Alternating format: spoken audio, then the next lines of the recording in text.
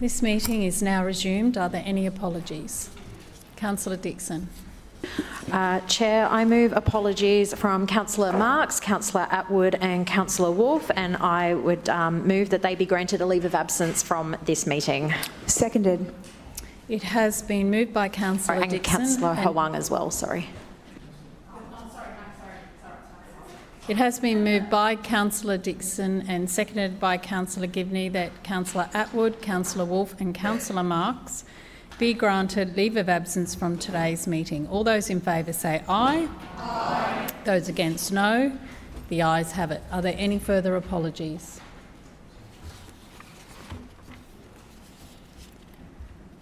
Lord Mayor.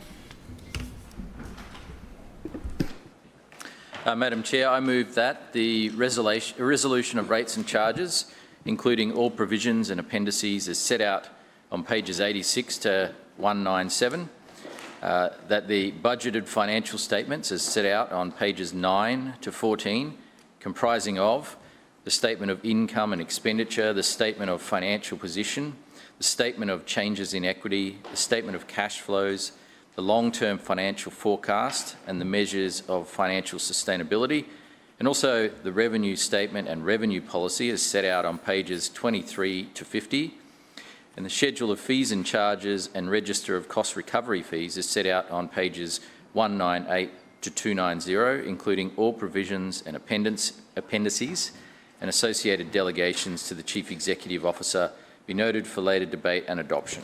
Seconded.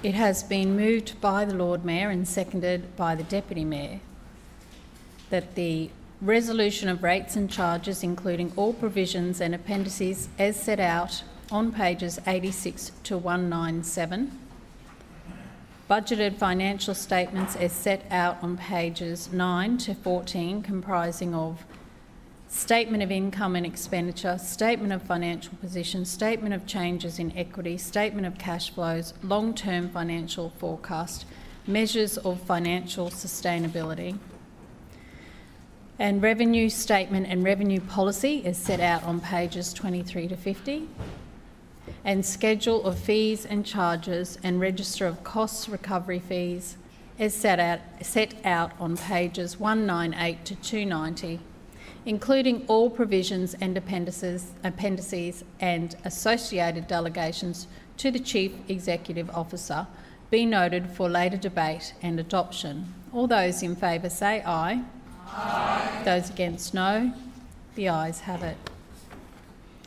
Councillors, the presentation of the various programs and businesses will be in accordance with Section 74 of the Meetings Local Law 2001. I would also like to point out that I have approved the Chief Executive Officer's request for divisional managers and other relevant officers to be in the chamber whilst the program or business for which their particular unit of administration is responsible is being debated. I now call upon Councillor Wines to present the program Transport for Brisbane. Councillor Wines. Thank you, Madam Chair. I move that the Transport for Brisbane program, the budget allocation by program as set out on page 15, and the annual operational plan as set out on page 53 to 55, as so far as they relate to program 1, be adopted. Seconded, Madam Chairman. It has been moved by Councillor Wines and seconded by Councillor Toomey that for the Transport for Brisbane program, the budget allocation by program is set out on page 15. The annual operational plan is set out on pages 53 to 55, so far as they relate to program 1, be adopted. Is there any debate? Councillor Wines. Thank you, Madam Chair. And what can I say, but it's turn up and go time when it comes to public transport in this city, but also the budget process. And can I thank all councillors for turning up today? I hope none of them go early, but they may. But I appreciate the effort made to attend. It's something I said to the members of my information sessions, that in particular Councillor Massey, that we really appreciate the effort that she made to attend the whole session. And there's a great deal of effort. Goes into the preparation of those info sessions, their presentation, and they are an important part of the oversight process and a necessary. Councillor Massey's interjecting. I did thank her by name. Thank you, Councillor Wines, and I'll just ask everyone to be calm. Councillor Wines was actually giving Councillor Massey full credit. So if councillors can please remain quiet while...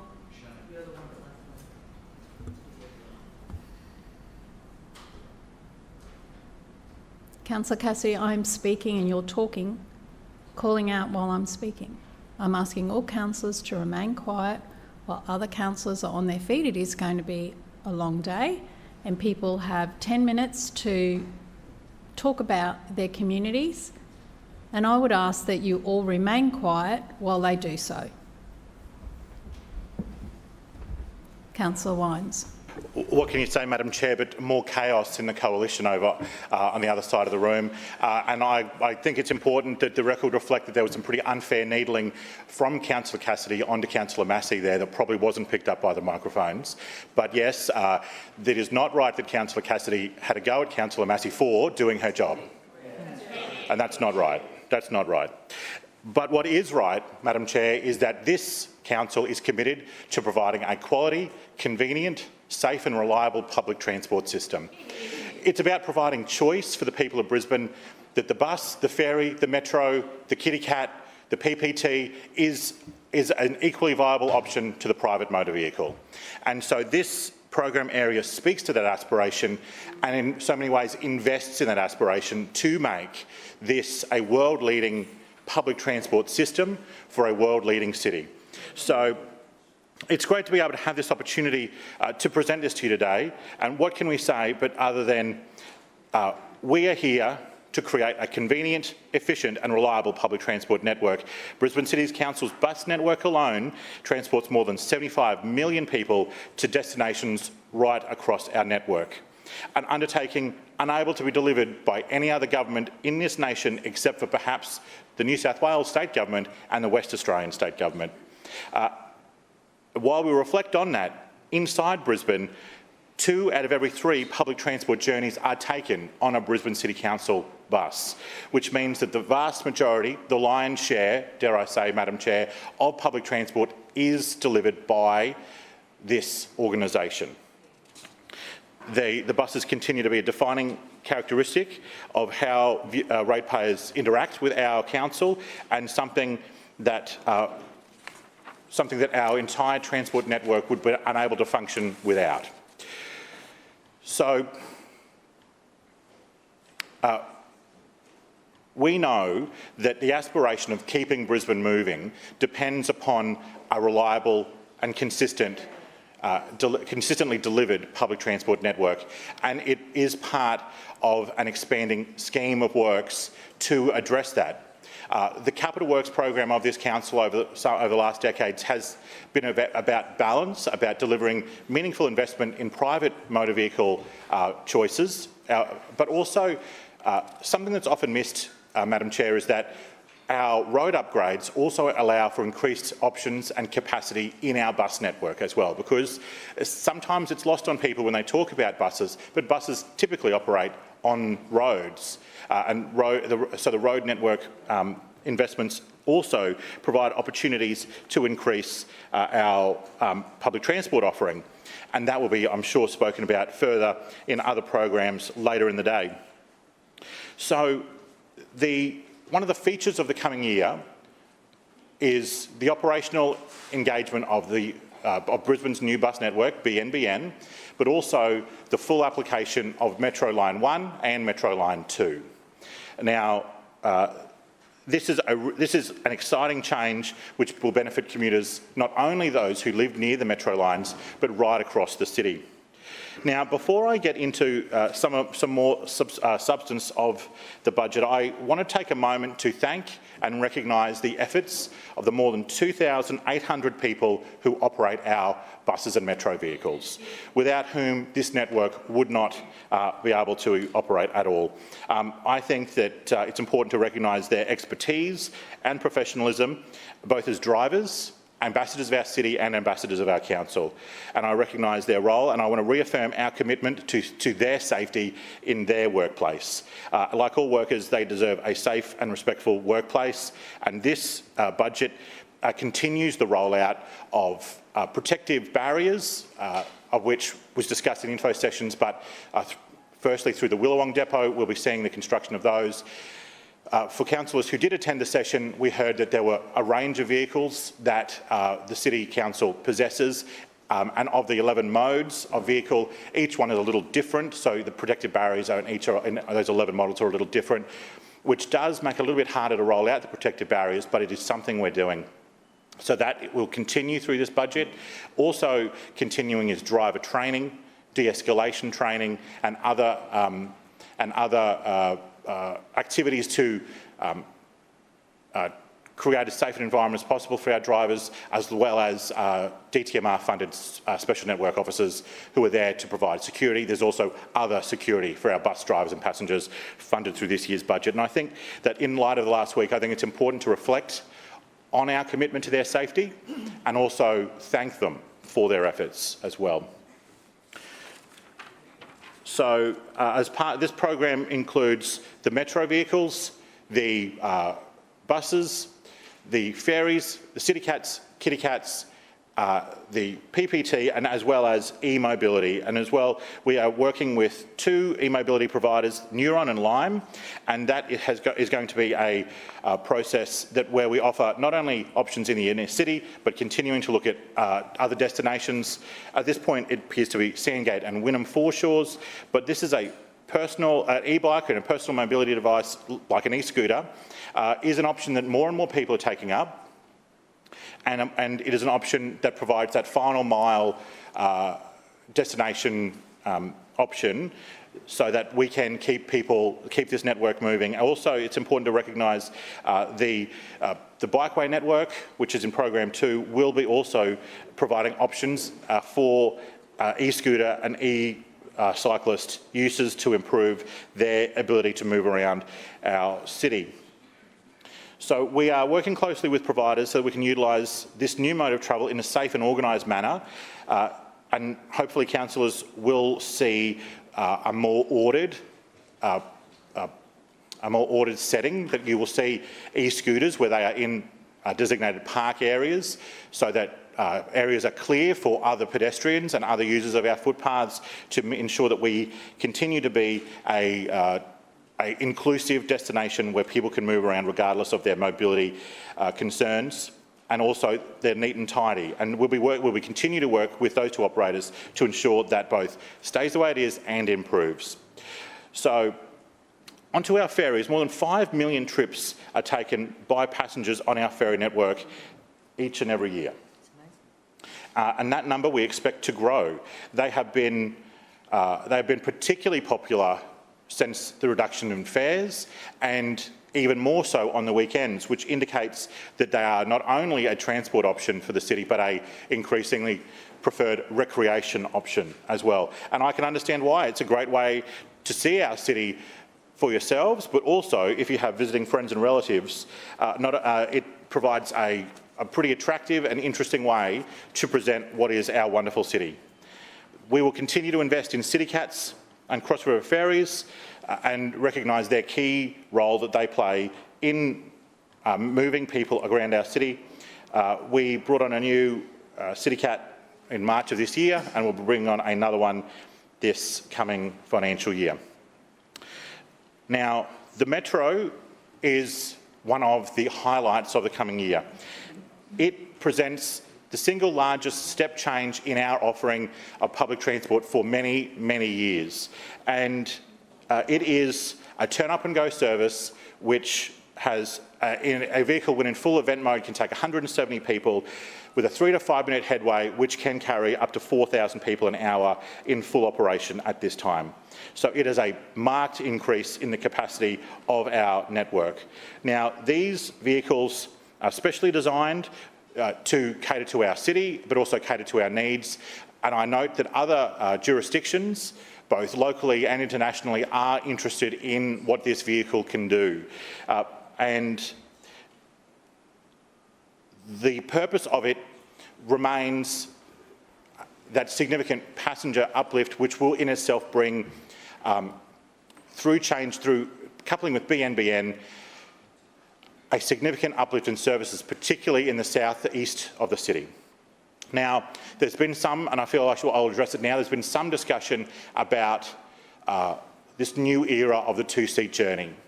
Through info sessions, it was presented to councillors that already, before the changes, roughly 30% of all passengers in the city take a two-seat journey. As a result of these changes, that will become 39%.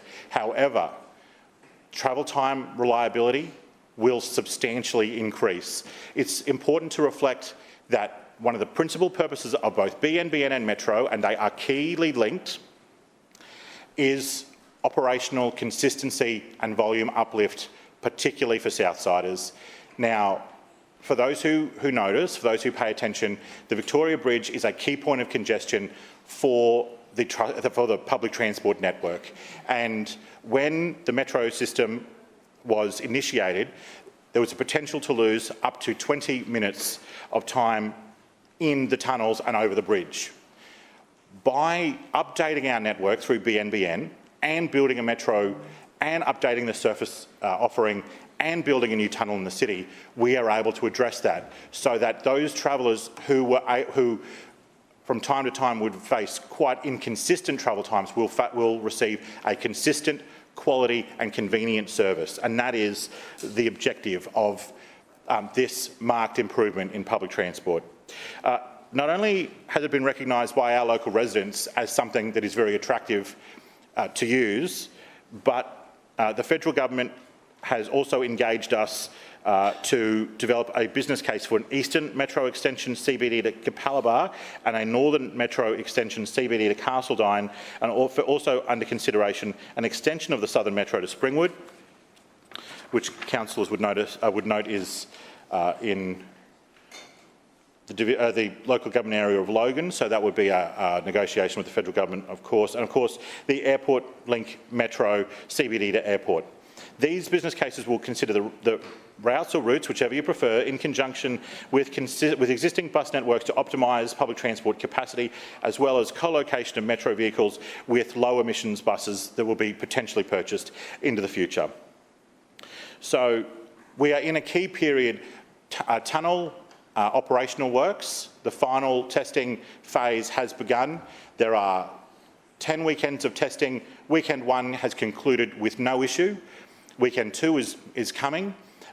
We expect that the works through that testing phase will continue well. It has affected the other tunnels, the Queen Street Mall Tunnel and the King George Square Tunnel, so they are part of that network and a part of the testing system. So we've got surface options for users of our public transport system. The first weekend has gone well, and we expect it to continue that way as we prepare for that marked uplift.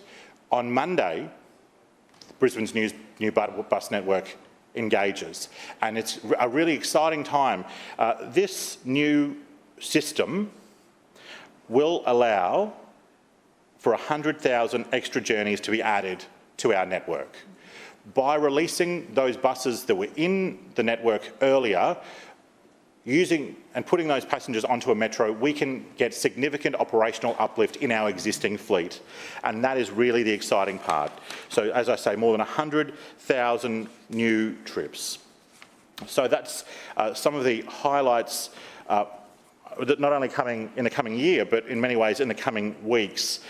So as we consider this program area, I also want to touch briefly on the PPT services, which I know are an important service operated in parts of our city with limited access and limited populations, but it's important that we attempt to provide public transport options. As I said in my earliest statements, it's about providing choice and a quality, comfortable, and convenient service to all residents of our city. And so the PPT system augments the bus network and augments the Metro to provide an extra level of support where communities are at a certain density that it's difficult to justify the expense of a full bus. So it's just one more way that we are improving our public transport system. So what can I say, Madam Chair? The Metro's coming online fully, BNBN engages, more ferries, more ferry trips, more PPT, better use of e-mobility. It's just the number one way that we are going to keep Brisbane moving. Councillor Wines, your time has expired. Are there further speakers? Councillor Collier. Thanks very much, Chair, and I rise to speak on Programme 1 Transport for Brisbane. A budget is a statement of priorities, and this year the LNP's transport budget couldn't make theirs clearer. Once again, it's more for the inner city and less for the suburbs. There's more spin and fewer services than ever before. Glossy brochures in every letterbox in Brisbane, while bus stops remain inaccessible and ferry services are cut. This LNP regime will tell you that this is progress, but anyone who actually catches public transport knows the truth. This budget is not about moving Brisbane forward, it's about holding Brisbane back, because this LNP Council still refuses to invest in the basics that make our transport system actually work for every resident. The people of Brisbane deserve a transport network that works for them, not one that is chronically underfunded and completely out of imagination and ideas. This budget confirms what Brisbane residents have long suspected, that the LNP are completely unserious about delivering safe, reliable and accessible public and active transport. There are no new buses, there are no ferry terminal upgrades, including at Apollo Road, where thousands of people will be moving in right next door to an outdated terminal on the Bulimba Peninsula. My community is disappointed and, quite frankly, they are furious that not only their ferry terminal upgrade has been pushed back another year by the LNP, but that they still refuse to reinstate the services that they cut from Apollo Road Ferry Terminal and from Milton Ferry Terminal. For shame. What we know is that the LNP's legacy are suburban public transport cuts. We've seen 50-cent fares completely revolutionise the way that we do public transport. But the LNP's response to more people getting on the public transport network than ever before is to deliver one new city cat while others get phased out. There are more passengers, and yet there's no uplift from the LNP state government for funding for growth public transport services. That is the LNP's legacy in a lack of investment in active transport, in public transport, and a failure to listen to the people of Brisbane. That is what a budget is for the LNP. It's all smoke, mirrors and zero accountability. But what more can we expect from a 20-year-old LNP regime? They are fresh out of imagination, hope and ideas. And quite frankly, they're out of money too, because they spend it all on vanity projects, overseas junkets and advertising how great they think they really are. On this side of the chamber, we listen. We have been listening to the stories of people of Brisbane who tell us that under this LNP regime, things are not working for them. Take, for example, the residents in my ward, like Annabelle from Morningside. She said, with the issues with the Cross River Ferry in recent years and the influx of new residents in Bulimba Peninsula, she wants to see more investment in public and active transport in our area. She wants more reliable services for the Apollo Road Ferry Terminal, not less. Daniel also wants a new ferry terminal and the Norman Park Ferry Terminal to be reinstated, one that was shamefully cut by this LNP regime. Kat from Bulimba, she wants to see the Apollo Road Ferry Terminal stop there every time, not every second ferry. Jen, also from Bulimba, wants to see the ferry services return to Apollo Road. I can go on. Didn't the LNP promise that? And the LNP, of course, did promise a ferry terminal upgrade at Apollo Road, but what's not in this budget is any funding to get it done. There are no shovels in the ground.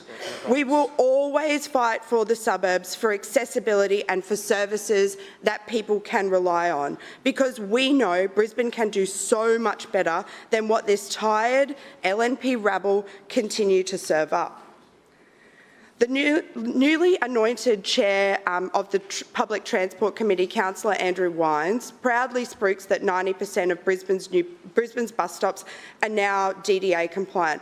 And that kind of sounds impressive until you realise that in reality, over 1,000 bus stops in Brisbane remain totally inaccessible and unusable for people with walking frames, for people with prams, for those who use a wheelchair.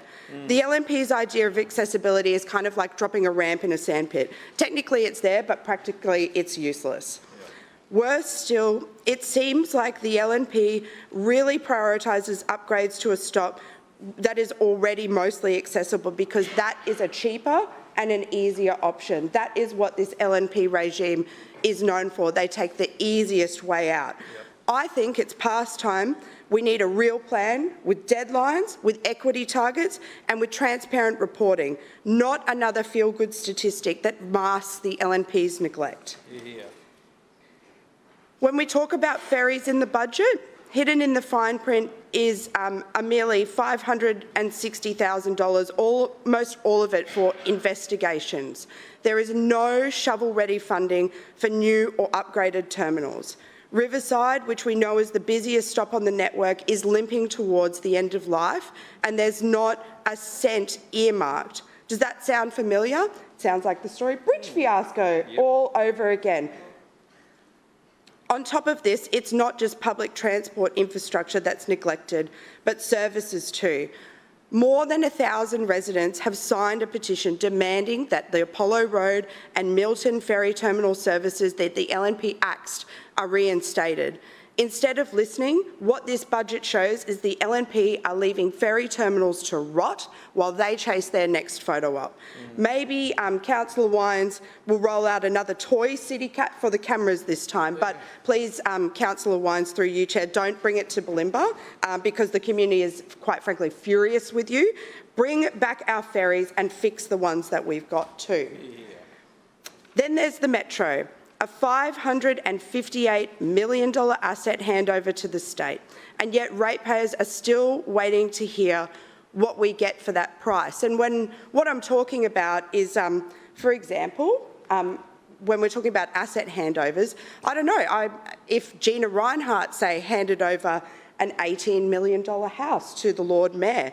That's a lot of millions of dollars that she is technically spending, but she doesn't actually get anything back for it in return. And that's the same deal that we are seeing here. I know the Lord Mayor is very familiar with Gina Reinhardt's house in Hawthorn.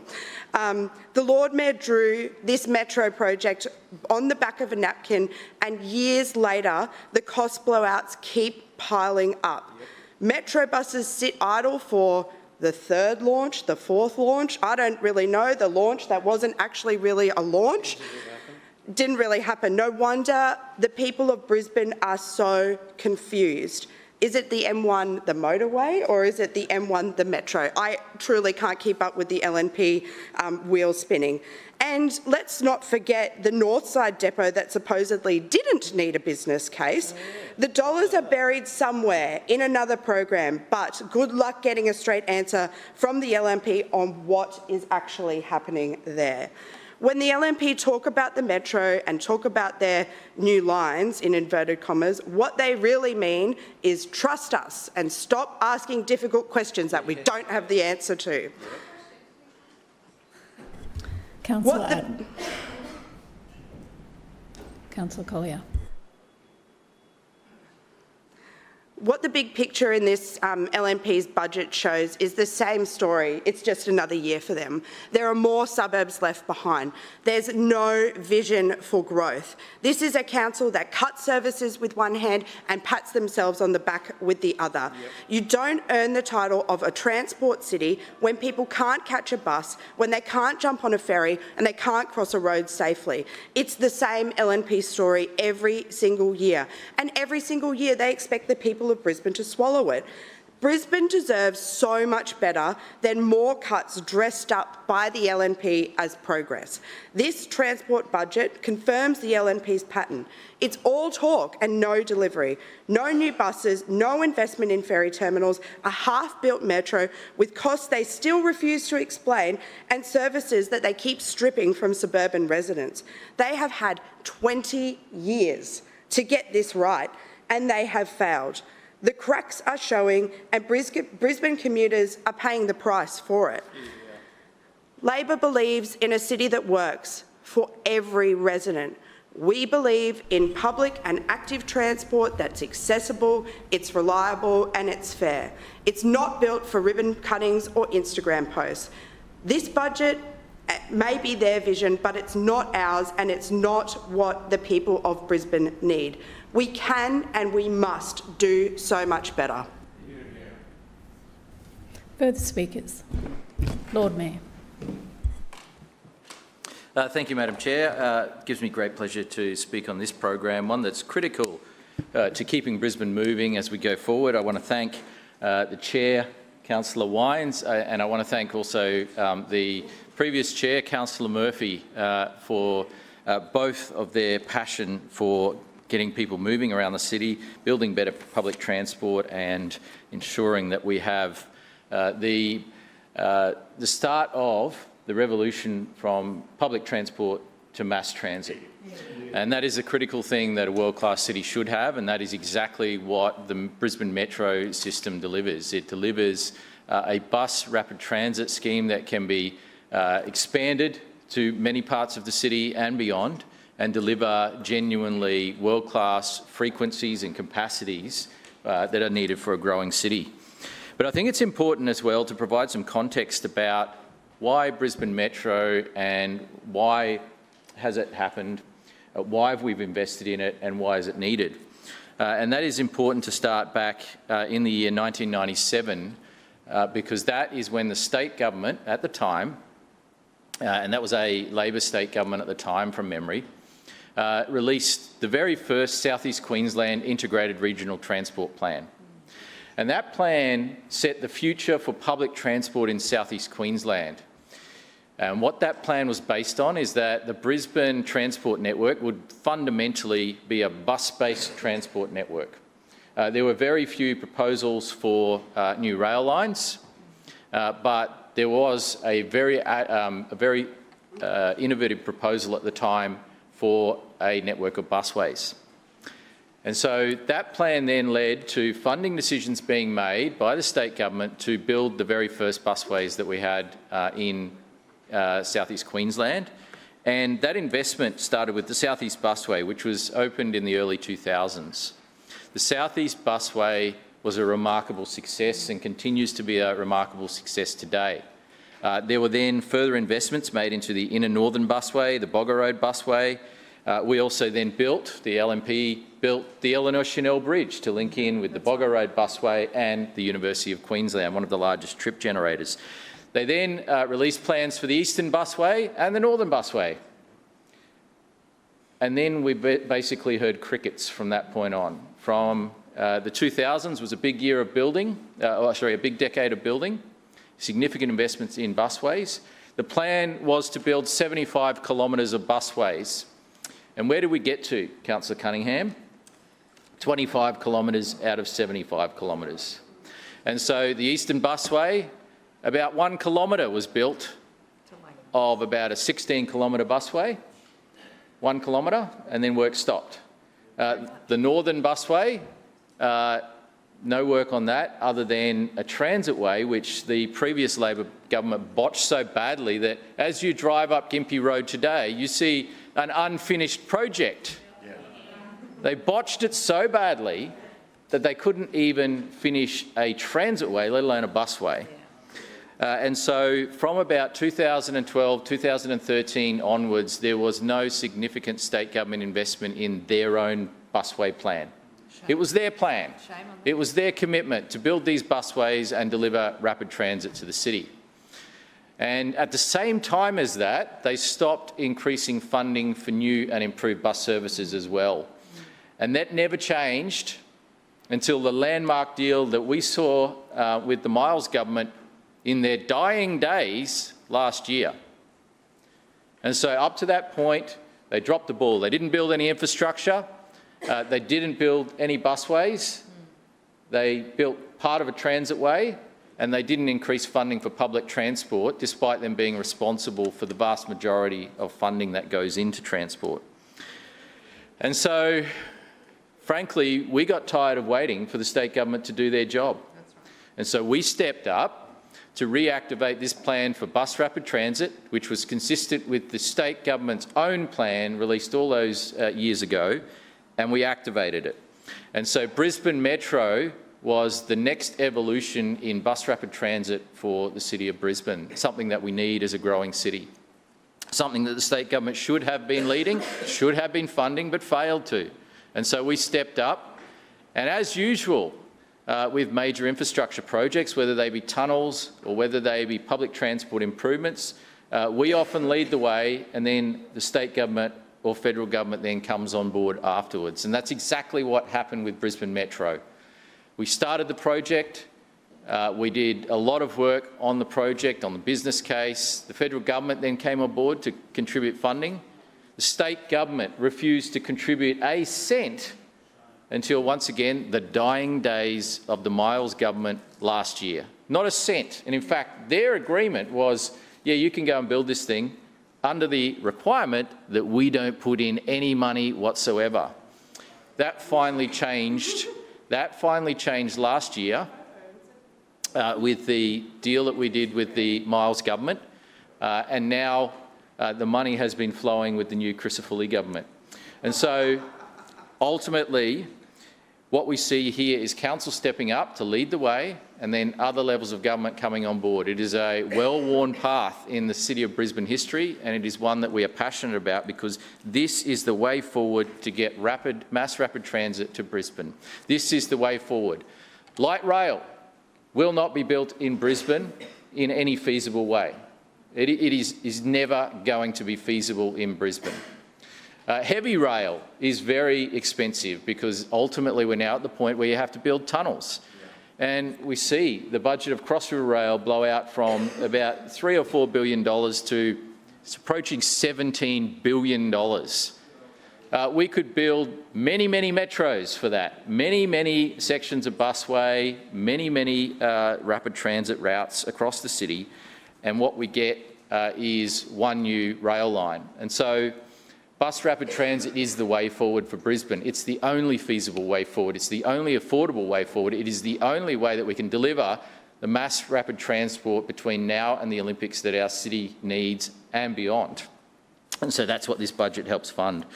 But also, at the same time as state government funding has stagnated over the past decade, we've increased our funding every single year. Every single year.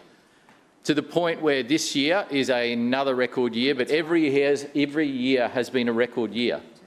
And so while the state government has sat on their hands, we've increased our funding for public transport every single year. And we put on more services, and that's coming on the 30th of June next Monday. The biggest boost to services that we have seen in decades.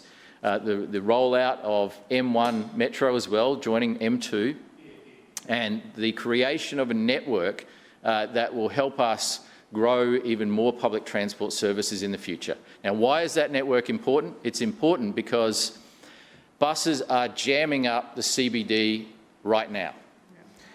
And you cannot just keep putting more buses into a bus jam. And that is effectively where we are right now, but that is what the 30th of June, next Monday, starts to change. By removing buses from the CBD, and by transitioning to the trunk and feeder system that the Metro is based on, we can decongest the inner city busway network. We can decongest inner city busway stations, and we can allow for more services to be put on in the future. As I've said in this chamber just the other week, it is the Codral, cold and flu for the busway network. And then the ultimate decongestion will help happen when the Adelaide Street Tunnel opens, and that will allow metro and bus services to come from the cultural centre across the Victoria Bridge, around the corner and into the tunnel without stopping. No traffic lights, no bus jam. They will be able to go straight down to the left into the tunnel and through to the King George Square busway station. And so that will be a remarkable step change in the ability to put on more services.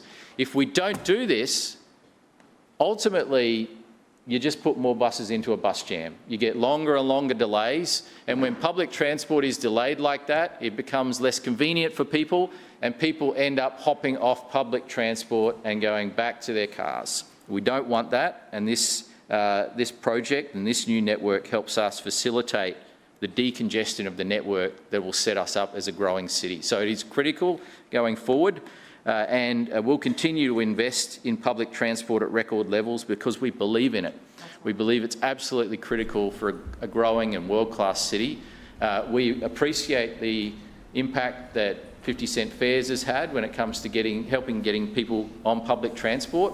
But the next thing that's required now is better frequency and better reliability. And next Monday, it is coming, Madam Chair. Further speakers, Councillor Cassidy. Thanks very much, Chair. It's no wonder the Lord Mayor didn't mention one single thing about the future in his 10-minute speech just then. We just sat through 7 minutes out of his 10 minutes talking about a transport plan that Rob Borbidge released in 1997. It's even before Councillor Kim was even born. And the Lord Mayor a new admission on the metros just come out today. That the Lord Mayor plan, his metro, was planned on a document that was released 28 years ago. What? So when he drew that on the back of an envelope in January 2016, we now know what the source material was. It was a report that Rob Borbidge and his coalition government released in 1997. Really quite incredible, really quite incredible to know that that's all the Lord Mayor had to contribute in the discussion about Brisbane's transport future. Now, we know, Chair, that the Lord Mayor touched on what's coming on the 30th of June. We know that the network that Councillor Murphy designed and then was sacked over in cutting bus services, and which he gloated about, is coming on the 30th of June. And while LNP councillors were locked up here in City Hall, we were out there meeting the people of Brisbane and talking to them about how the bus network review will impact on them from Monday. And the reality of the real-world feedback, Chair. Councillors.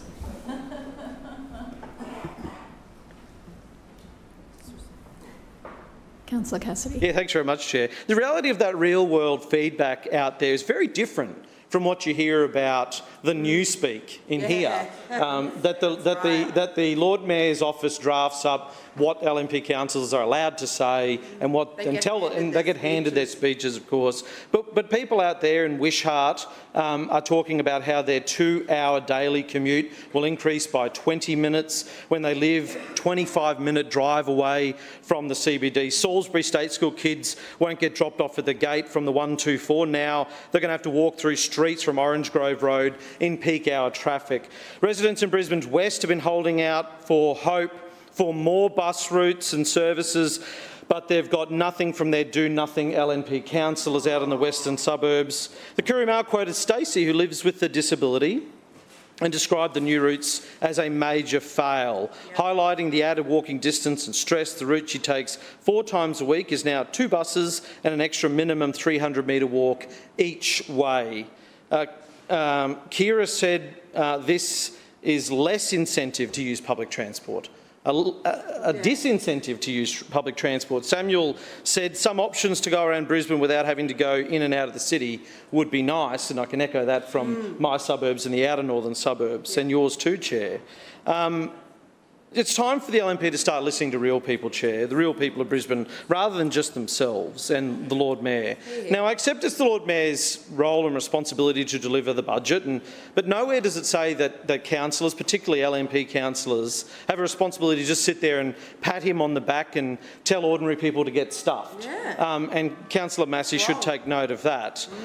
They have been in power here for 21 years, 21 long years, and this regime has become complacent, lazy, lazy and forgotten how to leave this building to meet with people about what matters to them. 22 bus stops removed. That's less bus stops in the suburbs of Brisbane. We know 1,000 are not DDA compliant and won't be. Every time the LNP has announced a bus review over the past 2 decades, it's resulted in cuts to services, to routes and to bus stops. People switch from cars to public transport if it's close to where they live, easy to commute on and gets them where they need to go in good time. With 2-seat transfers without gain and less bus stops in the suburbs, we know that's going to result in chaos and confusion. Countless other routes, other than the ones I've talked about, have been split and merged, and it makes it difficult and more longer to get around the city. The 28's gone, the 151's gone, the 145's gone as well. And 2/3 of all commutes in Brisbane are between suburbs, but this LNP regime continued to be fixated on the 1/3 going in and out of the CBD. Now, Lord Mayor touched briefly on the Metro when he was talking about the 1997 Transport Report.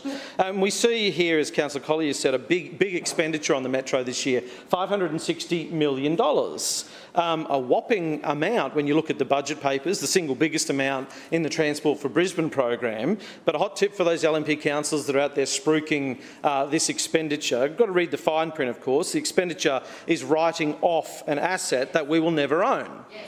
So gifting it to the state government, more depreciation and clever accounting to make it appear as if the LNP are investing in public transport services. So we're looking at a $560 million Metro asset handover in 25-26, handing over an Adelaide Street busway tunnel, works at Buranda Station, works at Cultural Centre Station, works at King George Square Station, and 60 very expensive Swiss-made buses, all just gifted, given away. This council has all their eggs in the Metro basket and have neglected suburban bus routes. No wonder people are fed up. Now, there's also a glaring omission here as well, Chair, and you'll be very familiar with what I'm going to be talking about now. Reported in February 2024, Adrian Schrinner said a new Metro depot would be built at Fitzgibbon on Telegraph Road if he was elected. This term, he said a new Metro depot would be built this term if he was elected. And what do we see in this budget? Well, diddly squat for the Metro, apart from giving away assets. Brisbane Times reported, and this is, I quote, Schrinner said the 5-hectare electric charging station was essential for expanding the future Brisbane Metro North service to Brisbane's north side. It will, this is his quotes, Chair, it will allow us to run fully electric high-frequency Metro services into the northern suburbs from the Royal Brisbane and Women's Hospital, he said. We see this as the catalyst to basically unlocking state-of-the-art public transport, etc. It goes on to say the electric buses could run through the Gympie Road tunnel as well. Well, show us the money. Where is the money? You had the artist's impression done up and you put that out to the world and made out as if people voted for the LNP, as if they voted for you, Chair, you would be delivering this in the next 4 years. That's what you said to people. Where's the money? Where is the money for an expanded Metro? It's not real. It's not there. It's not real. The Lord Mayor has given up, Chair. The money has dried up. He has broken his most significant promise of the last election. That was the big promise. We remember the talk about congestion. It was about getting software to make our traffic lights work, and it was building a Metro depot at Fitzgibbon this term. Building it this term. That was the promise he made to the people of Brisbane, and that was the promise, Chair, you made to the people of the Bracken Ridge ward. And where is the money? So he never intended on building an expanded Metro. He promised it just to seek votes. The level of deceit that this Lord Mayor will engage in clearly has no limit, Chair. So after spending $1.55 billion on Metro buses to date, what we can see in the council's, the LNP's cost estimate budget is they intend on spending $1.4 million over the next 3 years on its expansion. So the Metro to date, which wasn't any new infrastructure, was 60 buses running on existing infrastructure, cost $1.55 billion, and the LNP are intending to spend $1.4 million over the next 3 years on it.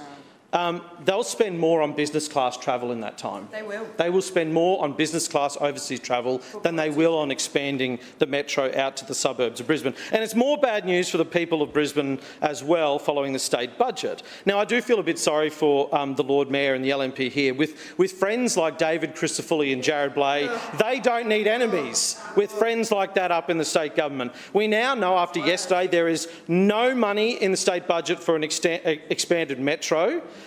Just like there is no money in the state budget to extend the Northern Transitway, just like there is no money in the state budget for the Gympie Road bypass tunnel, and just like there is no money in the state budget for works on the Story Bridge as well. Shame. So we guess the LNP state government took a leaf out of this LNP regime's playbook because they've removed all the dollar figures from the Q-Trip document for the first time ever this year. So they're pushing.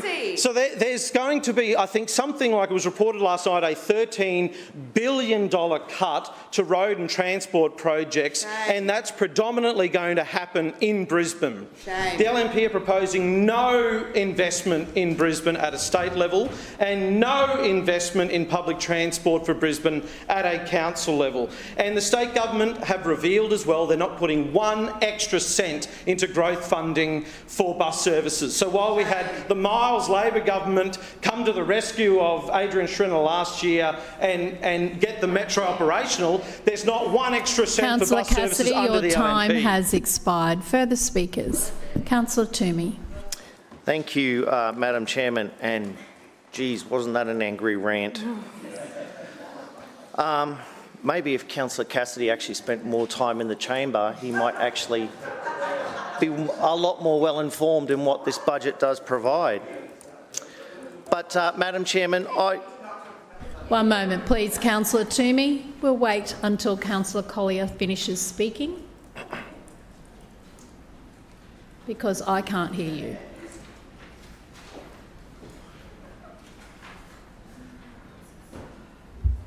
Councillor Toomey. Thank you, Madam Chairman. One always expects when there's a rant that there's a cackle that follows it, so, but that aside. Madam Chairman, I rise to speak about one of the most vital programs shaping the future of our city, Program 1, Transport for Brisbane. This program sits at the heart of how we move today and how we will move tomorrow. One moment, please, Councillor Toomey. Councillor Cassidy. No, don't start messing with semantics, okay, trying to create a drama here today. Councillor Cassidy, I am going to caution you, he did no such thing. Councillor Collier, oh wait. What is disgraceful is that you are trying to create a drama out of something that was not said, and I can hear it. And I heard very clearly what was said, and you can check the recording later yourself. Councillor Collier, do not debate me and talk to me like that, or you will be asked to leave.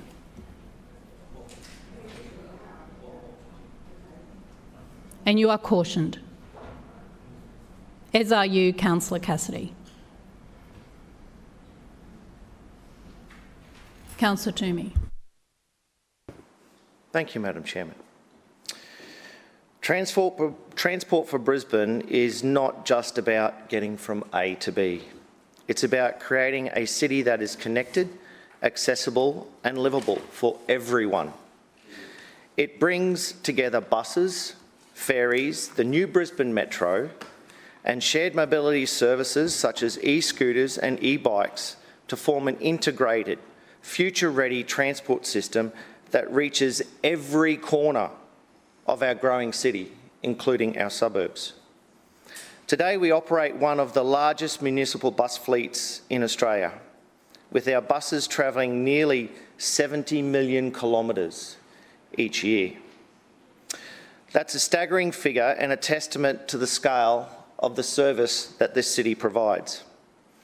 Every one of those kilometres represents a student getting to school, a nurse getting to a hospital shift, a parent running an errand, or a visitor exploring our city. These aren't just numbers, they're lifelines. Our network includes high-frequency city gliders, popular bus routes, school and charter services, and free City Loop buses for visitors to our wonderful city. And yet our ambitions go far beyond what we have already built. With a growing population, increasing housing density and shifting work patterns, our transport system must constantly evolve. The evolution is already underway with the rollout of the Brisbane Metro. The Metro represents a turning point for public transport in Brisbane. It's mass transport. It's fast, frequent, electric, and designed with the modern commuter in mind.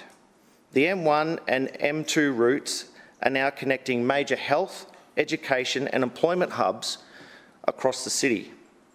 Metro services operate without the need for a timetable, making public transport more intuitive, convenient and efficient. This process is supported by the historic funding partner agreement with Brisbane City Council and the state government that saw in the last financial year alone $75 million being invested into our bus network. Far from that, it produces a sustainable long-term funding model, and we see 75% costs covered by the state government and 25% by council.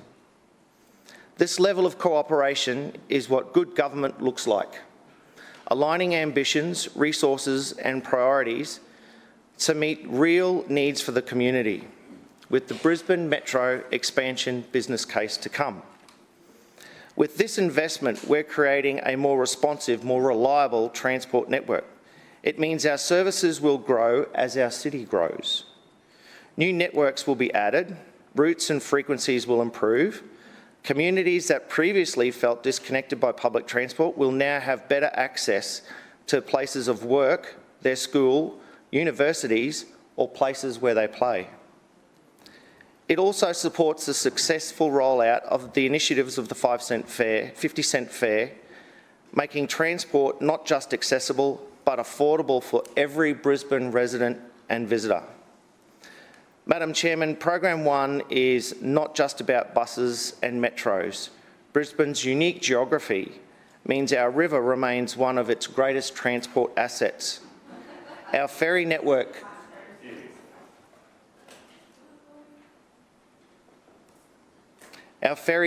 connects 22 terminals from Hamilton North Shore to the University of Queensland along a 22-kilometre stretch of the Brisbane River, providing a scenic, reliable and much-loved option for residents and visitors alike.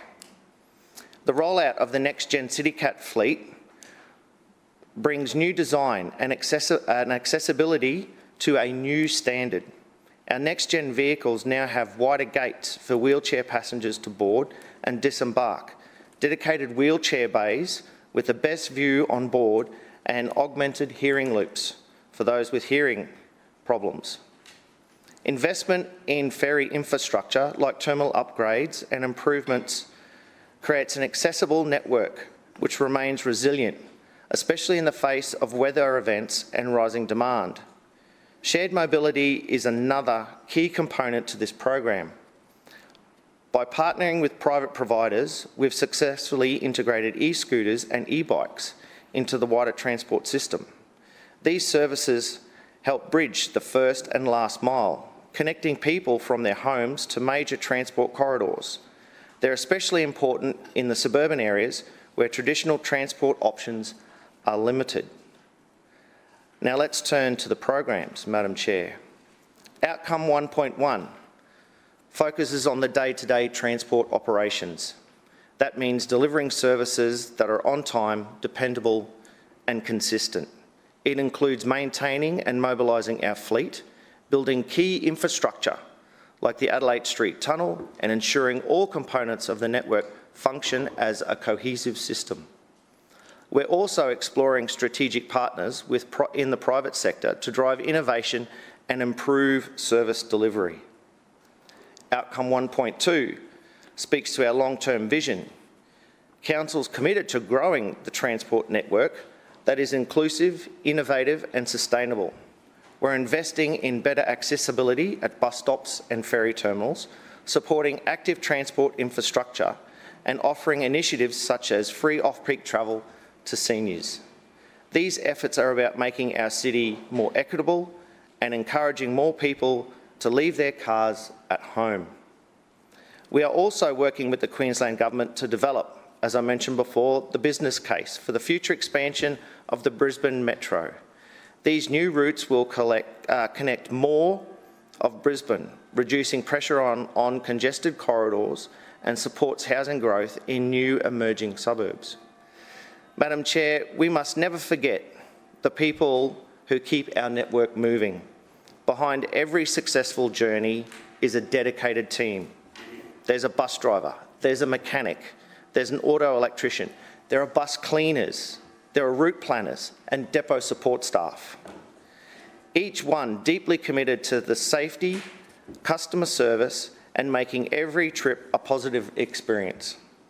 Whether it's a commuter rushing to work, a child on their way to school, a day tripper exploring our beautiful city. In true Brisbane style, we say thank you to the driver or the skipper. But what we are really doing is we are thanking every person behind the scene that helps us get home sooner and safer on our public transport network. We are constantly evaluating routes and services to ensure we're delivering maximum value while keeping fares affordable. It's a balancing act, especially as we confront challenges like climate change, evolving commuter behaviours and rapid urban growth. In closing, Transport for Brisbane is more than service. It's a reflection on our city's ambition. A world-class transport network supports a world-class city. It means our opportunities are more inclusive and more quality of life for everyone who calls Brisbane home. As we look forward to the 2032 Paralympic Games, we must be bold to work. Councillor Toomey, your time has expired. Further speakers? Thank you, Madam Chairman. Councillor Massey.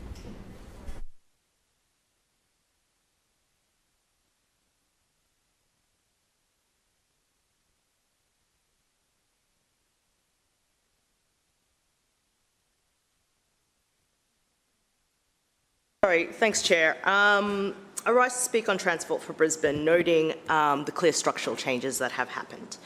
And there's changes to the portfolio, notably active transport being moved to infrastructure. This change signals a continuation of Councillor Murphy's chairmanship, and while I don't always agree with the administration, I do like the continuation because it is important that we work on active transport because we have failed so hard.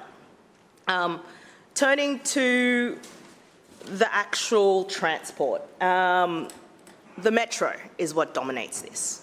The Metro dominates transport for Brisbane. And as I've said many times in this chamber, as someone that used public transport predominantly and active transport, I only got my licence 4 years ago, the need for Brisbane to not be spoken wheel is really important. However, what we do continue to see missing is the frequency and reliability on the routes of the system. And when I say frequency and reliability, I'll put a couple of examples out there. And this has been the criticism the whole time. We need frequency. You can put people as quickly as you want through the middle, but unless people can actually frequently and reliably get to other areas, then we actually don't have a system that is transformative or working.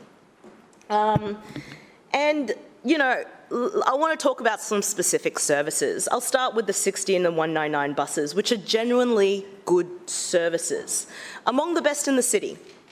But they could be so much better, particularly with significantly dense areas delivering amazing pressure on these buses. And we know that these dense areas are also planned for increased density. We already know the ALP, Liberal, Karilpa TLPI, and its vision of increasing density. The 60 would service this. The 60 would service this, but to service it, it's already packed, especially on Saturdays and Sundays. And I will just note, I do appreciate the inclusion of 2 extra buses being added to the 60 service.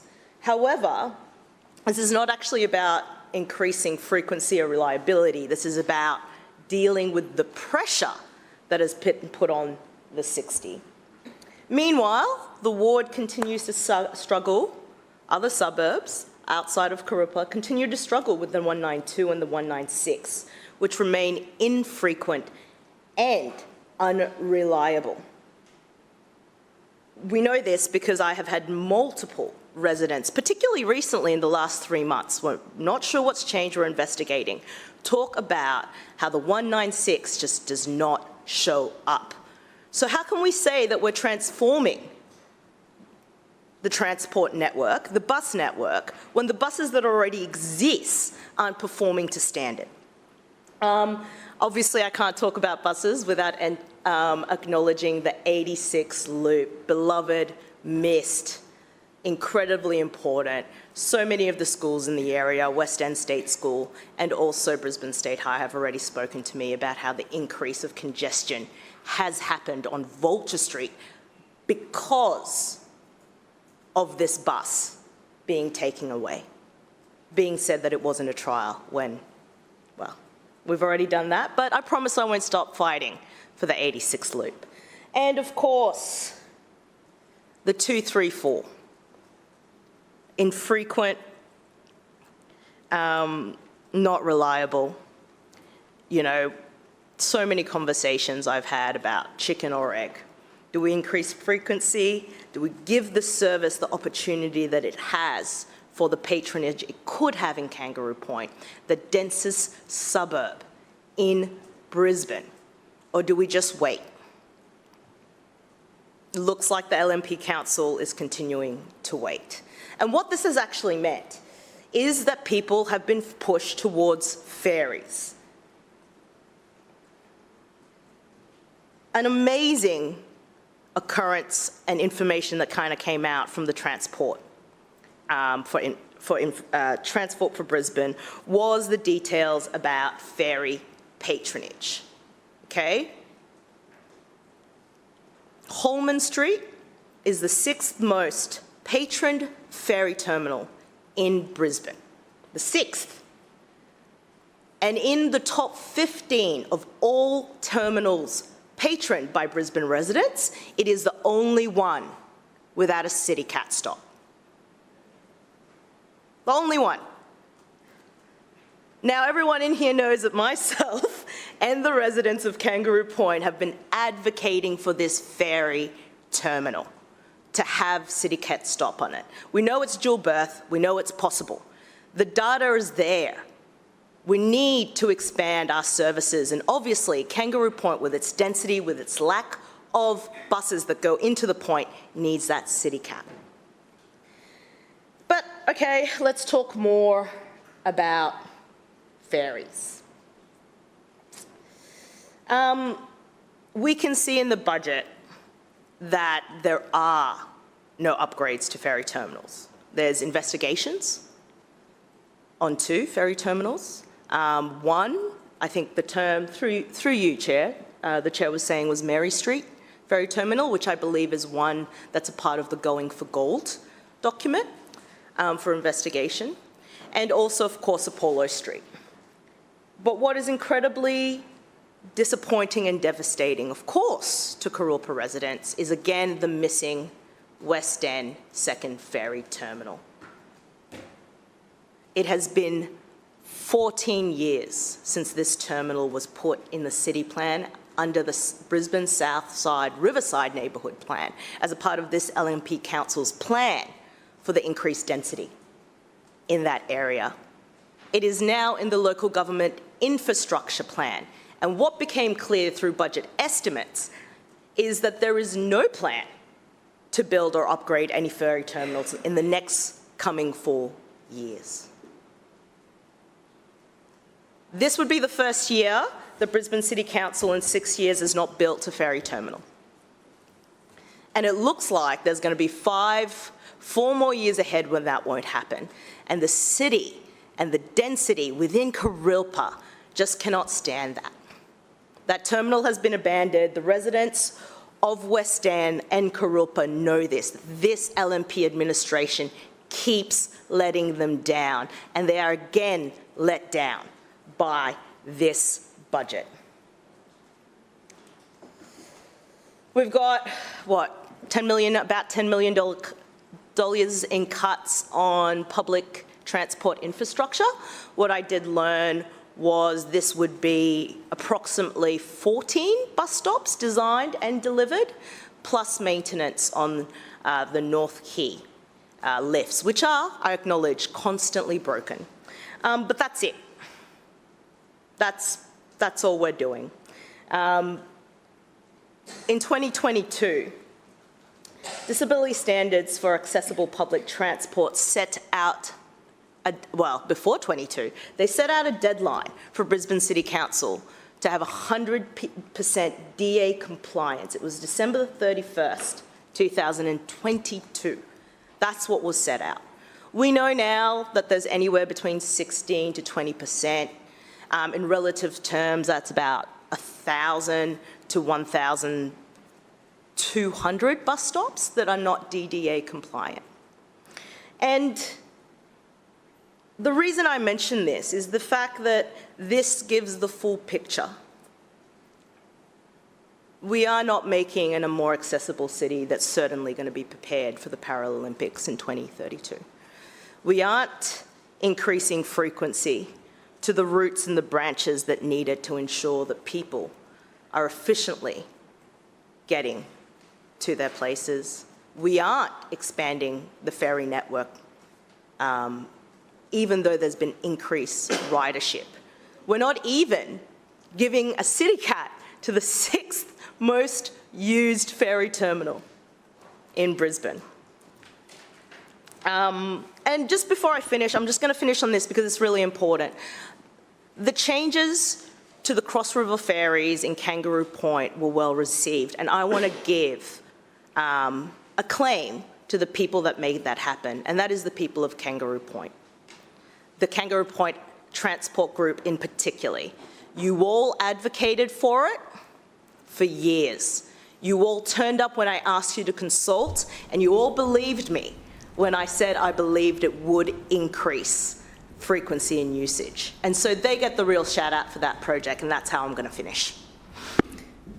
Further speakers? Councillor Parry. Thank you, Madam Chair. I rise today to speak on Program 1, Transport for Brisbane. On June 30, next Monday, Brisbane will officially usher in a new era of travel with the launch of Brisbane's new bus network, alongside the next major stage of the Brisbane Metro. Together, these two initiatives represent the most transformative investment in our city's public transport system in decades. Let's start with the Brisbane new bus network. This is the largest uplift to Brisbane's bus system in years. This is not just an update, it's a fundamental rethink of how our buses move across the city, and the results speak for themselves. We're adding 160,000 new trips to the network annually. That's 160,000 more opportunities for people to get to work, school, university, healthcare and leisure activities without relying on a car. It's about easing congestion, making the network more reliable and ensuring Brisbane keeps moving as our population grows. The redesign is based on a very simple goal: to make journeys faster and more reliable. More than half of all journeys will now be faster, and during peak periods, 85% of trips will be faster or just as quick as before. A remarkable achievement that highlights the smart planning and deep analysis behind this network redesign. Residents can look forward to new routes, extended all-day services and better frequency in our growing suburbs. In Marchant Ward, from Aspley to Windsor, the new network brings a raft of changes. Many commuters will need to adjust to transfers or a two-seat journey if they want to get to the cultural centre, for example. This will mean getting off at Roma Street Station or the RBWH and getting on a metro. This is new and it's daunting, and I get it. But it will also mean that without the congestion on the Victoria Bridge on the CBD to deal with, it'll be a faster and more reliable journey. This will improve the network for everybody across the city in every suburb. There are also a few services that have their CBD alignments changed. Stops will be different and it may again require a transfer. It will feel difficult at first, but once we adjust, it will be a better experience. I'm convinced of that. We'll be able to review the network more regularly now with these changes and respond to the changing needs of bus users. I'd also like to briefly mention that some of the common sense changes to bus numbering are welcomed. Legacy things like P for prepaid is unnecessary and confusing and adds yet another barrier to getting on a bus.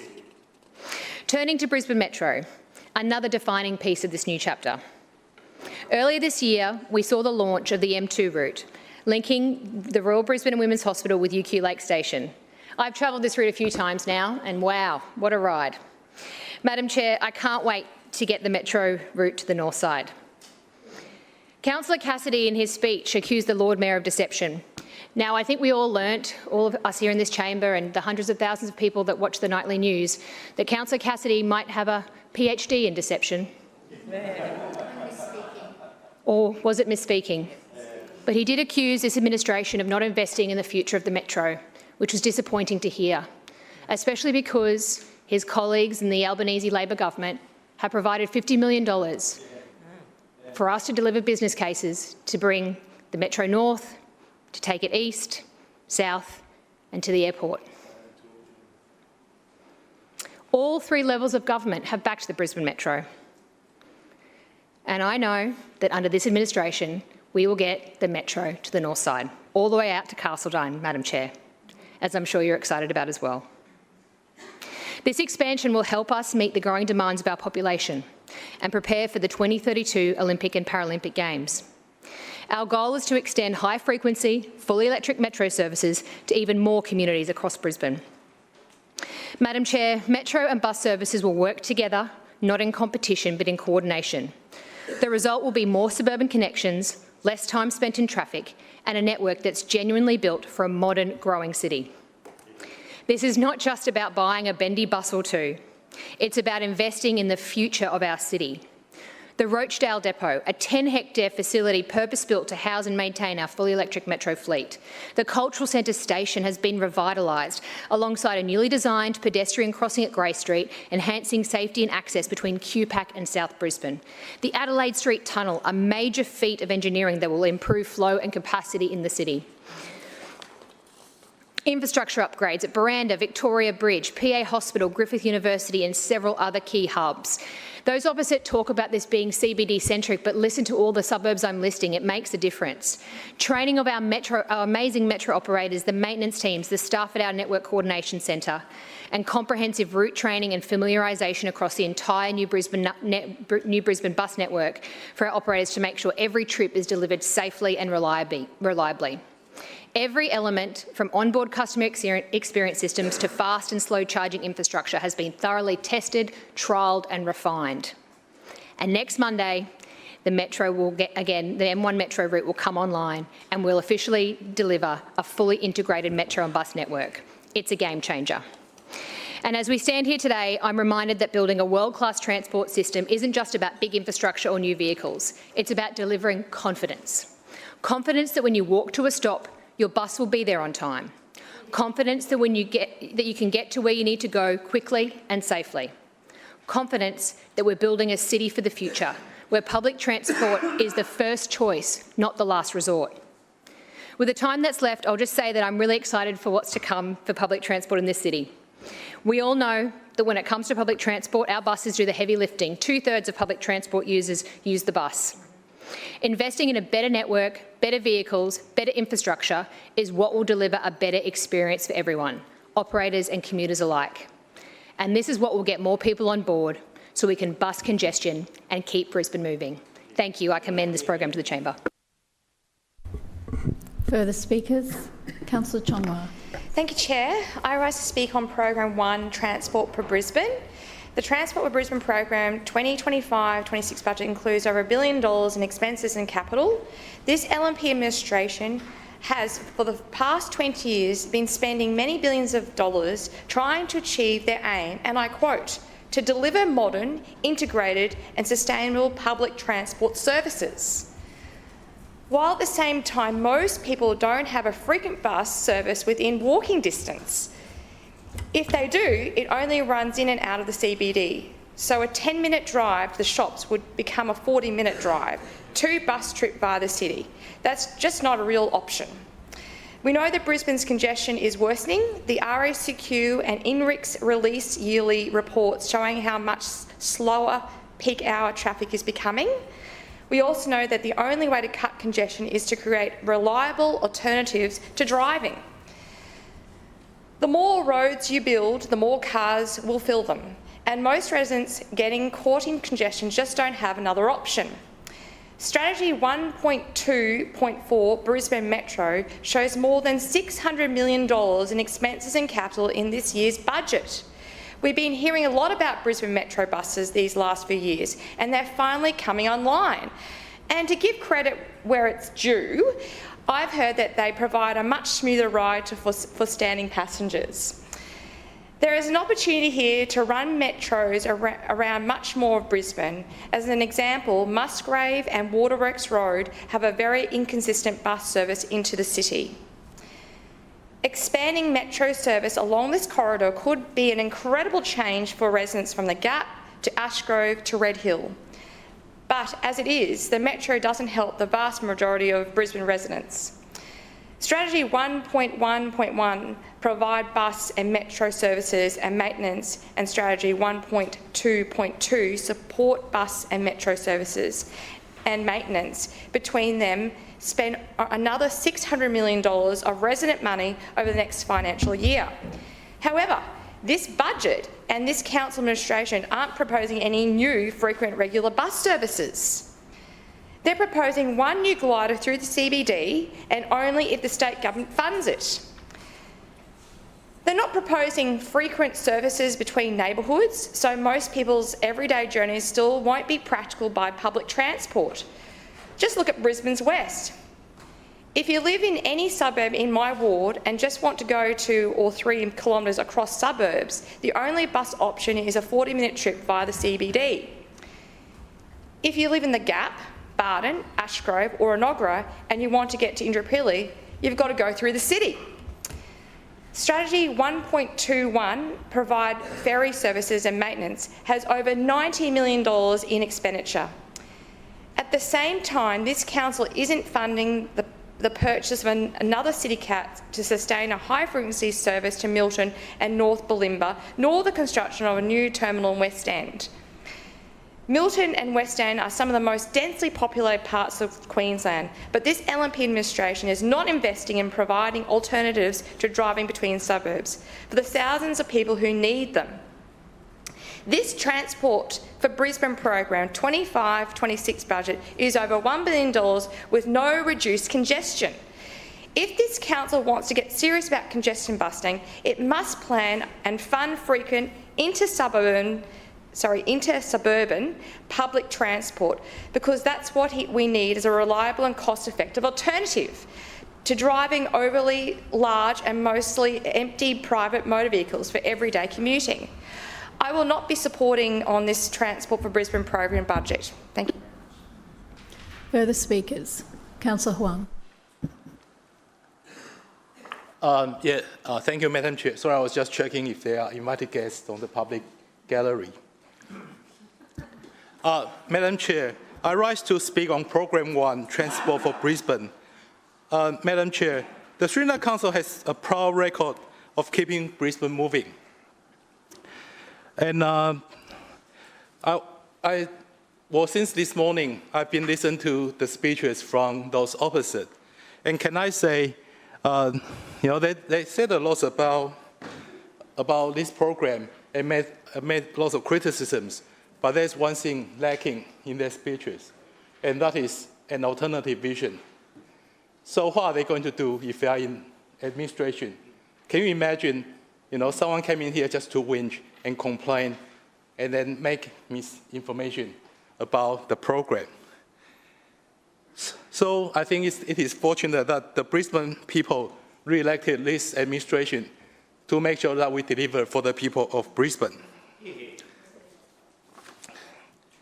Madam Chair, before I'm going to the details of the budget, can I just read 2 statements from 2 separate social media posts I read recently? The first one reads, exciting news, starting Monday 30th June 2025, you'll be able to travel direct from ML Plains to Roma Street on the brand new M1 service, launching as part of the new bus network. If you previously caught route 111 or 160, you'll now catch the M1 for a smoother, faster journey through the new Brisbane Metro corridor. Mark your calendars. Big changes are coming to how you move around the city. Guess whose post it is? It was. And now let me read you the second post. Metro to Springwood. In case you missed it, the Brisbane City Council released a budget yesterday, which included funding for a business case for an extension of the Brisbane Metro into Springwood. This is an exciting step forward for public transport connectivity in our area, an investment into Springwood and Rochdale South, especially ahead of Brisbane 2032 Olympic Games. This announcement for funding a business case is part of the Brisbane Games transport legacy. As someone who frequently uses the bus network from our area into Brisbane CBD, I can attest to the crowded buses and popularity of these connections. This is a very welcome addition. Guess whose posts these are? Madam Chair, the first post was from Labour's State Member for Toohey, Peter Russo. And the second post was from Councillor Lisa Brandy of Logan City. Yes. Madam Chair, despite both of them try to finesse their posts to suit their needs, you can tell that both of them are here to praise our Brisbane Metro. Brisbane Metro is the most important infrastructure that is reshaping Brisbane's public transport. As Lord Mayor said, with Brisbane Metro, we are transforming Brisbane's public transport into mass rapid transit. Despite the continuous denial or ignorance by those opposite, the transformation from public transport to mass rapid transit is a big step forward for our city. Madam Chair, on 28 January 2025, Brisbane Metro commenced its first permanent service on Brisbane's bus network with the introduction of the M2 route, that is from Royal Brisbane Women's Hospital to UQ Lake Station. The service launch was the culmination of almost 9 years of work between the Brisbane Metro project team, multiple internal council divisions, and the Queensland government. The M1 route and Brisbane's new bus network is planned to be delivered on 30th June 2025, that is next Monday. To enable an operational metro network, the project is delivering upgraded busway infrastructure, network enhancements, a new electric vehicle fleet, and construction of critical vehicle charging infrastructure, including a 10-hectare depot to house and maintain the electric metro fleet. Madam Chair, in 2024-25, we have delivered a significant progress in Brisbane Metro infrastructure. That includes completion of the Rochdale Depot, completion of the Cultural Centre station upgrade, a revitalised Queensland Performing Arts Centre, that is Melbourne Street Green, and refurbish of the Queensland Museum forecourt. Also, we have delivered a new pedestrian crossing on Grey Street between QPEC and South Brisbane, and also completion of charging equipment commissioning at Counter Street, Patrick Terrace, Ernie's Roundabout in Hurston, and Dutton Park at UQ Lake Station. Completion of the excavation of Adelaide Street Tunnel with breakthrough into City Hall, King George Square Station, achieved in November 2024. Installation of new platform screen doors at City Hall and King George Square Station has also been delivered. Completion of bus layover location at Princess Alexandra Hospital and Griffith University, as well as Burenda Bus Way Station upgrade infrastructure works. Also, works has been completed on Victoria Bridge, including dedicated pedestrian footpath, cycleways, and busway, and also the completion of Adelaide Street surface work. Also, a metro vehicle has arrived, and provisional acceptance of 38 vehicles has been delivered. Busway testing and training, utilizing on busway charging infrastructure as part of operational readiness activities has also been tested and delivered. Also, the asset handover of all end-of-trip fast charger electrical equipment to transport for Brisbane. We have also completed customer readiness testing activities on board new Metro fleet vehicles. Madam Chair, there are also future investments for Brisbane Metro. The Australian government has committed $50 million to support Council in the delivery of business case in partnership with the Queensland government to expand the Brisbane Metro into the east and the north. And the proposed expansions includes Eastern Metro, that is CBD to Capalaba, Northern Metro, CBD to Castledine, Southern Metro, CBD to Springwood, that is the one Councillor Bradley of Logan mentioned, and also Airport Metro, CBD to Brisbane Airport. The Sri Council is preparing for major expansion to meet the growing needs of the city and support travel during the 2032 Olympic and Paralympic Games. The proposed expansion aims to extend high-frequency, fully electric metro services to several new areas, improving access and reducing congestion across the broader southeast Queensland region. And our metro is ready to run. As of June 2025, Transport for Brisbane has successfully completed the majority of its operational readiness activities for Brisbane Metro in preparation for the launch of M1 and Brisbane's new bus network on 30th of June. Throughout 2023 and 2024, Transport for Brisbane focused on transitioning from project delivery to operational activation, working closely with project partners and TransLink to ensure systems, people, and infrastructure were ready for service commencement. In October 2024, Transport for Brisbane successfully completed the 169 trial phase, and in January 2025, aimed to replace Route 66. And early Brisbane's new bus network changes were implemented. These milestones have been underpinned by the handover of critical assets from the Brisbane Metro projects, including the new state-of-art Metro depot, or that in Rochdale, Metro charging infrastructure at 4 locations, the first trenches of the battery electric Metro fleet, and go live of critical Brisbane Metro management system packages to provide transport for Brisbane with a new level of operational oversight. Complementing the handover of projects delivers assets, Transport for Brisbane has undertaken a significant program of work to ensure our people are ready to deliver Brisbane Metro services to the community.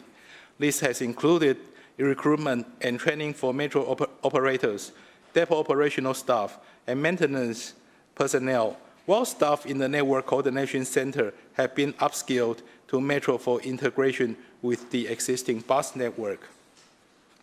And operational testing of infrastructure, including platform screen doors, charging systems, and depot functions, has been undertaken to confirm service and safety performance. System user acceptance testing has also been finalized, with staff trained in the use of operational systems across Metro and supporting functions.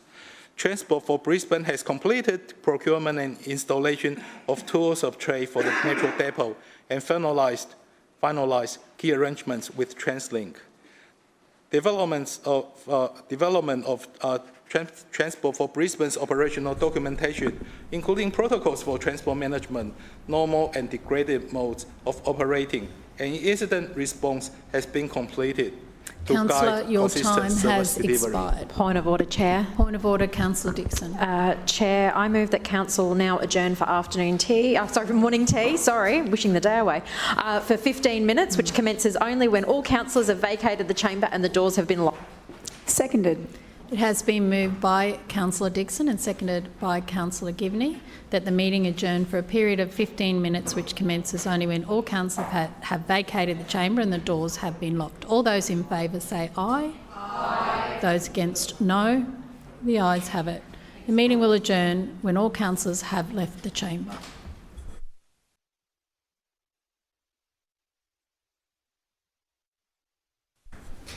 Further speakers, Councillor Kim. Thank you, Chair. I rise to speak on Program 1. The truth is simple, we're not on the same bus. Program 1 is presented as a blueprint for Brisbane's future, but it fails 3 fundamental tests: safety, accessibility and equity. I've gathered several real stories from residents to shed light on this program. It's not ignorance, as we heard from Councillor Huang from earlier, it's real stories. It's what we were elected to do, which is to listen to our local residents. And that's also why we spoke to real people throughout our budget sessions this past week. The 2025 to 26 annual plan and budget states. Thank you. I see people are very excited by our opposition roadshow. It was very insightful indeed, plenty of real stories that I'll be sharing in the next 5 minutes. The 2025 to 26 annual plan and budget states that Program 1 aims to improve transport operations and passenger services, but it says almost nothing about the safety of the people who operate those services. A Brisbane bus driver was recently assaulted while on duty. The footage was extremely distressing, and I want to extend my thoughts and support to that driver, their family, and the wider driving community. No worker should fear for their safety simply for doing their job. 2 local residents actually contacted me after the incident, one of them the child of a Brisbane bus driver. They shared that this type of violence has been happening for years. Assaults, robberies, threats, often without attention or adequate support. The rail, tram and bus union representing Brisbane's public transport workers and also real Brisbane residents and ratepayers spent several years calling for the installation of full driver barriers. It wasn't until after industrial action that funding for those barriers was finally secured and rolled out. Chair, safety should never take that long. We should not need a crisis or a campaign for something as basic as workplace protection. If we're serious about public transport in Brisbane, then we must be serious about protecting the people who keep it running, not just passengers, but those behind the wheel. But it's not only the drivers being overlooked, it's the people trying to board as well. A young music teacher in Brisbane shared her story with me. At just 25, she was diagnosed with her hypermobile Ehlers-Danlos syndrome, a condition that affects her joints. She likes to explain this to her students as being like an octopus where her joints are basically wibbly-wobbly. She now uses a walking stick and a moon boot. Everyday travel has become a challenge. She told me, with the Olympics coming in 2032, accessibility must be mandatory, not just for people with disabilities, but for parents with prams, people with injuries, and older residents. We're not just hosting the Olympics, we're hosting the Paralympics, and right now we're not even close to ready. Chair, she's not asking for special treatment, she's asking for basic infrastructure and transport that works for everyone. But just earlier we heard from Councillor Collier and Councillor Cassidy about the over 1,000 bus stops that aren't DDA compliant. And yet in the annual plan, accessibility is barely mentioned under Program 1. There's no clear upgrade schedule for older stops, no embedded design standards and no consistent consultation with those affected. I know it's possible because I've seen it, but it's just very rare. In other capital projects across council, we've been briefed on detailed accessibility commitments, costed, scheduled and built into the project from day one. You'd be lucky if this was in your electorate, if you're in your ward, and if this was the norm. So why can't we get that commitment throughout the whole chapter? If it's standard in some suburbs, why isn't it universal?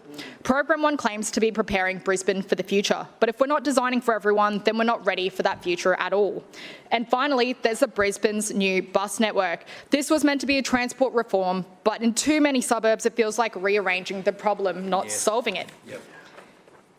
Yep, exactly. Here's a take from an avid Brisbane bus enthusiast, someone who spends his spare time testing routes all across Brisbane City. He told me, the new network doesn't accommodate weekend trips to the shops. It's still stuck in a 2000s mindset focused on getting people into the CBD 5 days a week. But this isn't the 2000s. People shop, work and live locally. Weekend services are severely lacking. And he's right. No direct weekend service from Algestor or Parkinson to Garden City. The 132 doesn't run on weekends. The Great Circle Line, Brisbane's only true cross-town route, doesn't run on Sundays, so it could certainly benefit from further improvements and better weekday frequencies as well. A trip from Acacia Ridge to Sunnybank Hills takes over an hour by bus on a weekend. A local summed it up best. We've blown the budget on Metro to impress the world, but Bazza from Acacia Ridge still can't get to the shops on a Sunday. And it's not just just Bazza, it's every family without a second car, every shift worker, every teenager trying to get to the library or their part-time job. Meanwhile, in Pullen Vale, a semi-rural area, you can catch a bus every 15 minutes from 6 a.m. to 11 p.m. on Sunday.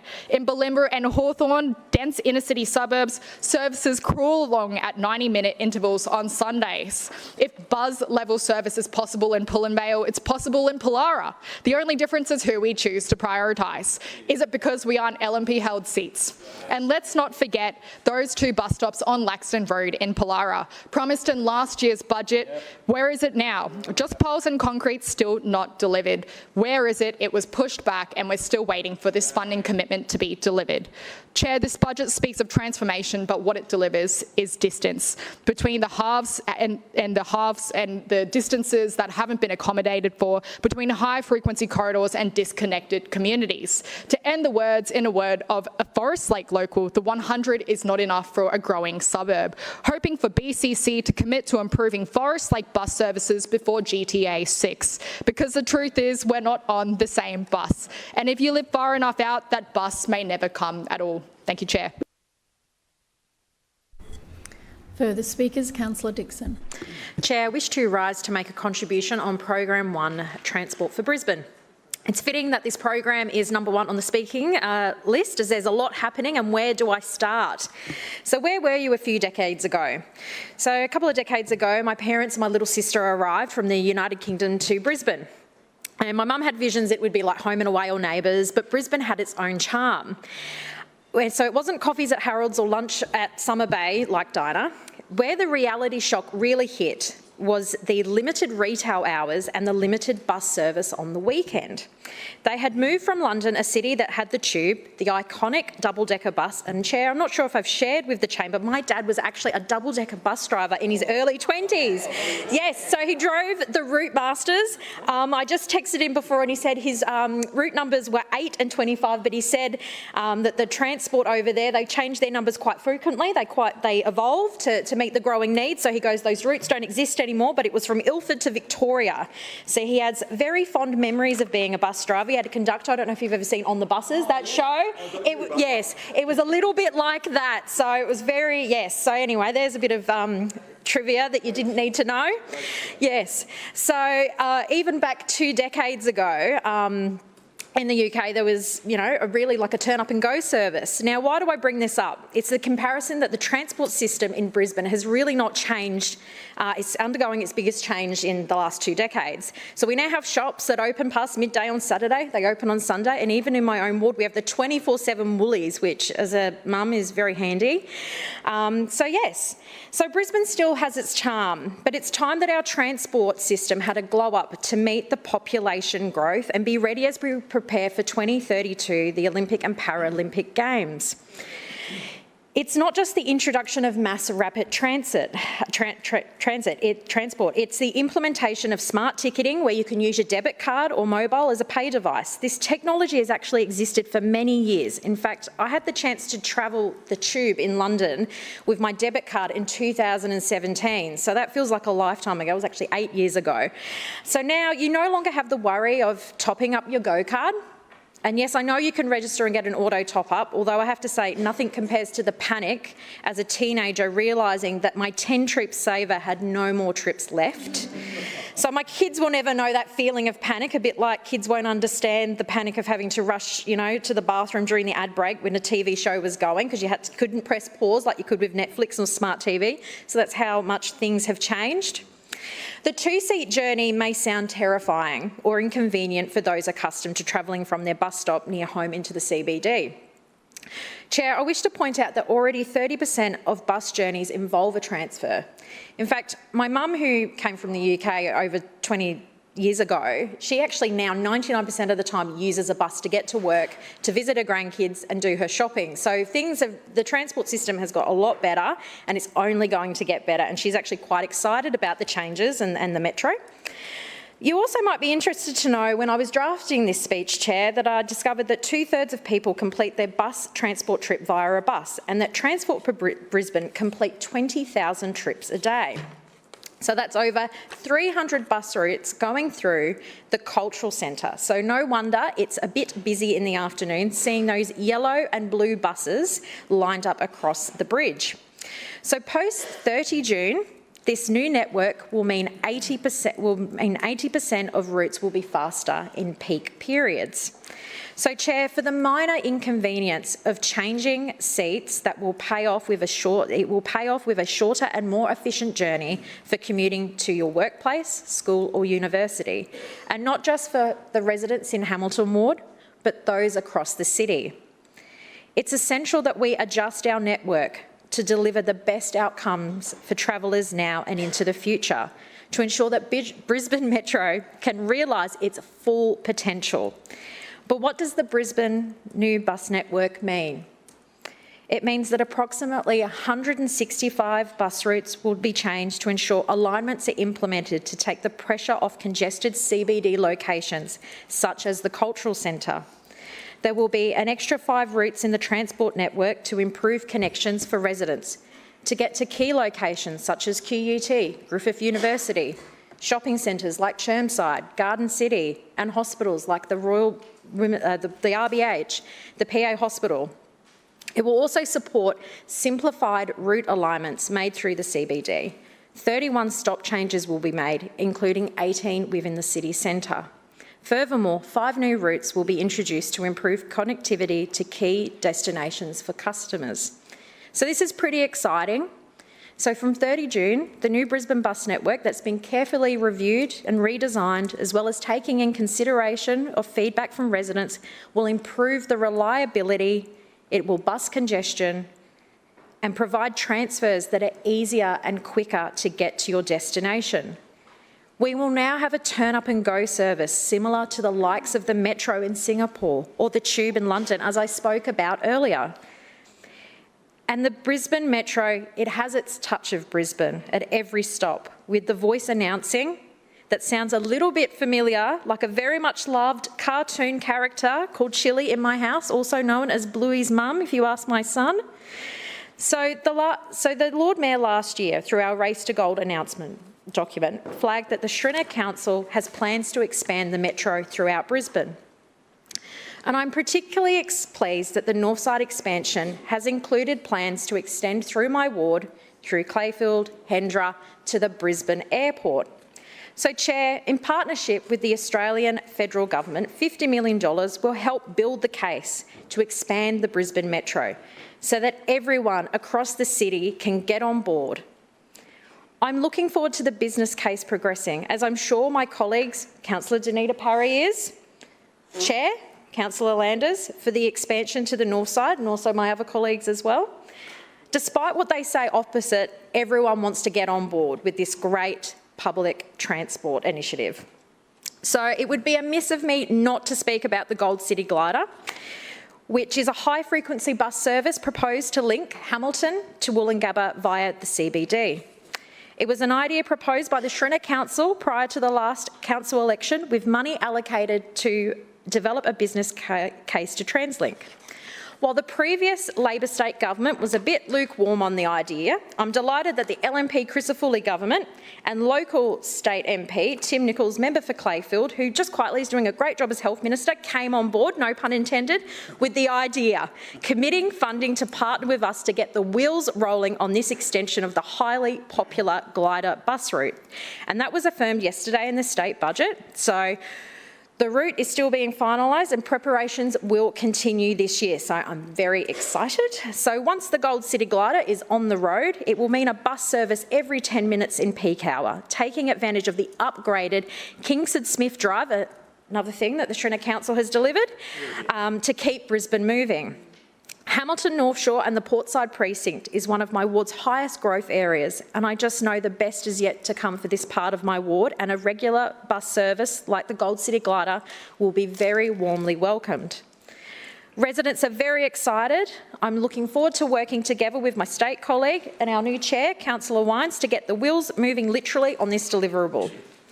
Hamilton Ward is also home to a couple of key ferry terminals that provide an opportunity for people to jump on a city cat to either have a scenic journey up or down the river to get perhaps to uni or to take the kids for a day out, made easier by 50-cent fares, made permanent by the LNP Crisafulli government. I'm delighted that the Stringer Council is keeping Brisbane moving for our seniors with a continuation in this budget with free off-peak travel on our ferry and bus network. So not only can our seniors enjoy a free trip to the shops on the ferry, they could even come into City Hall for a Christmas concert or the other concerts that we have during the year. So finally, I just want to say, while I am sad to see Councillor Murphy and Councillor Parry leave the Transport Committee, I want to give a big welcome to our new Chair, Councillor Wines, and Deputy Chair, Councillor Toomey. So I'm looking forward to our first committee meeting when we resume after the recess break, post-budget. And Chair, I will conclude my remarks there and commend Program 1, Transport for Brisbane, to the Chamber. Thank you. Further speakers, Councillor Strunk. Thank you, Chair. Listen, I rise to speak on Program 1, and just a couple of areas in Program 1.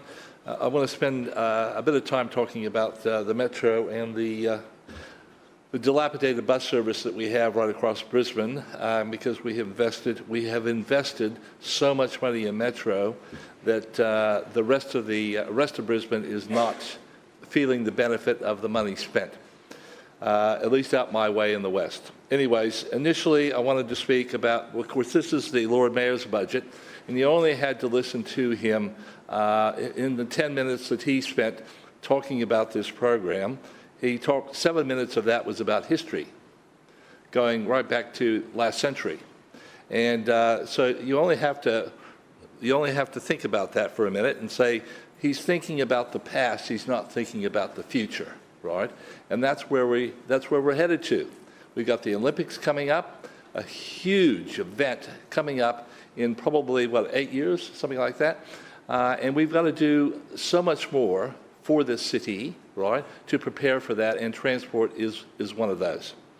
Okay, let me just start with one of the strategies, 1.1.2 extended external services, and this one is, for me, it's all about the e-scooters and what's happened with these e-scooters now that have been introduced probably for about 8 years in the city. We pioneered e-scooters for the city in respect that we made it a thing for a lot of the people that bought private e-scooters, right, over the years, which majority of those are out in the suburbs. But we pioneered these e-scooters, and but we didn't have much oversight as to what we were creating, right?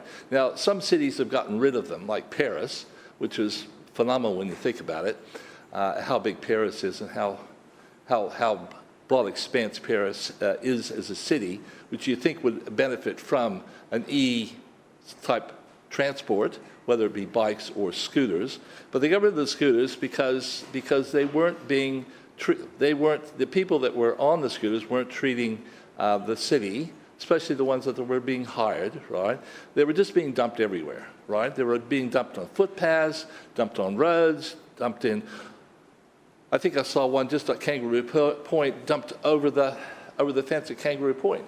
It was down there. It was either a scooter or was an e-bike, but it sort of looked more like a scooter than an e-bike to me.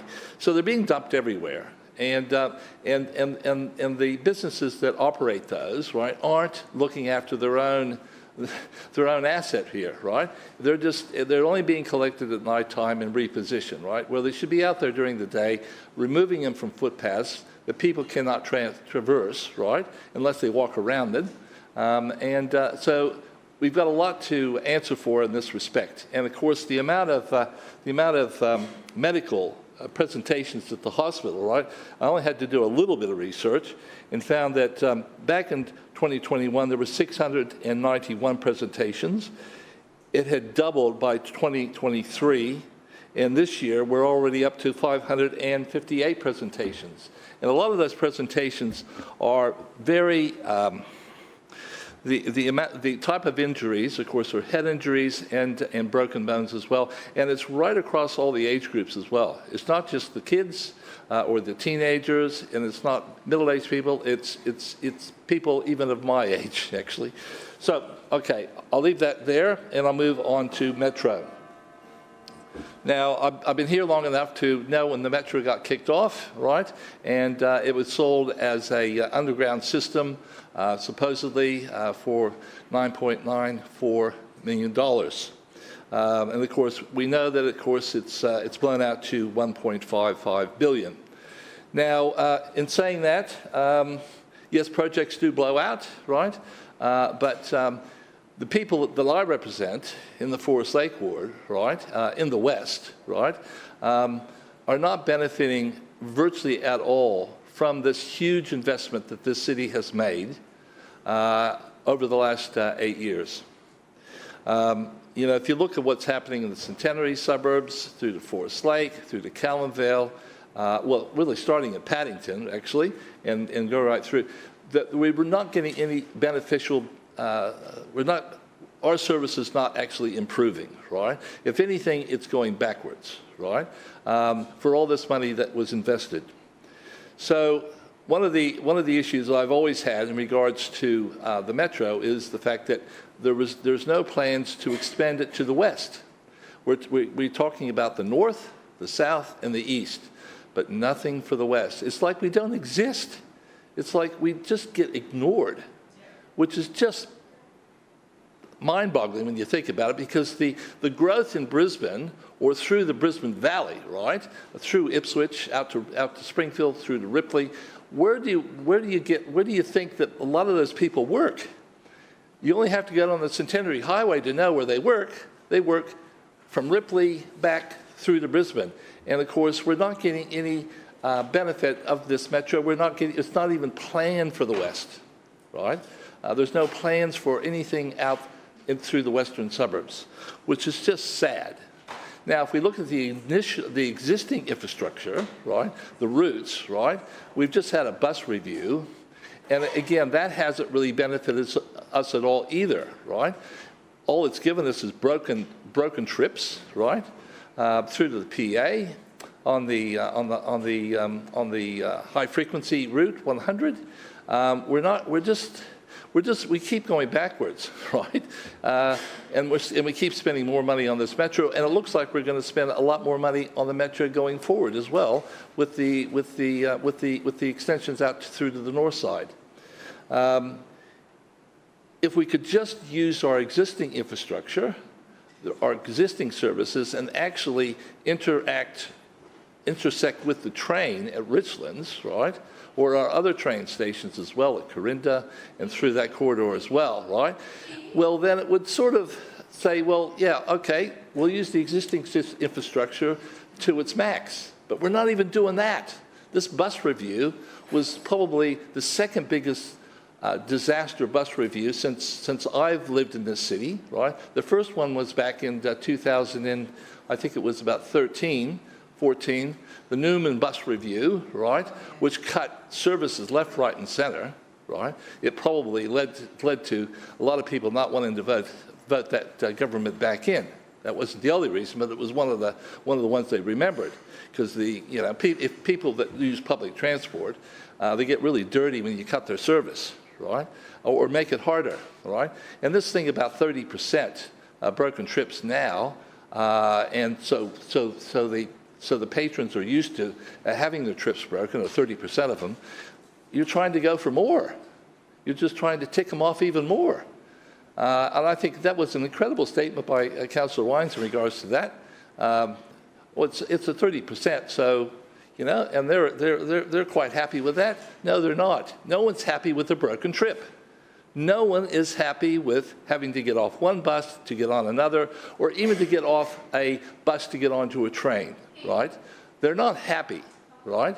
So it's just important that when we do these reviews, right, we just don't make it harder for the people to use public transport. Now the Labor government 50 cent fares was a boon for, of course, the Metro and the other bus services as well, to try to get people back into the buses out of the cars, right? And we saw what happened, and of course COVID caused a lot of that, right? But we just have to do better, right? Not do worse, right? So that's all I ask, is that we do better out my way, out through the western suburbs, and not worse, right? When the review came up for the bus review out my way, we sat down with officers, and they were looking at taking some of a bus route out of what we call, in the Inala area, what we call the Cosmos streets, or the Stars Street, right? And they were going to have people walking more than 400 meters out to Poinsettia Street, which was the extension of Inala Avenue. And of course, we really pushed back against that, and they listened to us, and I appreciate that. And we didn't lose those bus services through that corridor, because there was a lot of older people that actually have been living in that area for many, many years using that bus service, right? But the other thing too is that the bus service, and it's been said here by other councillors, right? So much of the bus services come through the city, right? They don't really reflect where people... Councillor Strunk, your time has expired. Further speakers. Councillor Adderman. Thank you, Chair. I rise to speak in this debate about Transport for Brisbane, and specifically the issues and challenges as they relate to residents in the western suburbs. And Councillor Strunk, geography lesson perhaps, oh sorry, through you, Chair. Geography lesson, I would have thought Forest Lake was probably a little bit more southwest. We're the real west.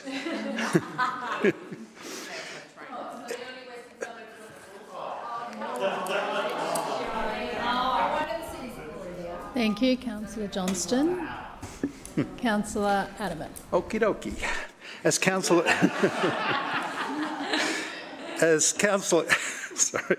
As Councillor Wines pointed out, the aim of Program 1 is to provide a fast, efficient, modern and connected multimodal public transport network for local commuters and tourists, and to ensure that we continue to plan and support the many millions of trips which are taken on our public transport network each year.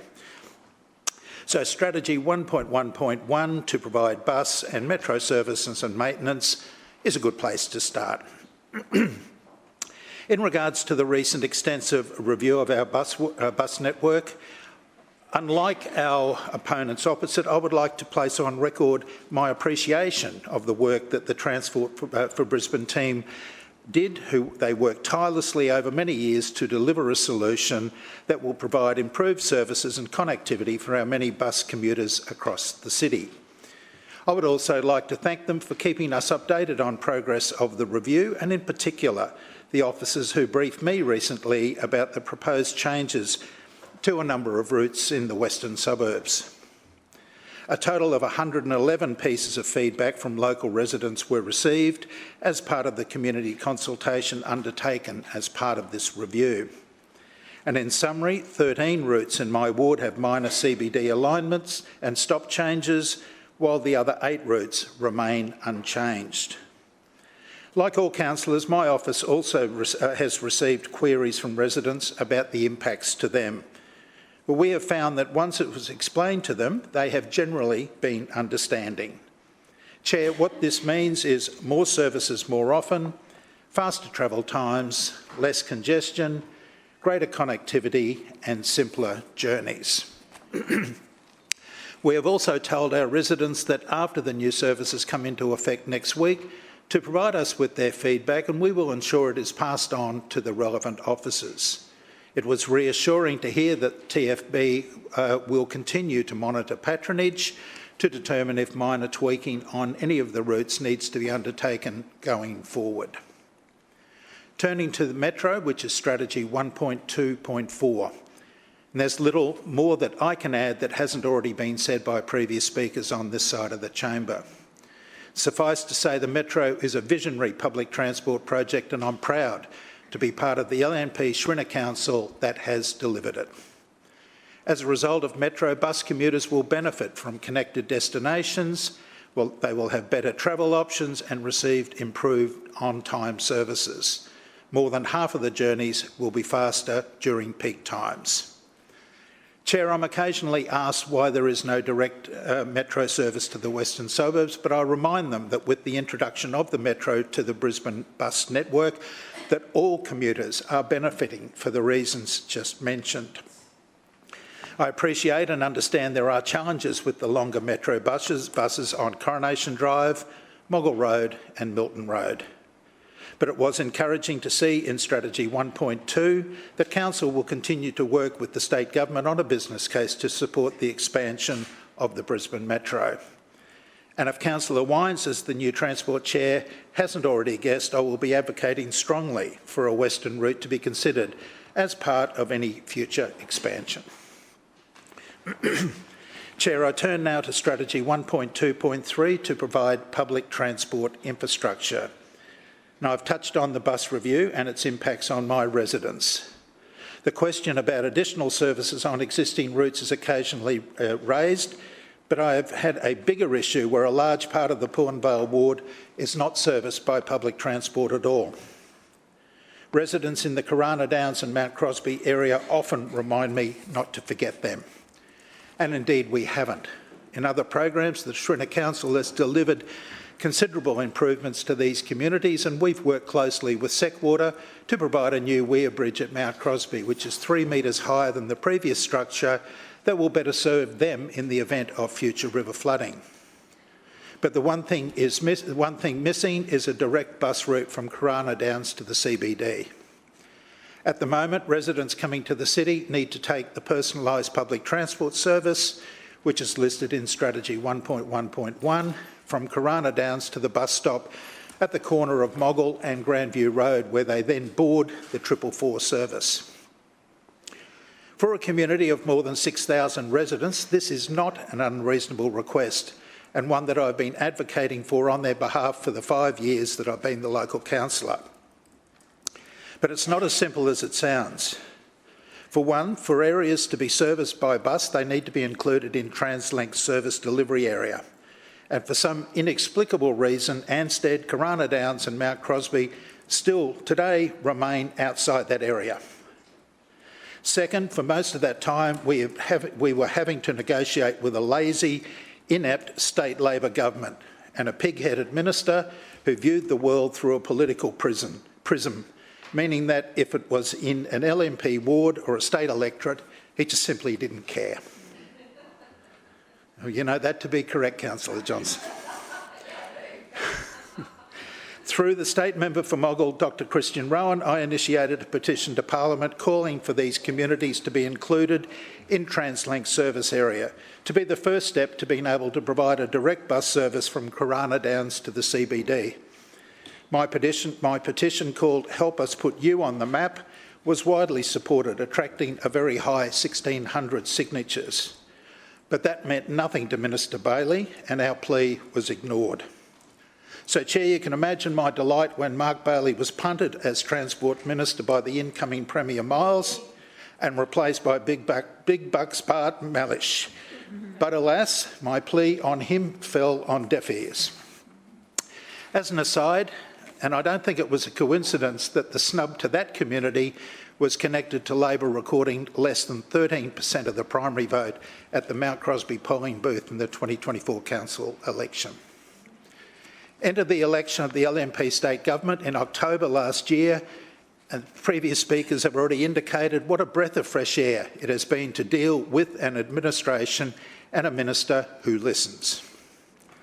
I wrote to Minister Mickelberg soon after his appointment as Transport Minister, outlining Labor's sad and sorry neglect on this issue and requesting for it to be reconsidered. And thanks to advice from his office, we now have a pathway forward. It remains a work in progress, but I can now see light at the end of the tunnel, which wasn't there 12 months ago. Moving on to Strategy 1.2.3, and we will continue to work on a funding solution for the design and construction at the Montanus Street East bus stop at Bellbarry in my ward. Residents who use this stop have raised with me previously that this is the only inbound stop on the 444 route that doesn't have a shelter, but I'm confident that that will change soon. Chair, I turn to Strategy 1.2.2 and commend the Schrinner Council for continuing to provide cost of living relief through free off-peak travel for seniors on buses. This initiative gives something back to those generations who have worked hard and contributed so much to help build our city and community. More than 3.8 million users of this, there were more than 3.8 million users of this service during 24-25. I have a large elderly population in my ward and am aware that a number of seniors do take advantage of this. Not only does this improve, as Councillor Dixon says, the accessibility options for them to leave their car at home, it also helps to reduce congestion so they can explore the CBD and everything that it has to offer. Speaking of seniors, a number of my residents also take advantage of Council's discounted cab service to help them get to and from their local shops. Again, I'm pleased our administration will continue to provide this service to our elderly residents. Chair, in the short time remaining, I'd like to pay tribute to the former Chair of Public and Active Transport, Councillor Murphy, who has overseen all of these initiatives and many more during the past 5 years. As a member of his committee, I have seen firsthand the passion and dedication he has shown in implementing the Schrinner Council's transport agenda. I've no doubt he will bring the same commitment to his new role in infrastructure. Equally, I know the new Transport Chair, Councillor Wines, will bring new energy, vision and innovation to his role, and I congratulate him on his appointment. Yep, thank you. Further speakers? Councillor Johnston. Thank you. Yes, I rise to speak on Program 1 Transport for Brisbane, and I welcome Councillor Adam's contribution to the meeting just then. If you want to come and sit on this side of the chamber, Councillor Adam, you're very welcome to. Your colleagues think 2-trip journeys where you hop off one bus and hop on another is a good thing. They've been praising it for the last 2 hours, but I understand you don't think that, and you think there should be a direct bus from Corona Downs to the city for your residents, and I understand you're not happy with the LNP council administration for failing to deliver this for you. 5 years. Yeah, 5 years. That was a long time he's been at it, 5 years. And I'm sorry to hear that the Christopher government has not funded that new bus service for you in their budget announced yesterday. But I'm looking forward to seeing where this pathway that they've promised you goes. A point of order, Chair. Point of order. Claim to be misrepresented. Note your claim. They had to hop off the local bus and hop on the 444, and it was too much for them. It was too much of a hardship. But anyway, I'm digressing here. I want to take a step back and just look at what this LNP administration is doing to public transport through its budget. The $1.6 billion this council is spending, and that will go up, won't be the final figure. The $1.6 billion this council is spending is delivering a worse bus service for between 15 to 20% of Brisbane residents. Now, the 15% is the figure that the Lord Mayor and the Transport Chair publicly used to say people will be worse off. And today we heard from Councillor Dixon that 20% of bus journeys are going to be slower under this new network that will start on Monday. So I don't know on what planet any senior council member here or council officer thinks spending $1.6 billion on a new bus service that means 20% of Brisbane residents will get a worse bus service. Not a better one, a worse bus service. Now, having some experience in other levels of government as well, I am aware that when these big changes happen, a good policy process is to implement a boot test, which is a better off overall test. And that's what often happens when these big service changes happen, to make sure no people are left behind. Now, that was one of the suggestions I made in my written submission 3 years ago to Brisbane City Council, along with many other things that were completely ignored. So the result of years and years of planning and work by council has been 15 to 20% of people are going to get a worse bus service. Now, I don't think that's good. And I could see from the original 2022 start of consultation it was diabolical. I could see from the final network review last year that it was just not even what they had told us they would do in consultation was being delivered. The commencement of this new bus service on Monday is going to make it harder for residents in my ward to catch a bus. What's Councillor Murphy's suggestion about what these people should do? This is his suggestion just 2 weeks ago when we were debating it. They just need to walk further. I mentioned that to the 75 residents at the village Yeronga I spoke to yesterday, who are part of the group getting a worse bus service. And guess what? They did not think it was very good. They did not think it was a useful suggestion. Most of them said to me they struggle to walk out to the front of the apartment to the park across the road. So walking at least 1.2 kilometres to get a bus to get them to a shopping centre doesn't seem like it's going to be better off for them. Far from improving accessibility, far from improving frequency, far from improving routes, many people in my area are getting a worse bus service. But it's even worse than that in my view, because this is a difficult process to manage and negotiate, and the level of dishonesty from the LNP and the council officers who came to see me in my office is outrageous. We were given a final bus network review document, so this is all in writing. This outlines across all of the route changes which ones are changing and which ones weren't.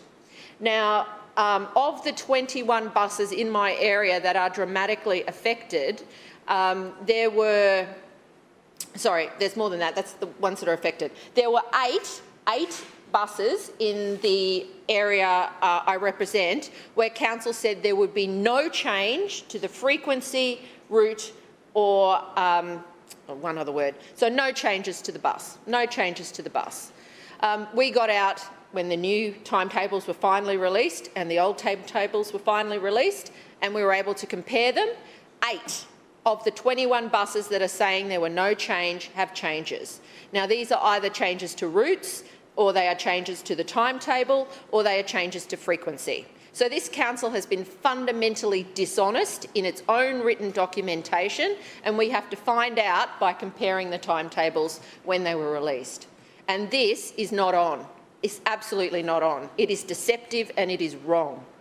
To say that there are no timetable changes and then make those changes without telling people, I mean, that is the bag of this LNP administration. That is how they roll.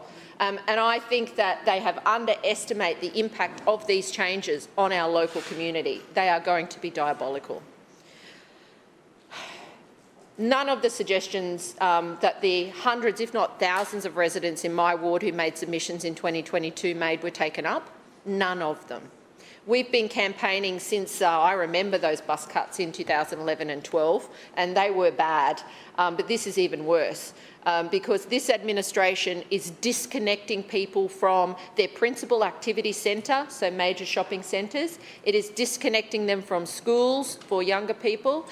It is disconnecting them from journeys within their neighbourhood. And not to the city. And in some cases in my area, it's also disconnecting them from the city, forcing them onto the 2-trip journey that Councillor Adamant says is not good enough for his people, but apparently is good enough for the rest of us. So this LNP's failure to spend $1.6 billion of public funding in a way that benefits all Brisbane residents is shameful in my view. No one should be worse off when public transport is designed and planned for a growing city. No one. And the failure of this council to take steps to make sure no one is left behind has been missed, and it will be to the detriment of this city. I am appalled at what has happened. I also just want to mention a couple of other things. Brisbane City Council promised they would do some additional buses in my area and then in the final review cut them. Instead, they have introduced a bus called the 127, which is going to take elderly people from Yeronga to, Councillor. Elderly people from Yeronga across to Indooroopilly. Anybody want to guess how many times a day it's going to run? 4 times a day. 9, 11, 1 and 3. Just weekdays. You can't... The only other bus in Yeronga runs until 6 p.m. and it's an hourly service. So if you live in Yeronga West, you have a 2-kilometre walk to get to your nearest bus.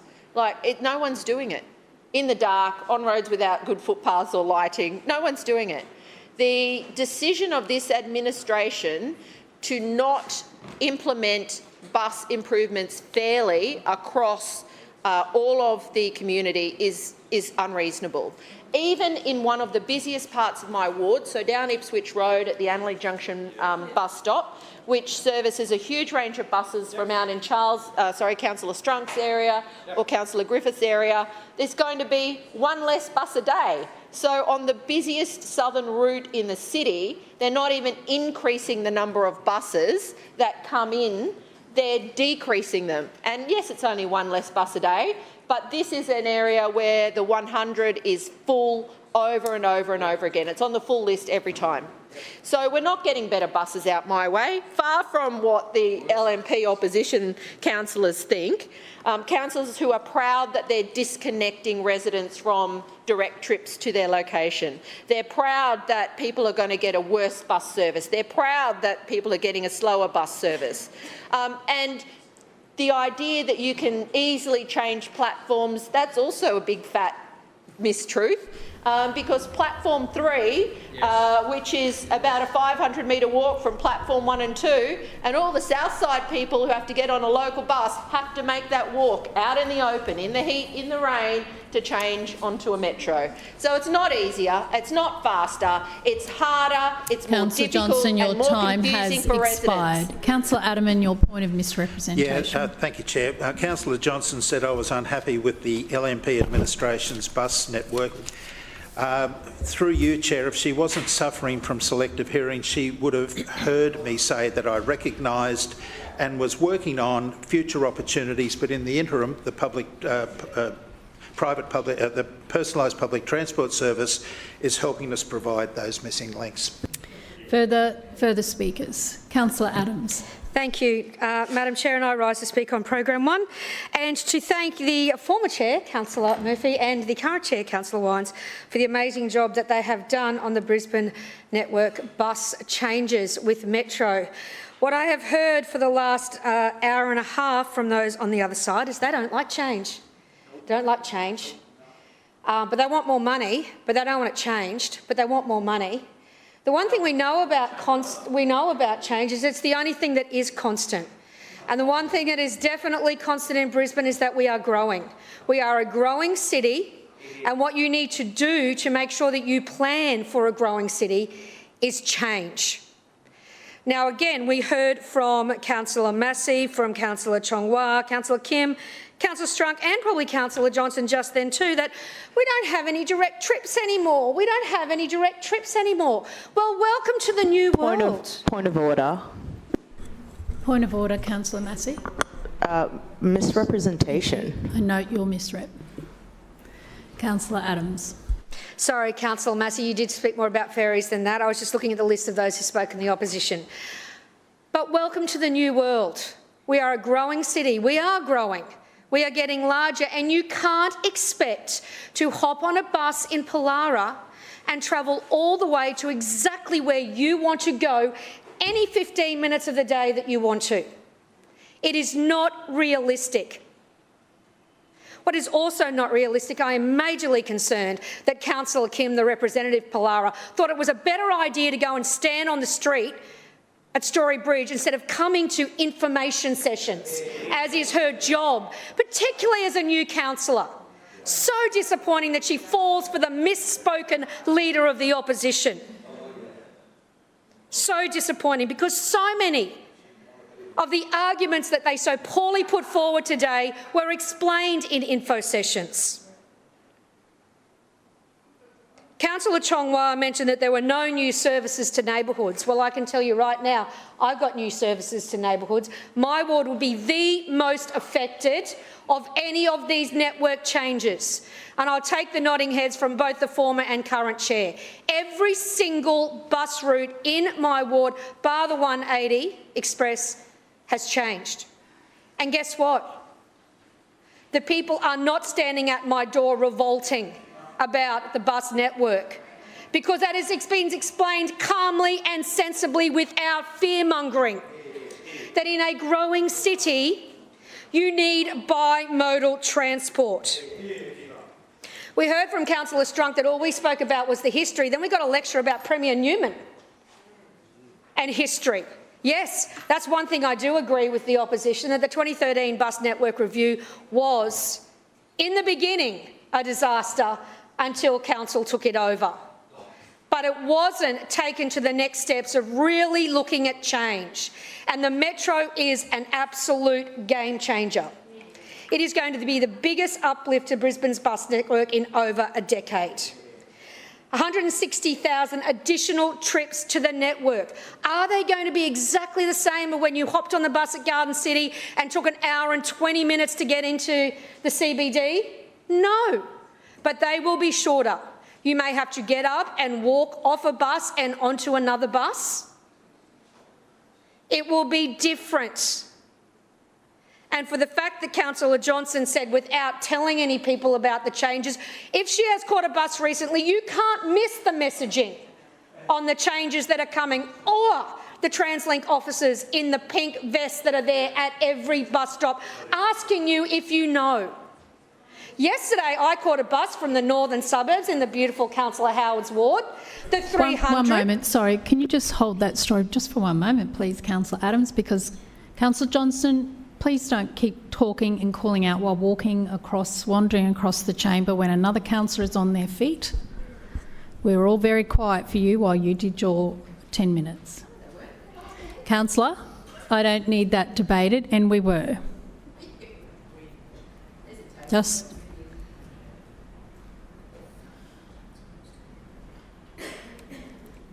Councillor Adams, can you just repeat that, please? Thank you. Yesterday, I was on the bus from Councillor Howard's ward on the 300 that I was going over to do a bimodal trip to hop over the cultural centre and then catch my bus home. It's easier than trying to get over there and get parking in that area, Councillor Howard, as you know. And guess what? I had to get off at platform 3 on the 300 and then walk back to platform 2 to change to my bus. And guess what? It took 2 minutes. It took 2 minutes to walk the far less than 500 metres that Councillor Johnson claims between the platforms. Councillor Collier. Councillor Adams. And yes, there was some of that area that was not undercover, but you know what? If you're in Brisbane and it's raining, you take an umbrella. It's how it works. This is about changes, helping people through the changes and making sure they know what they need to do to get to where they want to be. It is different. And the Luddites on the other side of the chamber believe as long as we keep it the same, it'll be great. But that's not how we move forward. This is planning for the future. We hear that we're not planning for the future, then we get in trouble for making changes for the future. We hear from Councillor Cassidy and Councillor Collier that we're not spending enough on buses, then we hear from Councillor Strunk that you're spending too much on the Metro. What the actual? There's only 5 of you. Come up with one message. How hard can it be? While you were standing there putting up some posters on Friday instead of doing your job in the chambers, you might have come up with a message other than some misspoken "don't put a toll on the Story Bridge." Absolutely ridiculous. One moment, please, Councillor Adams. We'll wait for Councillor Collier to have some decorum.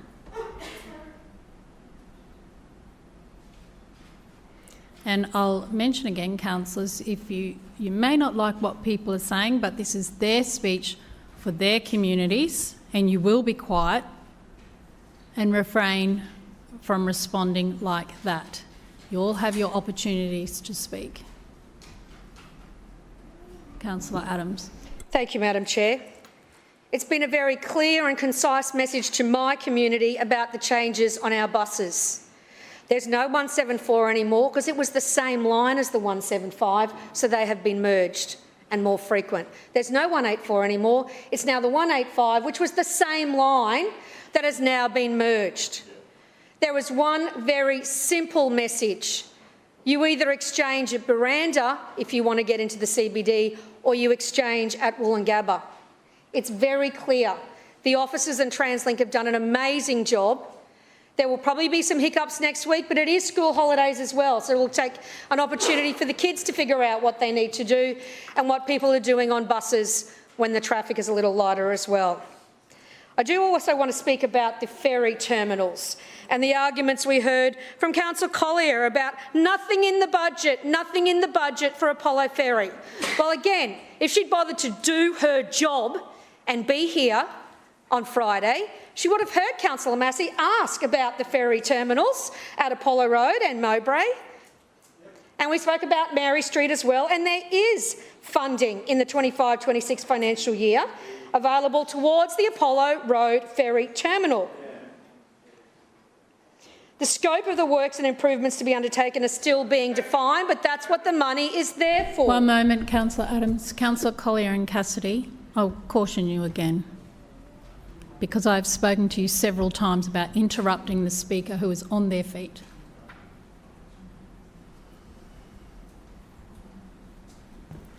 Councillor Adams. Thank you. They're like children in July, these people. I want it now, I want it now, I want it now, I want my Christmas present now. What it takes... Councillor Collier, again, that's your third warning. Councillor Adams. What it takes to produce a balanced, successful, planned budget is planning and design and investigation. And that money is there in the budget this year, as Councillor Wines explained in the info session that wasn't important enough for any Labor councillors, that the scopes would be studied this year at Apollo Road Ferry Terminal, that the Mary Street Ferry Terminal would be continue the design process and the detailed design for the ferry terminal, working with a terminal agreement with Dexus. It is in the budget, but they didn't bother to come and find out about that either. What we see today is a very, very disappointing but not surprising debate from the ALP, because they weren't here to hear what was in the budget. They don't care. If anything shows that they are more interested in politics than the people, it was their lack of performance on Friday and Monday. An absolute disgrace. There is only one thing that you are actually contractually paid for in this place as a council, and that is to be here, in chambers, at committees, and that includes info sessions. Can I say...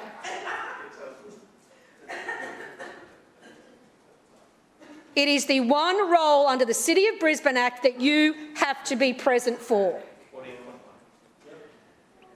Can I say thank you to Councillor Murphy and to Councillor Wines? The Council's transport planners, along with TransLink, have reviewed, evolved and produced a new bus network which is going to see our city move forward.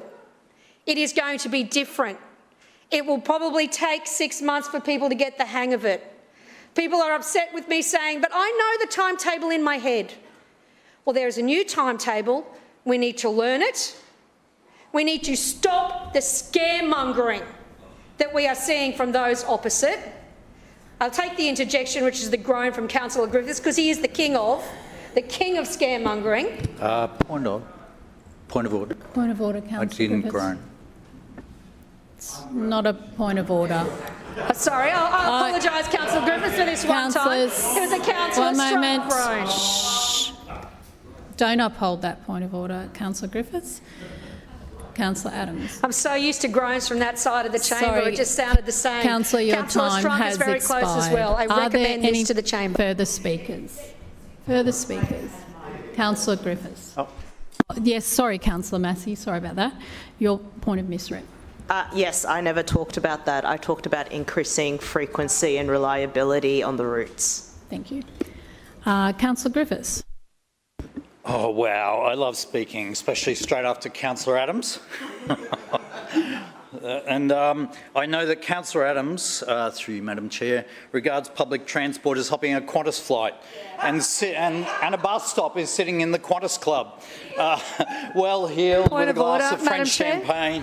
Point of order, Madam Chair. Point of order. One moment, Councillor Griffiths. Point of order, Councillor Adams. Claim to be misrepresented. I note your... Just one moment. I'm not ready for you to continue, and I note your point of misrepresentation, Councillor Adams. Councillor Griffiths. Yeah, look, I do think that is the view of some of the councillors in this chamber, that there is so much overseas travel being taken that that's their idea of public transport. And in fact, over the last 3 days, while we've had these, frankly, they're wasteful sessions where the LNP don't give information, where the LNP... I've been doing this for 21 years. I know what is a waste of time. And these sessions are a waste of time where you don't give information, where you take time just talking and not giving information. It is a joke. Yeah. Officers regard it as a joke, and frankly, I regard it as a joke. It is a joke. But let's talk about travel. And let's talk about where people have been travelling. We know the Lord Mayor this year has travelled to Egypt. Point of order, Madam Chair. Point of order, Councillor Adams. This is not Program 1. Thank you. Transport. Thank you. Well, that was actually the most interesting discussion today. At least it was entertaining and interesting. Thank you, Councillor Cassidy. Okay, I'll come back. Madam Chair. Let's continue, Councillor Griffiths. Yes. What I would say is over the last 3 days and for the last couple of weeks, I've been out there listening to residents. A number of them have actually been Councillor Adams residents who've been coming to my office because they find it very difficult to get service from her office, and let alone trying to even meet the councillor who is often out of the country in France. Point of order, Madam Chair. Point of order. Claim to be misrepresented. I note your claim, Councillor Adams. Councillor Griffiths, would you like to speak on Program 1 now? I am speaking on Program 1. I was just mentioning where people travel to. But let me go through these people. And I'll tell some stories because these are real people with real stories in my office. So Dawn is at Oxley Ridge. She used to have a connecting bus, but now she is trying to get a service. They lobbied, put a petition together, I assisted them, and they didn't get extra services. They are struggling for a service, and all they wanted was a bus service that would connect them up to the train station. Their message to you, Lord Mayor, and I'm very interested in your travels, is you are discouraging people in the suburbs who should have services by limiting their services. Curtis from Anala. He said this trunk and feeder system is unnecessary waste of time. There's a lot of transfers and uncertainty with people who've got very limited mobility or people who are shift workers. He wants a direct connection to the city. It got cut.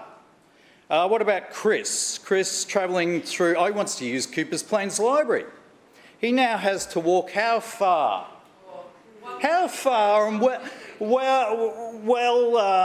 looked after footpaths in our suburbs? Not my suburb. My ward has a list of 100 suburbs waiting, 100 footpaths waiting to be built. He has to walk a kilometre. He has to walk a kilometre to get from his bus service to the Coopers Plains Library. What about Gary? Oh, Gary, I spoke about him the other night, the 84-year-old. He has to walk 1,500 metres to get a bus. Lord Mayor, he's not so keen on talking to you. He has appointments at Maruka Shopping Centre. And the other night, the Lord Mayor's solution was, well, use PPI, use the personalised transport. It goes the other way. It goes to Sunnybank. He's in Maruka. His doctor's in the Maruka. Do you want him to cancel all the people he sees in Maruka so they can go to Sunnybank and pick up a new doctor there? It now takes him how long to get from Coopers Plains to Maruka? Coopers Plains, Salisbury, Moorooka, an hour and a half. How's that, Councillor Murphy? Through you, Madam Chair. Is that a great result? And then what about this? The young lady who lives next to him, who is a shift worker, a nurse at the Mater Hospital. She's concerned about her walk to the bus stop, but also the safety of catching buses. Then let's go with Jeanette. Jeanette is a lady with a heart condition. Gee, these are just ordinary people living ordinary lives, not privileged lives like this crew. They aren't doing business class fares anywhere. These are ordinary folk I've been talking to. Well, yeah, she wants to go from Acacia Ridge to Griffith Uni. Oh, she has to go from Acacia Ridge. She used to go Acacia Ridge to the city. That's gone now. She has to go Acacia Ridge to Griffith Uni, change at Griffith Uni, and then go to the Mater before proceeding to the city. Wow. Okay, well done, Councillor Murphy. You really looked after these people. She says she's out of breath and she really has difficulty with her health in terms of these changes. She doesn't think we're looking after people with disability, people who are unhealthy, or parents with prams. A lot of people in my area don't have the car, let alone an electric car. You know, they don't have a car. They depend on public transport, and that's the big thing. We've moved away from service provision, which we used to do, to, no, you just fit in with our plan. You fit in with Councillor Murphy's plan, because it's great. Well, Councillor Murphy, even with your own figures, 14 million trips will be worse off, and for some reason they seem to be mainly in my ward and your ward. They don't seem to be in LNP wards, not according to Councillor Adams. It's all peaches and cream. Anyway, Joan is an older lady with a walking stick. One moment, Councillor Griffiths. Point of order, Councillor Claim to be misrepresented. I note your claim. It's not all peaches and cream. Councillor. There we go. Councillor Griffiths. I still have more time. She has a very long walk. She's written to the Lord Mayor, but what?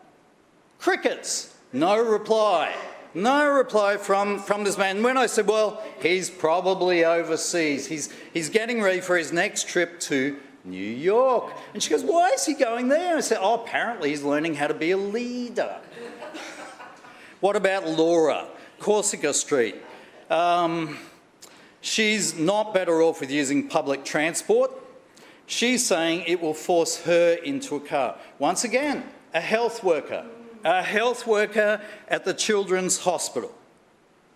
She's saying it's a fail. There you go. And the last one at the moment, but there's plenty more there. These are just some of the sample of people. And I note, like you, Councillor Adams, not Councillor Adams, sorry, I'm thinking Councillor Adams. I note, that was a bad move, wasn't it? Don't hit me. Councillor Johnston, I note that our residents actually didn't have the opportunity to come and talk to anyone from Translink about these services, because we weren't provided with any sessions where these elderly people, these people coming to my office to get a printed timetable, because lots of them don't have technology. Oh, everyone has technology. What were they called? Luddites if they don't have technology. No, they aren't. They're poor or they're older, but they're not Luddites. And we aren't providing that service anymore, and it's pathetic. So my office, yes, people coming in, it takes about half an hour to go through the system with them, print it out for them, but we do that. We provide that service. And they do come from LNP areas as well.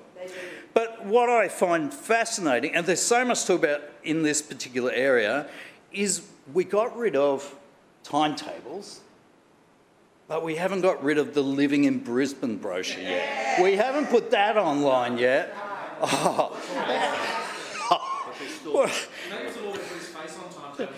Yeah, that's right. Look, my feeling here is that this has just been such a failure. Residents deserve so much better. This has cost the city $1.6 billion, and it's cost delivery of infrastructure across the city, it's cost us staff, and now we're getting back to the state government. Councillor Griffiths, your time has expired. Councillor Adams, 3 points of misrepresentation. Thank you. The first point of misrepresentation was that I was a hopping plane to France via Qantas Club. Council did not pay for those airfares, and I do not have a Qantas Club membership. The second one was I'm often out of the country in France. I was there for 10 days a year ago representing the Lord Mayor as the Olympic City. The third one, as I said, it was all peaches and cream. I did not say that. I said there are changes and I'm working it through without scaremongering like those opposite. Councillor Johnston.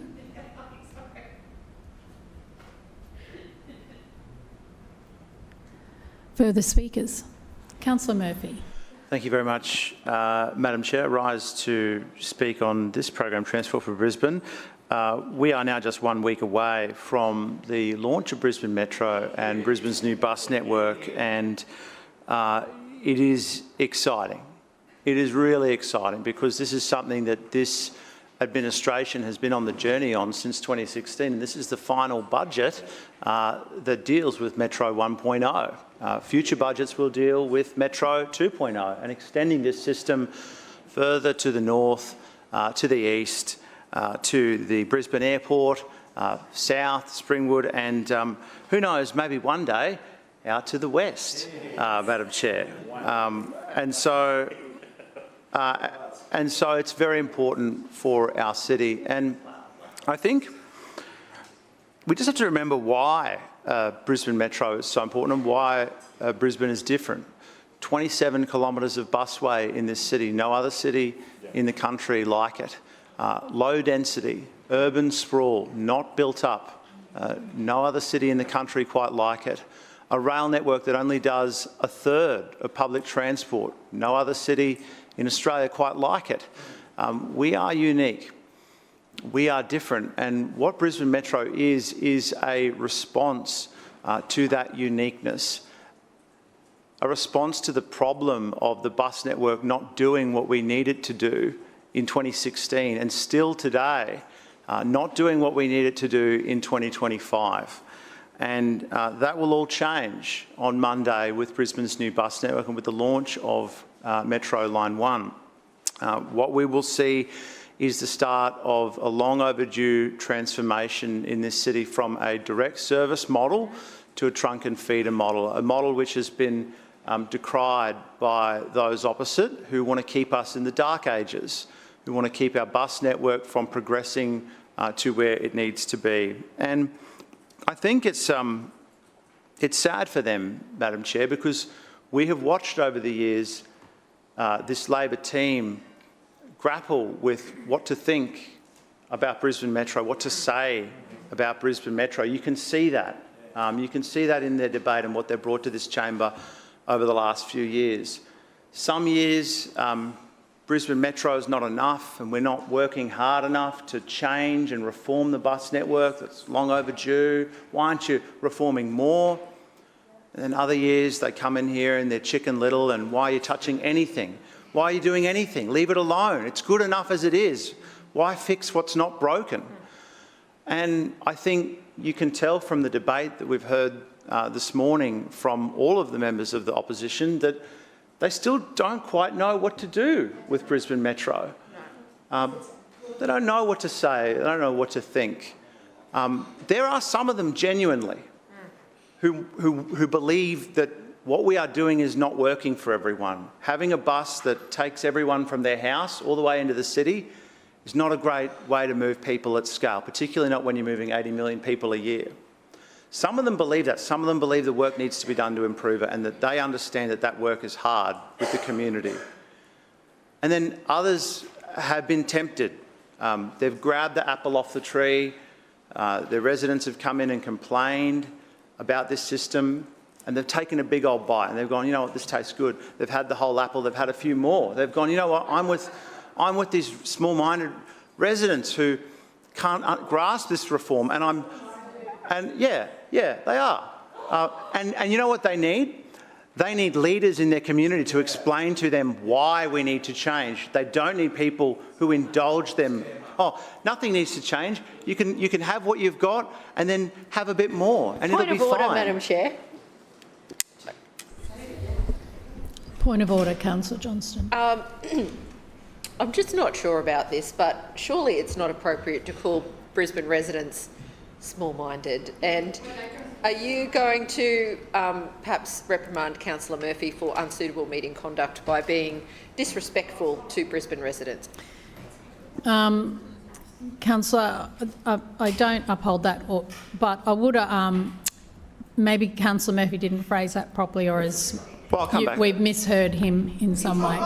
So, councillors, thank you. Maybe, Councillor Murphy. Madam Chair, I'll come back to Councillor Johnson, who described the officers who briefed her on Brisbane's bus network as dishonest. How about that, Councillor Johnson? How about describing our council officers who are trying to brief her on this bus network as dishonest? That's what she said. It's in the minutes. Okay, councillors, everybody. So I'm not going to take any lectures quietly from Councillor Johnston on the bus network, because that's how she describes hard-working council officers, just comms officers, just people who used to do what she did before she came into this place and became a councillor. That's how she described them.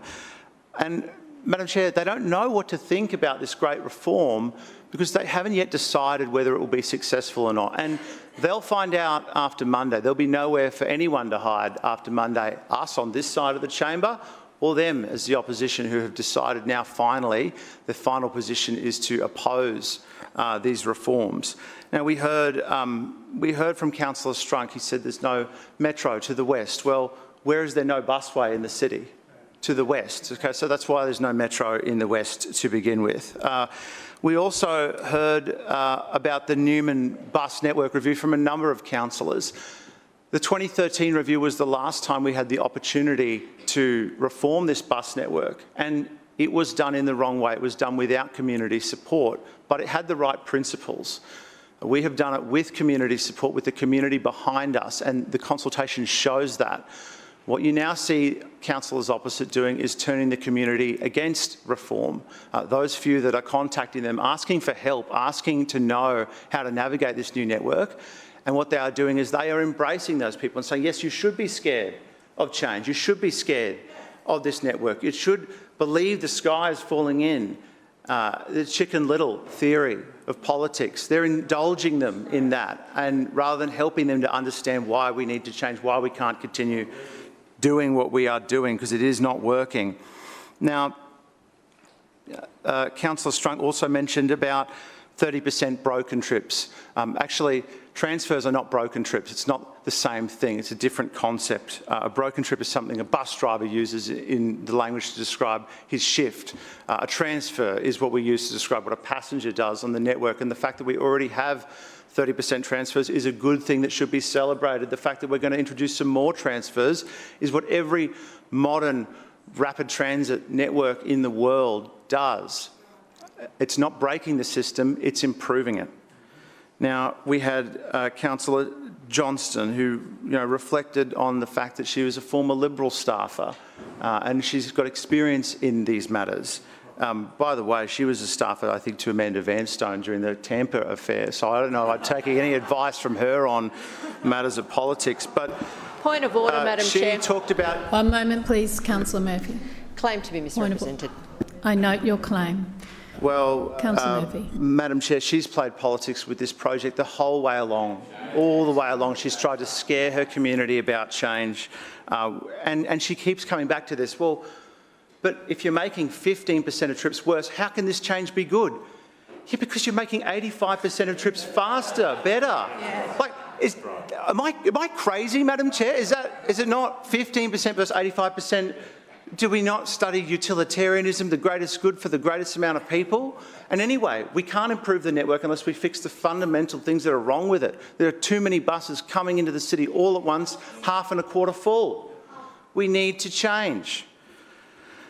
Madam Chair, we also heard about residents having to transfer in the heat and the rain. They'll be transferring at busway stations out of the heat and out of the rain. That is what the network design does. So again, more scaremongering from Councillor Johnson, who again said that the officers who briefed her were dishonest. One of the grubbiest statements I've ever heard in this chamber, Madam Chair. And do you know the funny thing is, do you know who actually signed off on the exact network that we will implement on Monday, on his last day as a minister?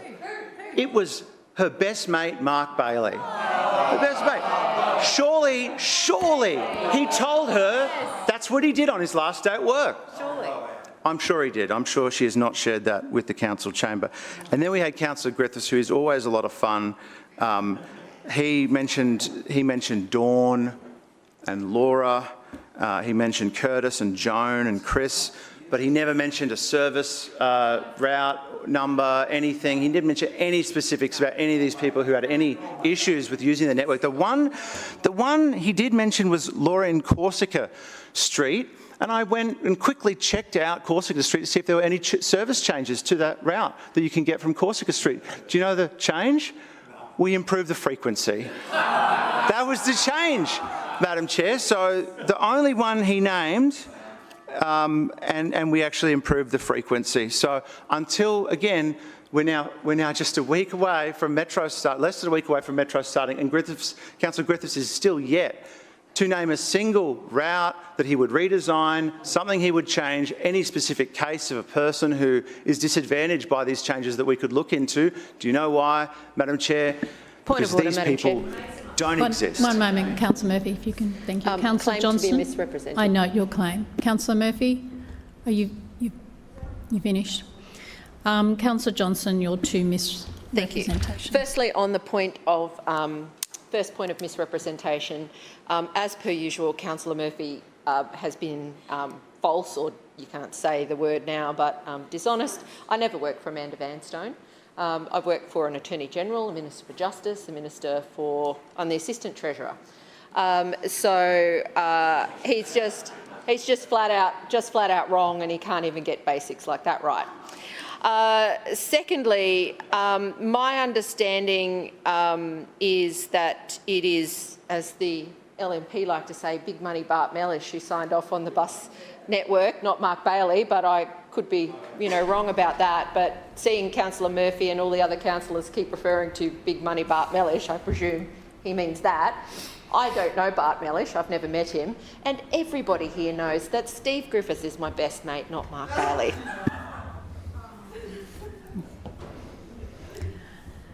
Councillor, are there any further speakers? No further speakers. Councillor Wines, can you please close the debate? Thanks, Madam Chair. It's always nice to hear that people are friends with people. It's one of the best parts of this job. What can I say? But it's not always been a friendly debate this morning, and I have to go back to core principles, which is that this is a budget that funds the most significant step change, the largest operational uplift in public transport history in the City of Brisbane. It provides a point of maturation that responds to the needs of our community, that provides opportunities for community bus service improvements, that allows for decongestion of streets here in the city, and to keep buses serving their community not stuck in traffic with other buses, which is one of the principles here. So we've spent a lot of time, there's been a couple of themes here. One of them was history. Now, I have been in this place a long time as well, and I recall when we were building the necessary tunnel network for our private motor vehicles, many people took the time to criticise that, because what people really wanted was a significant investment in public transport. That was actually the feedback that you would routinely get. Now we have entered a phase of large-scale investment in public transport, a new variety of vehicle, significant upgrades to the larger stops, but also an operational change. So it's not only the vehicles, it's not only the infrastructure, it's how they interact with the community. And that is where much of this uplift will be provided. So, and I have not had anybody in my community, and I spend a lot of time out and about with people, say that we are wrong to invest in public transport, and I had no criticism that we were wrong to try and do a significant step change in the public transport offering. And that's what this is all about. Now, M1 and M2 operate on a pre-built busway, and that will make life much easier for those, and we are preparing this year to tackle how we do the metro system without those pre-constructed busways. That's something that's really important. Our next phase, and people understand east, northeast, north, potentially west, you never know your luck, the reason they ask for these things is because they want that step change too. And they understand the benefit of a model where you have a spine that operates in a mass transit model and then a community service that feeds into that. Councillor Murphy touched very briefly on what happens when you have partially full buses interacting with completely full buses as they travel into the city. Under this system, those partially full buses will empty onto the metro system. The metro system will carry them the balance of the way, and those buses can continue in Holland Park, in Mount Gravatt, in Coorparoo, to service those communities and provide a superior service. Some of the criticism that I've heard has been getting right down into the specifics. And so what I would do by example, and it was just one I knew when it was raised, there was an accusation made, I think by Councillor Cassidy, that the 124 doesn't service a state school in the Maruka ward. Well, the 124 has been replaced in that action by the 125, so the service for that school remains under a new number. And I think sometimes that there's been I'm trying to find the nice way to say this, some misinterpretation, sometimes deliberate, other times not, about those specific things. So while the 124 doesn't do that anymore, the 125 now does, and the service remains for those students under a new number. Similar things can be said from Stafford into the city, Ashgrove into the city. The service remains under a new number. And I think sometimes, I understand why members of the public would be trepidatious about change. I understand that. But the reason we're doing this is to have the biggest uplift in operational usage of our public transport system ever.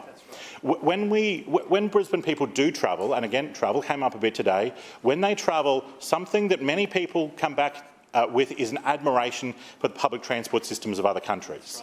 And part of that is a high-frequency system where you have to do multiple-seat journeys. That's how they get the high frequency. And that's what's coming here. It's a maturation of the system. And the population of the city, the needs of the city, the needs of the transport network require a mature, modern public transport offering, and that's really what this budget speaks to, a finalisation of that, and the implementation of that, and the funding of that in an operational sense. The other Point of order. Point of order, Councillor Murphy. Madam Chair, will Councillor Wines take a question? Councillor I will Wines. take a question. Councillor Murphy.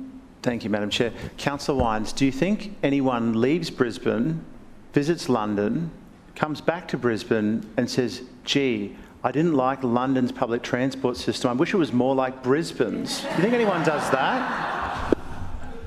Well, I would say that the user experience in London is very, very high, and everybody comes back marvelling at it. But I would say I think they'd rather pay what we pay in Brisbane, because the London system is very, very expensive. And that's part of and that comes to the point of what we're talking about today. It is funding of these operations. And here's the other part that I sometimes think is lost on people. We've got to pay bus drivers their wages. We've got to pay for the bus vehicles' maintenance. We've got to pay for the operational elements of those bus drivers, of those vehicles, the garaging, the maintenance, all of that must be paid for and is paid for through this program area. While bus fares are cheap, bus operations aren't, and we have to be able to fund them to offer the standard that people expect. And that's what today's about, and that's what we're really calling on people to vote in favour of this program, is to fund buses in their community and is to fund this significant operational uplift I just would take a moment to respond to some of the criticisms of accessibility, and I will not accept criticism from any Labor figure in this place about accessibility. When I joined this council, there were still buses that had the air conditioning system was windows, not fully air-conditioned systems. When the Lord Mayor became a Liberal, the Leyland Panther, which started service in this city in 1968, was still in use. We have since changed, and the Leyland Panther, for those who don't recall, had stairs at the front, and our bus stops weren't accessible, our ferries weren't accessible, many of our buildings weren't accessible, and one of the great features of the Graham Quirk era is mass accessibility. And this city is one of the most accessible in the world. Every ferry accessible, every metro, part of our criteria for the contract was that they be universally accessible. Now, many people marvel at the Victorian tram model. Now, I have a child who requires a pram some of the time, and quite frankly, if you're using the trams in Melbourne, you depend on the kindness of strangers to get around. Unlike in Brisbane, where that metro will be there at level, at grade for you. Same as our buses, and same as the vast, vast majority of all of the bus stops, the ferry stops and the metro stations will all cater for people of all mobility issues. Now, in response to some of the comments made by Councillor Collier, all I would say is the problem with Councillor Collier's speech is that I heard it all before, and it would have been a lot better had Councillor Collier, or really anyone from the Labor councillors, bothered to show up into the information sessions. It was out of date. It was old. It didn't reflect the reality of things. The biggest material uplift, it speaks to inner-city programs, inner-city uplift in our public transport. That's not the case. The biggest uplift is for people like Councillor Huang, Councillor Adams and Councillor Marx, who represent, I guarantee, vastly suburban districts in this place. They will see the vast majority of uplift from this change. The vast southern suburbs and other suburbs understand that and want that for themselves. It really comes down to the Labor contribution today would have been better had they shown up, and over the last 6 or 8 weeks, one of the questions on Councillor Cassidy's capacity to do his job is that when it gets a little bit hard, he doesn't do the work. That's effectively been the accusation put on him, and that was 100% demonstrated in his refusal to read his prepared notes on last Friday. That was effectively saying this program, this task is too difficult for him. He can only submit notes, and he can't be bothered to sit through his own speech. He can't be bothered to sit through his own speech, which I think I have to read a section of, page 26 of Councillor Cassidy's notes, where he has the temerity to say, unlike this part-time Lord Mayor who only turns up for the bits of the job he likes doing, their Labor team will always show up and put in the work that our communities expect and deserve from us. That is appalling that he would write that in his own speech, that presumably he didn't read this speech before he submitted it, which sounds probably like his university career. Councillor Wines, anyway, your time has expired. I will now put the motion to the vote. All those in favour say aye. Aye. Those against no. No. The ayes have it. Division has been called by, I think it was Councillor Wines actually, and seconded by Councillor Dixon. Ayes to my right, noes to my left. Clerks, please ring the bells.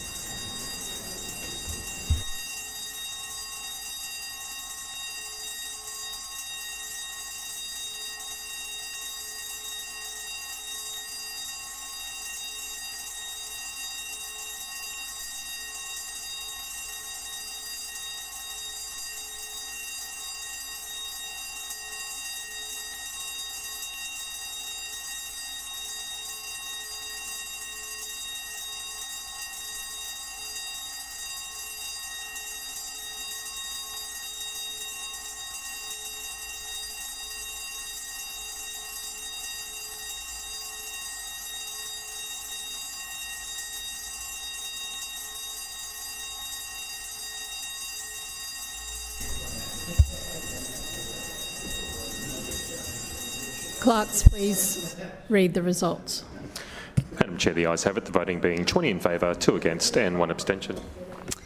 The motion is carried. Councillors, please resume your seats. That concludes the Transport for Brisbane program.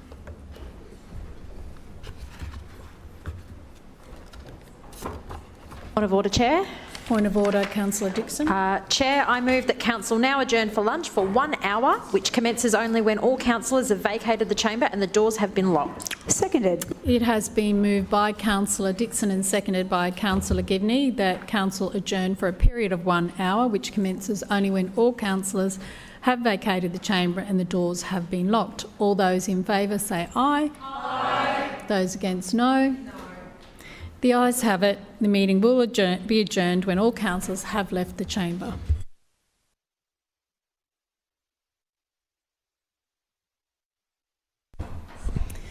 I'll now call on Councillor Murphy to present the next program, Infrastructure for Brisbane. Madam Chair, I move that for the Infrastructure for Brisbane program 1, the annual operational plan is set out on pages 56 to 58 so far as they relate to program 2, and 2, the program details are set out on pages 294 to 297 so far as they relate to program 2 be adopted. Seconded.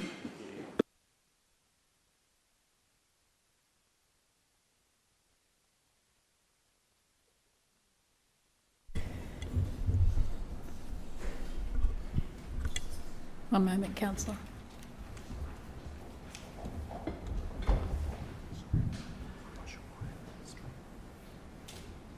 Sorry, Councillor, I've just got the wrong,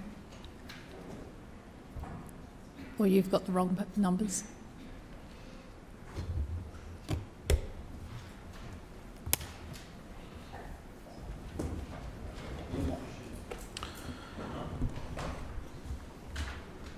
My apologies, Madam Chair. So the move the Infrastructure for Brisbane program. 1, the budget allocation by program is set out on page 15, and 2, the annual operational plan is set out on pages 56 to 58 so far as they relate to program 2 be adopted. Seconded. It has been moved by Councillor Murphy and seconded by Councillor Parry that for the Infrastructure for Brisbane program, the budget allocation for program is set out on page 15, and 2, the annual program plan is set out on page 56 to 58, so far as they relate to program 2 be adopted. Is there any debate? Councillor Murphy. Thank you, Madam Chair. I rise to present the 2025-26 program for Brisbane infrastructure. With the 2032 Brisbane Olympic and Paralympic Games on the horizon, we know that building and maintaining our city's infrastructure is absolutely vital. Over the next 7 years, residents will become accustomed to construction and roadworks across the city. The time to invest in our city's infrastructure is now. However, this investment is not without its challenges. As one of the fastest growing cities in Australia, we have to keep up with demand. Each week, we have 600 new Brisbane residents moving to our growing city. And Council recognises this growth, and that's why we are so committed to keeping Brisbane moving. Now, this outsized growth means we must act now to ensure that our city is prepared for the future. Strategic investment in our city's infrastructure is essential to supporting our growing population. However, rising costs are placing significant pressure on our ability to deliver the necessary infrastructure. We know in the last 3 years, the cost of concrete, cement and sand have all risen by up to 40%. Electrical cable and conduit are up by 23% and materials up by 26%. The cost of road and bridge construction is also up by 18%. Now, these are significant cost pressures that all councils are experiencing right now. And the reason that we're able to continue to deliver city-shaping infrastructure is because of our strong financial management. And so it remains with this year's 25-6 council budget. Before I dive into specific projects, there's one other obvious factor that impacts our ability to build and maintain assets. I am, of course, talking about the weather. In 2024, Brisbane recorded its highest number of rainy days in 134 years. Naturally, this has had a significant impact on works across the city. Already this year we've experienced 63% of the first half of the calendar year wiped out in terms of rain. Rain has had a significant impact on both the cost and delivery timeframes of key works. It is a challenge that Council will continue to grapple with as we deliver infrastructure works in a subtropical city. Madam Chairman, let's start with a national icon, the Story Bridge. As we all know, the Shrinner Council is committed to restoring the Story Bridge, or as I like to call it, the Bradfield Highway. In fact, we've had a strong commitment to this bridge for a very long time. We've funded more than $3 million every year for routine maintenance alone. We've included an additional $6.9 million this year for new decking that will enable the Story Bridge footpaths to reopen later this year. And most importantly, we have ruled out any tolls on the Story Bridge. Since 2019, we've been working on the Story Bridge restoration under the leadership of Lord Mayor Adrian Schrinner. The time has now come for us to progress the business case for the Story Bridge restoration. The business case, derided by the Leader of the Opposition as a delaying tactic, will scope out the actual works that need to be done. It will serve as a blueprint to preserve the bridge and to extend its lifespan for decades to come. Through the development of a business case, we will work with the federal government to accelerate this important project for our city. Despite what the Leader of the Opposition thinks, it's important that we know what this project will entail instead of asking for a blank cheque. Speaking of the Leader of the Opposition, it was interesting to see him up to his usual tricks, making incorrect claims about the Story Bridge during his tabled budget reply. I should note, of course, again, that we didn't hear the Leader of the Opposition say most of the misleading claims about the bridge at all, because he got part way through the first page of his speech and he couldn't be bothered reading the rest of it, storming out of the chamber. The behaviour you would expect from a child, Madam Chair, not the Leader of the Opposition in the Brisbane City Council. He then went for a photo shoot at the Story Bridge. Maybe then he went home. Maybe he logged on to Teams, set his status to busy and wiggled his mouse every hour to let everyone know he was still working. Maybe he was watching the latest season of You on Netflix, Madam Chair. We don't know what Councillor Cassidy got up to that day. But what is clear is that Councillor Cassidy and his Labor opposition are quiet quitting their humble role. Whatever the stunt was last week, I know what it wasn't. It was not leadership, Madam Chair. They appear to have done more work making a cardboard cutout of a toll booth than to actually read the reports about the Story Bridge. Because if you read the Leader of the Opposition's speech about the bridge, it is very clear. What Councillor Wines has been telling the chamber is absolutely true. They still have not read the reports, Madam Chair. And we know this because on this side of the chamber, we show up for this city time and time again. It's why we're progressing these important works on the Story Bridge, why we're explaining how these works need to happen, and that we are delivering them. We know that cyclists, pedestrians and scooter users are desperate for the footpaths to reopen, which is why we've fast-tracked the footpaths so that residents can continue their healthy and active lifestyle that they love.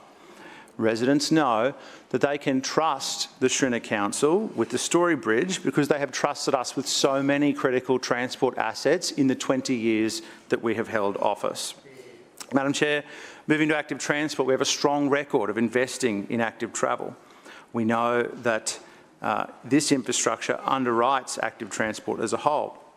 Safe and user-friendly infrastructure makes choosing active travel easy, and just last year we completed construction on the Kangaroo Point Green Bridge, one of the biggest investments in active transport in Brisbane's history.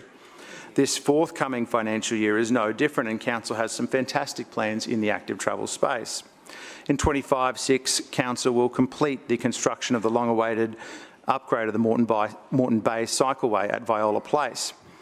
This will be a particularly satisfying outcome as the project has faced years of legal challenges and opposition from the former state Labor government. Council will also progress investigations for the CityLink Cycleway Extension Stage 3 and detailed designs for the Indooroopilly Bikeway and the Minipee Bikeway. We are designing and building active travel infrastructure that we need to keep Brisbane moving. And another fantastic initiative funded in the 25-6 council budget is the Safer Schools Precinct program. We've already undertaken consultation on the Mansfield and Kedron precincts, and in the coming year we'll consult with residents of Indooroopilly and Wynnum Manly to better understand what these communities need. We'll also commence design work on the Mansfield precinct and turn the first sod on construction in Kedron.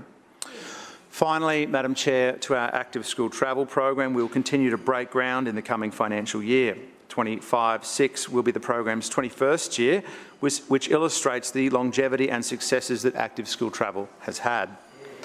Over 80% of the primary schools in Brisbane have participated since 2004. This program is important in promoting a healthy lifestyle, and we know that many of our residents enjoy it a great deal.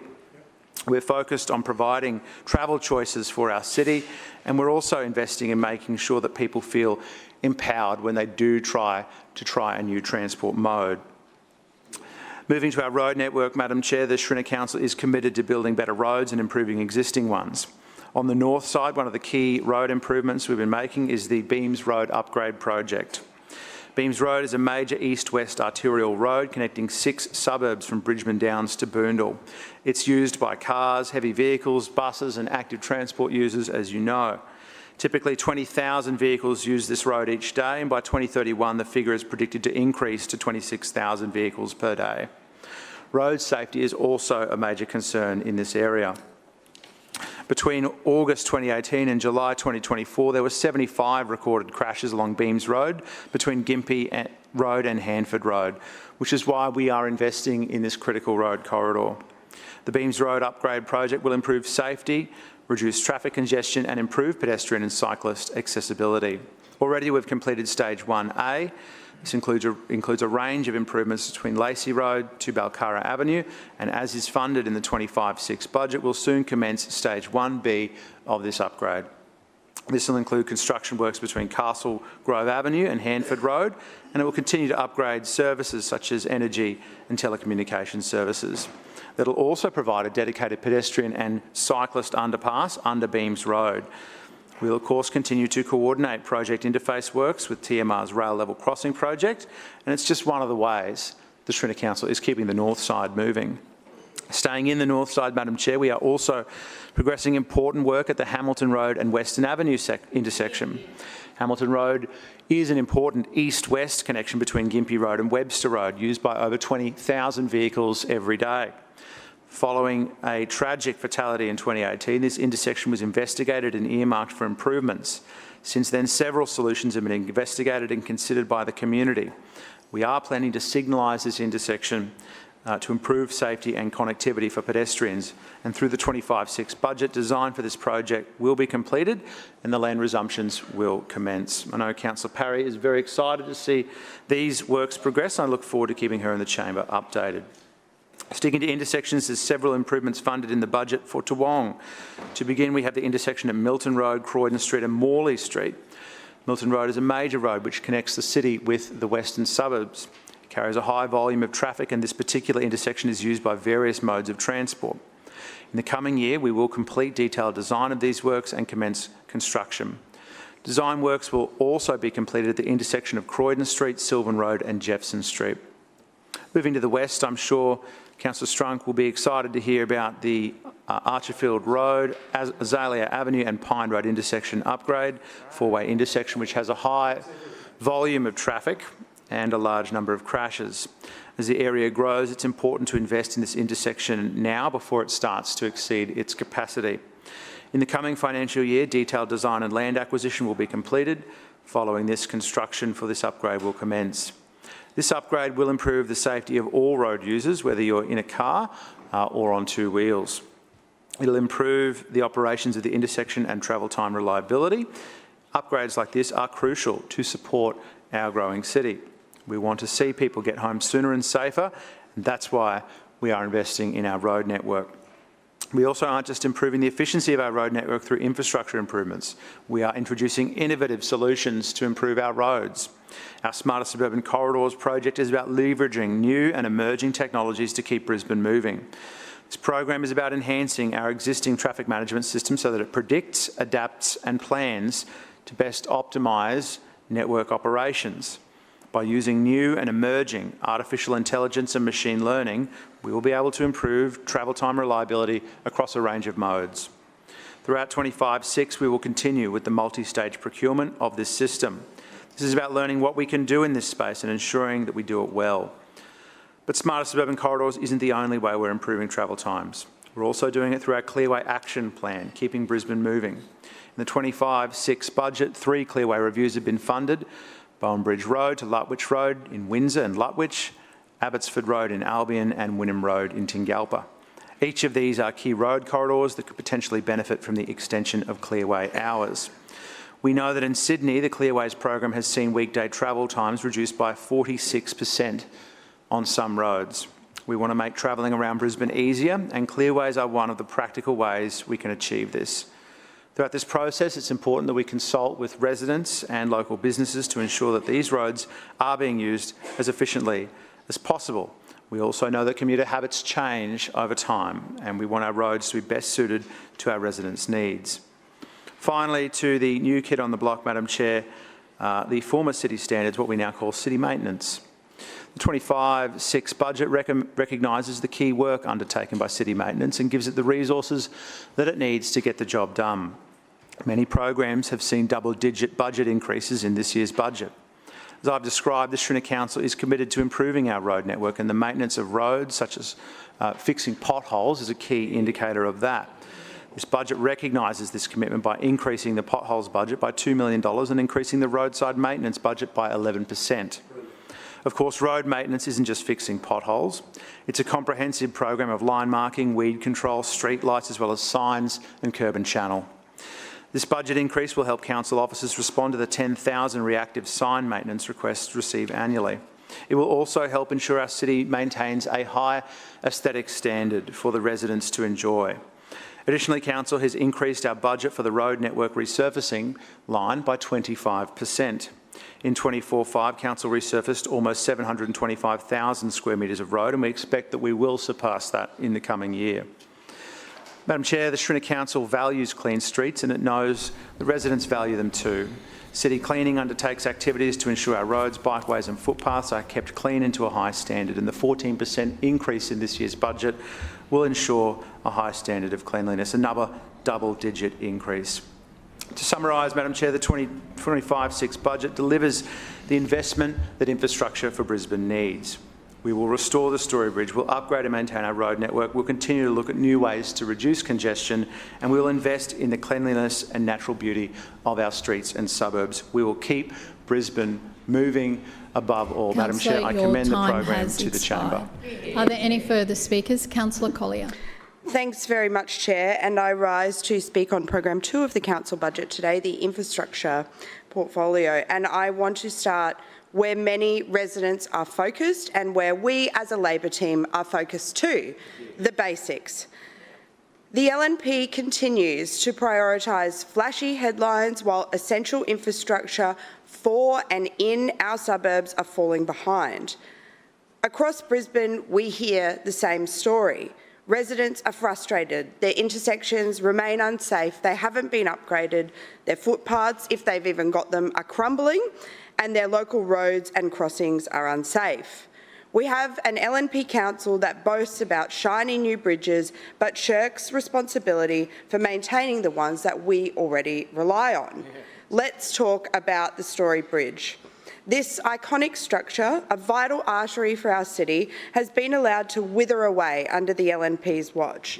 And we know this because reports dating back to 2016 highlighted the significant risk to the bridge's integrity. By 2019, a council report identified severe and widespread defects, including concrete cracking and exposed reinforcement, and recommended urgent repairs should be done within 12 months. Yet, under the LNP, these warnings were ignored and necessary maintenance was deferred. Now, faced with the consequences of their neglect, the Lord Mayor and his LNP team have said that they have no choice but to introduce a toll on the Story Bridge to pay for its restoration. That's what he said. That is what the Lord Mayor said. And let us be clear, this toll is an attempt to make the public pay for decades of the LNP Council's failures. I read that estimates suggest that such a toll could generate over $200 million a year, effectively shifting the cost of the LNP's negligence onto everyday commuters from Brisbane. Well, we on this side of the chamber won't stand for that. Brisbane residents do not want a toll, and we heard it loud and clear. Across the last few days, I've been privileged to meet with residents from Wynnum to Coorparoo and right across the city. They all said the same thing. The Story Bridge should remain toll-free, and while you're at it, fix the footpaths too. It was amazing to be in Wynnum on Monday with hard-working local advocate and State Member of Parliament Joan Pease. We stood together, and honestly, the queue was enormous to come and sign the petition saying that residents in Wynnum and the Bayside, they don't want to see a toll. Joan is standing up for her community. I wonder if their LNP councillor will do the same. It was a similar experience for me in Coorparoo Ward on Thursday it was, when I went there with another equally hardworking and community advocate, their State Member of Parliament, Joe Kelly, who stood with me side by side and again said he does not want to see a toll on the Story Bridge, nor does his community. So, through you, Chair, to the Deputy Mayor, your community has spoken. Will you be on their side, or will you be on an LNP council side that has no choice? No choice. That is the words of the Lord Mayor. So you decide. Residents have been asking, why were millions spent on flashy new green bridges and overseas travel for LNP politicians whilst this iconic heritage-listed bridge was left to rot? The Story Bridge saga is just one example of a broader problem, the LNP's obsession with spectacle over substance. This is a council more focused on first-class flights and ribbon cuttings than fixing potholes, footpaths or the bridge. And frankly, it seems the LNP just can't stop talking about a toll. It was a hot topic, I hear, during the information sessions this year. They see dollar signs on every single vehicle that crosses that bridge. And I can't help but wonder, if one car paid $5, how many glossy flyers with the Lord Mayor's face could that buy? Hundreds? And how many first-class flights to and from, say, Paris or LA for the Deputy Mayor could a day's toll of revenue fund? The whole LNP council could go. It would probably take a few mates too. I wonder who they would invite. Moving on to the rest of the program, it's so-called investment in our traffic and transport network. In reality, what we're seeing in this budget is delay, rollover and a long list of business cases that won't fix anything in the immediate short term. Residents don't walk, cycle, roll or drive on business cases. They use actual roads, actual bikeways and footpaths, and those under the LNP are being delayed again and again and again. When it comes to active transport more broadly, the momentum is gone. We know in last year's budget, numbers were propped up by the final amount of funding for the Kangaroo Point Green Bridge, but now that that ribbon has been cut and the $100,000 or thereabouts media event is over, funding for active transport falls off a cliff. And the LNP are ignoring all of those suburban missing links that cyclists and pedestrians have been calling out for years. Worse still, they've dismissed advocates with condensation and name-calling rather than listening to them. And we saw the new chair of the Infrastructure Committee double down on that today by calling residents small-minded when they don't agree with the LNP regime. How about this, through you, Chair? Councillor Murphy, try listening to them. Meanwhile, there are very, very few suburban intersection upgrades that did get funding, and they are moving at a glacial pace. Many are underfunded and still years away from actual delivery. This isn't good enough for a city of our size and our growth. Brisbane has a growing congestion problem, and the blame can lay squarely at the feet of this LNP council. 20 years. It's been 20 years. You think they could maybe get some things right, but apparently not. This reactive approach isn't just frustrating, it's costly. Delaying upgrades leads to higher long-term expenses, worse safety outcomes, and communities feeling ignored. Residents deserve a council that invests in infrastructure before it breaks down, not after the fact. Ultimately, this budget confirms what Brisbane residents already know and what they told us, not only over the past couple of days, but for a long time. This LNP administration is lazy and reactive. It is not proactive, it is not community-led, and certainly not delivering value for money. I know in the Morningside ward, I hear residents loud and clear, like Dave, who asks for better public transport connections, improved pedestrian and cycling infrastructure locally, more safe crossings, better lighting and dedicated bike lanes connecting to Hawthorn and surrounding suburbs. Or what about Kate from Morningside as well, asking for traffic lights on the, we all know this one, Riding Road and Passion Street. What about Karen from Murray, actually? She said that traffic lights needed to be put in on Junction and Lytton Road. This is a very busy roundabout, and I know Council knows about the situation on Lytton Road and have chosen year after year to fail to act on that. It is only going to get busier. Sean from Seven Hills asked for upgrades to Darcy Road. Alex from Hawthorn Road asked for maintenance of the roads in our growing area. Abby from Cannon Hill is demanding that the council invest in traffic lights or traffic calming or just something more safe because it's so difficult and dangerous on Richmond Road. Judith from Bulimba, she's asking for better pedestrian crossings in the Bulimba area. Rod from Balmoral asked for traffic lights at the corner of Thine and Lytton Road, and again the Junction Road roundabout. These people are not, there is a common theme here, and the thing that all of these things have in common is the fact that there has been an LNP regime for 20 years who have chosen year after year after year to not act, to not listen. These are not made-up stories, these are real people. Yep. Through you, Chair, Councillor Murphy, these are real people, they are not small-minded. This is not fear-mongering. We asked them what they wanted to see from their council budget. This is what they want to see. Time and time again, we see LNP budgets that fail to deliver for communities. This budget is a glossy brochure that hides a crumbling foundation. Brisbane deserves so much better. Let's stop with the excuses and get back to the basics. Councillor Collier, time has expired. Further speakers, Councillor Givney. Thank you, Chair. I rise to speak on Program 2, Infrastructure for Brisbane. Wow.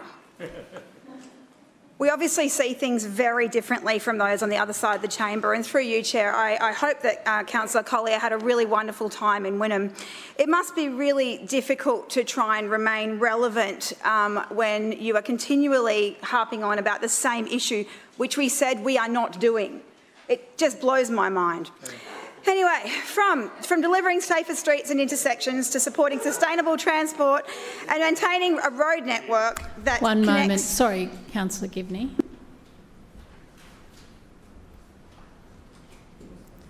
Councillor Collier, as you have failed to comply with the request to take remedial action for your unsuitable meeting conduct, I hereby warn you, in accordance with section 21(6) of the Meetings Local Law 2001, that failing to comply with that request may result in an order being issued. And I have told you several times during this meeting to please be quiet while other councillors are on their feet, as councillors were when you were just then. Councillor Givney. Thank you, Chair. So, from sustainable transport and maintaining a road network that connects our communities, this program touches the lives of all our Brisbane residents. As the Councillor of Wynnum Manly, I'm pleased to share several key projects that I learnt about in the information sessions that will benefit the local area in my ward. One of the most exciting and forward-thinking projects at this program is Council's Safer School Precinct Initiative. This multi-level, precinct-wide program designed to enhance safety, ease congestion and promote sustainable transport around Brisbane schools. The Wynnum Manly Safer Schools Precinct will see community consultation begin this year, and I encourage residents, parents, schools and local businesses to ensure they have their say. This initiative is not just about infrastructure, it's about behaviour change, education and empowering our community to move differently. In Wynnum Manly, this precinct will include Manly State School, St John Vianney's and Wynnum State High School, and aims to deliver a coordinated set of improvements that address safety, access and transport choice. It builds on the success of other award-winning programs like the Active School Travel and Safer Paths to School, but it does so at a larger scale and with a much more holistic approach. The goals of the Safer Schools precincts are threefold: better infrastructure, which could include new pedestrian crossings, improved bike paths, lower speed zones and better pick-up and drop-off areas; promotion and education. These campaigns and resources that encourage safe and sustainable travel choices; and monitoring and data collection to ensure investments are making a measurable impact on safety and congestion. By making walking, riding and public transport more accessible and appealing, we not only ease traffic around schools, but we also improve the livability of our suburbs and the health of our residents. The precinct approach recognises that a school zone isn't just one block or one road. It's a network of streets and pathways that connects homes, bus stops and, in my case, train stations, parks and local businesses. By taking a people-first view, Council will be able to tailor improvements that reflect how our community actually moves. For Wynnum Manly, this means looking at the entire area, how commuters and students walk to the train stations, how pedestrians cross major roads and where pinch points are, and designing changes that make it easier and safer for everyone. Another project that's been long discussed and is now progressing is the intersection upgrade at Wynnum Road and Hemet-Tingalpa Road. This intersection is outdated and congested, and particularly given the increased development through Hemet, I'm very pleased to see it being transformed with the installation of fully signalised traffic lights. While this intersection is in the neighbouring Doughboy ward, commuters from the Bayside to the city will find this upgrade improve safety for all. Works include new pedestrian crossing facilities, a shared path, safer, more predictable traffic movements through what's traditionally been a high conflict area. Importantly, this project is jointly funded with the federal government through the Roads to Recovery program, a great example of multiple levels of government working together to deliver local outcomes. Construction began in January 2025 and is due for completion in this coming year. Within Wynnum itself, West Avenue will benefit from new curb and channel infrastructure. These kinds of upgrades go unnoticed by some, but they're essential for drainage and preserving our roads to ensure safe and clean and safe streetscape, especially in a community with older housing and a growing population density. We are also making important progress in the area of active travel. I'd like to highlight the Pritchard Street Cycleway. This bikeway forms a key link in the Moreton Bay cycle network, connecting Redland Bay to Redcliffe via the Gateway motorway. In 2018, Council constructed a 3-metre wide shared path on Wynnum North Road with a 1.2 kilometre off-road link along Pritchard Street. Now we are working closely with Queensland Rail to finalise the design of a formal crossing at the Port of Brisbane rail line which intersects Pritchard Street. The interim crossing is already in place to make safe to support safe access, and the next phase includes installing pedestrian gates, fencing and extending the existing shared path. Once complete, this will provide a more seamless connectivity for people walking, cycling through this corridor. I commend the ongoing collaboration between Council and Queensland Rail to bring this much-needed connection to life, especially given the growing number of Wynnum Manly Ward residents who work in Lytton and the Port of Brisbane who use this pathway daily. On the topic of pedestrian safety, I'm pleased to confirm the design phase will begin for the pedestrian improvements along Gordon Parade near Cabethan Street. with specific focus on improving access to the Manly train station. This site has been identified as an area where safer walking conditions are needed, particularly to those connecting to public transport, local schools and to access the Manly village and harbour. And the planned upgrades will make this easier and safer for everyone to cross Gordon Parade day or night. I'm thrilled that this budget has prioritised works for an upgrade on the intersection of Cambridge Parade, Melville Terrace and Arnold Street in Manly. This intersection sits at the top of Manly Village, a precinct loved for its cafes, local businesses, markets and vibrant bayside energy. But as I have regularly witnessed, and any local will tell you, this intersection needs to be safer for drivers, pedestrians and cyclists alike. Speed in this highly active area is an ongoing issue. After extensive community consultation at the end of 2023 and in 2024, I'm pleased to report that Design A has been confirmed by the community as a preferred option. This finalised design includes a raised speed platform on Cambridge Parade, designed to accommodate boat trailers alongside traffic islands on sides of the roads to slow traffic and promote the awareness of the 40-kilometre-per-hour speed zone. This design will also improve pedestrian safety by enhancing visibility, formalising parking bays and upgrading curb build-outs. It's worth noting that the original design received strong feedback from community, including 2 petitions. Council listened, revised the concept and put forward 2 options that reflected the local character and practical needs of the Manly precinct. I want to thank the local businesses and residents who participated in that process, and you have directly shaped this outcome. Lastly, I'd like to acknowledge the investment being made in our road network through the road resurfacing program. Maintaining our streets is vital, especially in a ward like ours, where older streets are now supporting more traffic with additional housing and units being constructed.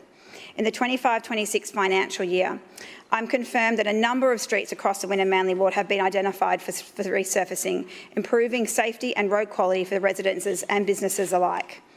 Suburban streets scheduled for resurfacing include Arnold Street, Edith Street, Gordon Parade, Garanda Street, Gwen Street, Heartland Street, Haylock Street, Ogilvie Street, Strandboke Avenue, Oceana Terrace and West Avenue. In addition to these local streets, I'm thrilled to announce that several key arterial roads, including Tingle Road, Wynnum North Road and Sibley Road, will also receive some much-needed resurfacing. These major routes serve as vital connectors between the Port of Brisbane and the Wynnum CBD and the Wynnum Plaza and act as commuter corridors, playing a crucial role in keeping our city moving. I particularly welcome the upgrade of our light industrial area, Gibbs Street in Wynnum. This street is home to a number of mechanical and specialised vehicle businesses who I recently visited to discuss parking with, and many shared with me that the resurfaced road will provide smoother streets and gentle driveway slopes to protect the vehicles that they service. I know this upgrade will be well received by local traders and will help support continued growth and accessibility in the precinct. This investment not only ensures smoother travel but also protects the longevity of road surfaces and reduces maintenance costs down the track.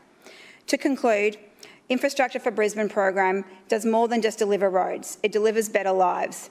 However, whether it's a new pathway to school, a safer intersection or a sealed street, these projects represent smart, long-term investments in the longevity of our suburbs. I'd like to thank past Chair, Councillor Wines, and the hard-working council officers who supported the planning and prioritisation of these projects, and I look forward to working with the new Chair, Councillor Murphy, to deliver these vital works. I know the residents of the Wynnum Manly ward join me in welcoming this continued investment in our beautiful Bayside. I commend the Program 2 budget to the Chamber. Thank you. Further speakers. Councillor Chongwal. Thank you, Chair. I rise to speak on Program 2, Infrastructure for Brisbane, and to express my deep disappointment at the direction this LNP budget continues to take our city. Strategy 2.1.3, Build the Transport Network, lists traffic calming projects. Across the entire city, this budget only funds 2 local area traffic management, that's LATMs, devices. Just 2 traffic calming projects for a city of over 1.3 million people. Meanwhile, in Paddington Ward alone, I could name over a dozen streets where residents are crying out for traffic calming. Just in the past year, I've spoken with many residents desperate for safer local neighbourhood streets. We know from the Lord Mayor's own words that he believes pedestrian crossings and traffic calming projects are downgrades. This LNP council does not care about pedestrian safety and doesn't understand the concept of livable neighbourhoods and how important this is to creating a community. My ward received few very minor works in this program budget, such as curb and channel upgrades. However, none of these projects are what my residents want, which is traffic calming in local neighbourhood streets, pedestrian crossings, wombat crossings, pedestrian refuges, and lower speed limits in local roads. Eagle Terrace in Auchenflower received $220,000 for curb and channel work under the Road Construction Minor Traffic Density Program as part of Strategy 2.1.3. Windsor Road, Red Hill received $119,000 for some investigation and design works under Suburban Corridor Modernisation Strategy 2.1.3. Two other minor commitments, road network work improvements designed for Countess Street Petrie Terrace under Strategy 2.1.1 and some preliminary design works at Kelvin Grove Road and Enoggera Road under Strategy 2.1.1. For these last two projects, I couldn't even get any information of the budget's figures for any of them. I want to put on the record that as a new councillor, it is embarrassing and incredibly childish to see our council committee chairs, LNP chairs, as happened in this committee, filibustering with fake questions and long answers just to stop other councillors from receiving what is public information. Information that should be available to all residents. This just undermines the democratic process. Anyone would think the LNP is running their own private company and not representing residents in a local government. They certainly act as if the Brisbane City Council is their own private company. They haven't forgotten that transparency is part of good, healthy democracy. This council can fund millions of road widening and traffic recalibrations that do nothing to ease congestion, but won't fund basic safety upgrades that communities are begging for. Excuse me, sorry. Strategy 2.1.3, Build the Transport Network, lists traffic calming projects, but the LNP administration appears to have redefined what counts as traffic calming, inverted commas. Some paint and separated refuge island are not going to slow down rat-running vehicles. The Lord Mayor and his budget continues to prioritise speeding motorists over the safety of residents and their families in local neighbourhood streets. I do want to acknowledge one community win. Strategy 2.1.3, Build the Transport Network, lists the Tawam upgrade projects. This includes design work for the Sylvan Road separated bikeway. After more than a decade of sustained advocacy from our bike user group and residents, this budget finally includes design work and forward budget projections to build the long overdue separated bikeway along Sylvan Road and Toowong. This is a win for the community, and I want to thank and acknowledge many individuals and groups who have been part of this campaign, including Space to Cycle Brisbane and all the city's bicycle user groups. Your work, your persistence and your vision is what has got us here. Since being elected, I've made this a priority. I will continue to push for a safe and well-connected bicycle network. Our fight for the safety and support of cyclists and other active transport users will continue. The bikeway is now 11 years overdue, and until there is real money, real machinery and real progress on site, and not just a design, we cannot get complacent. So I'm calling on the community to keep making noise, because until the first bike is safely on the road in a separated lane, we're not done yet. The LNP Council has a long history of promising future projects just in time for media stories, then letting them drop. Look at the so-called Bridges for Brisbane program. Back in 2019, we were promised 5 green bridges. Remember that fanfare? The Lord Mayor, the Lord Mayor stood up and promised iconic infrastructure that would transform how people move around this city. Well, fast forward 6 years and 2 have been quietly cancelled, and there's still no funding in sight for the West End to Toowong Green Bridge. Now, under Strategy 2.1.3, Build the Transport Network, which is Bridges for Brisbane program, all we have is the last payment for the Kangaroo Point Bridge. Despite being one of the most crucial missing links in our active transport network, despite spending millions on concept designs, despite glossy consultation rounds and artist impressions, we still don't have a business case for the West End to Toowong Bridge. This is an infrastructure program budget that priorises outdated transport priorities with no clear contemporary vision for urban mobility in the 21st century. Spending yet more money on winding roads, tinkering with expensive intersection upgrades, while we don't even have a basic separated cycle network on the main arterial transport networks throughout our city. Trying to cycle through Paddington Ward is completely unsafe or extremely slow. Trying to cycle anywhere out west, away from the riverside, is a disaster. This is an annual expenditure budget for Program 2 Infrastructure for Brisbane of about $1 billion and what is this LNP administration doing with that $1 billion? What is the outcome of spending $1 billion on a road network in 1 year?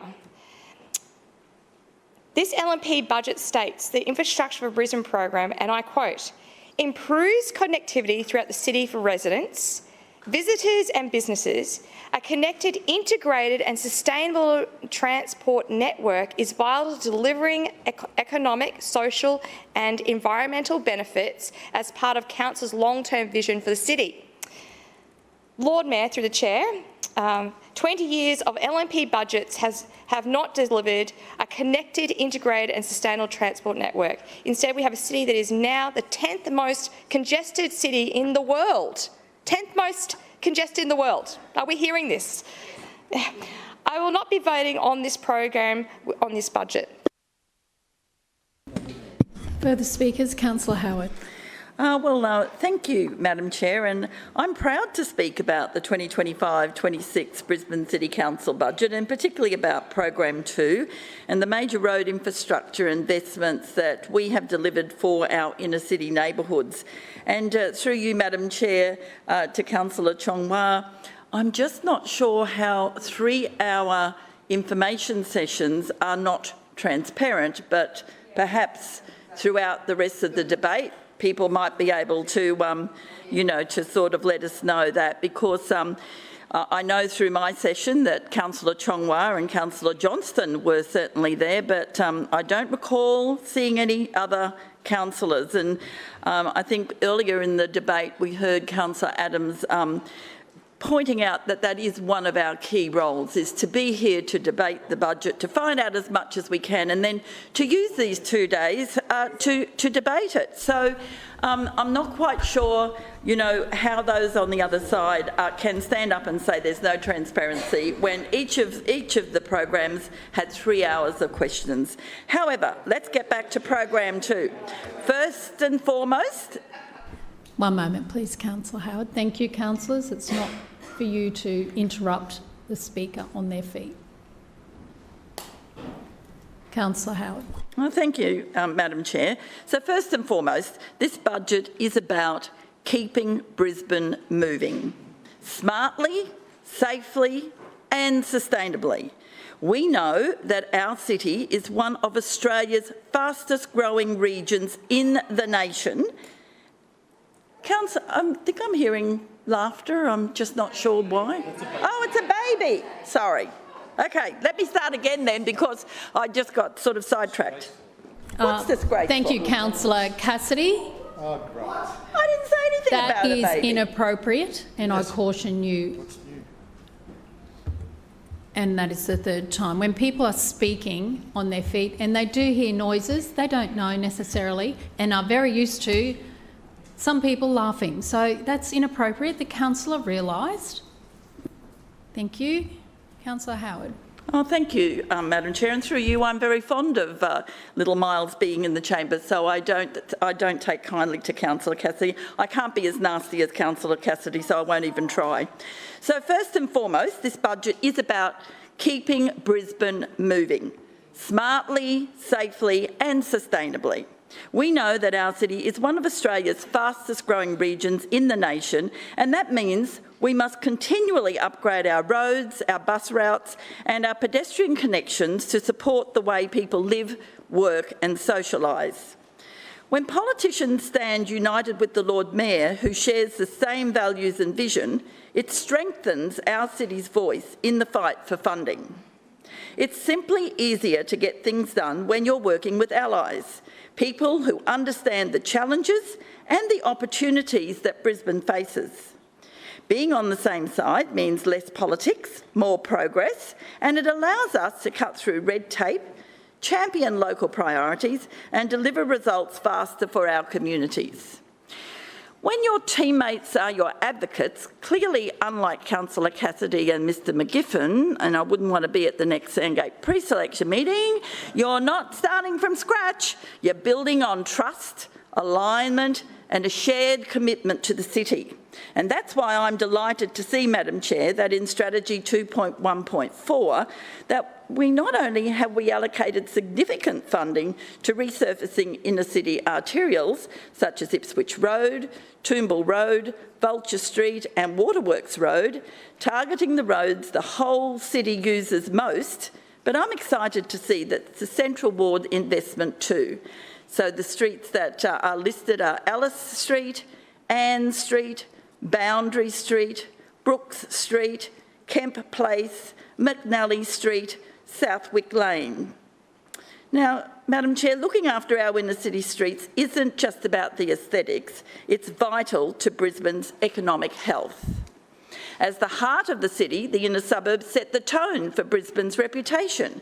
When we invest in these streets, we're investing in a stronger, more resilient urban economy for everyone.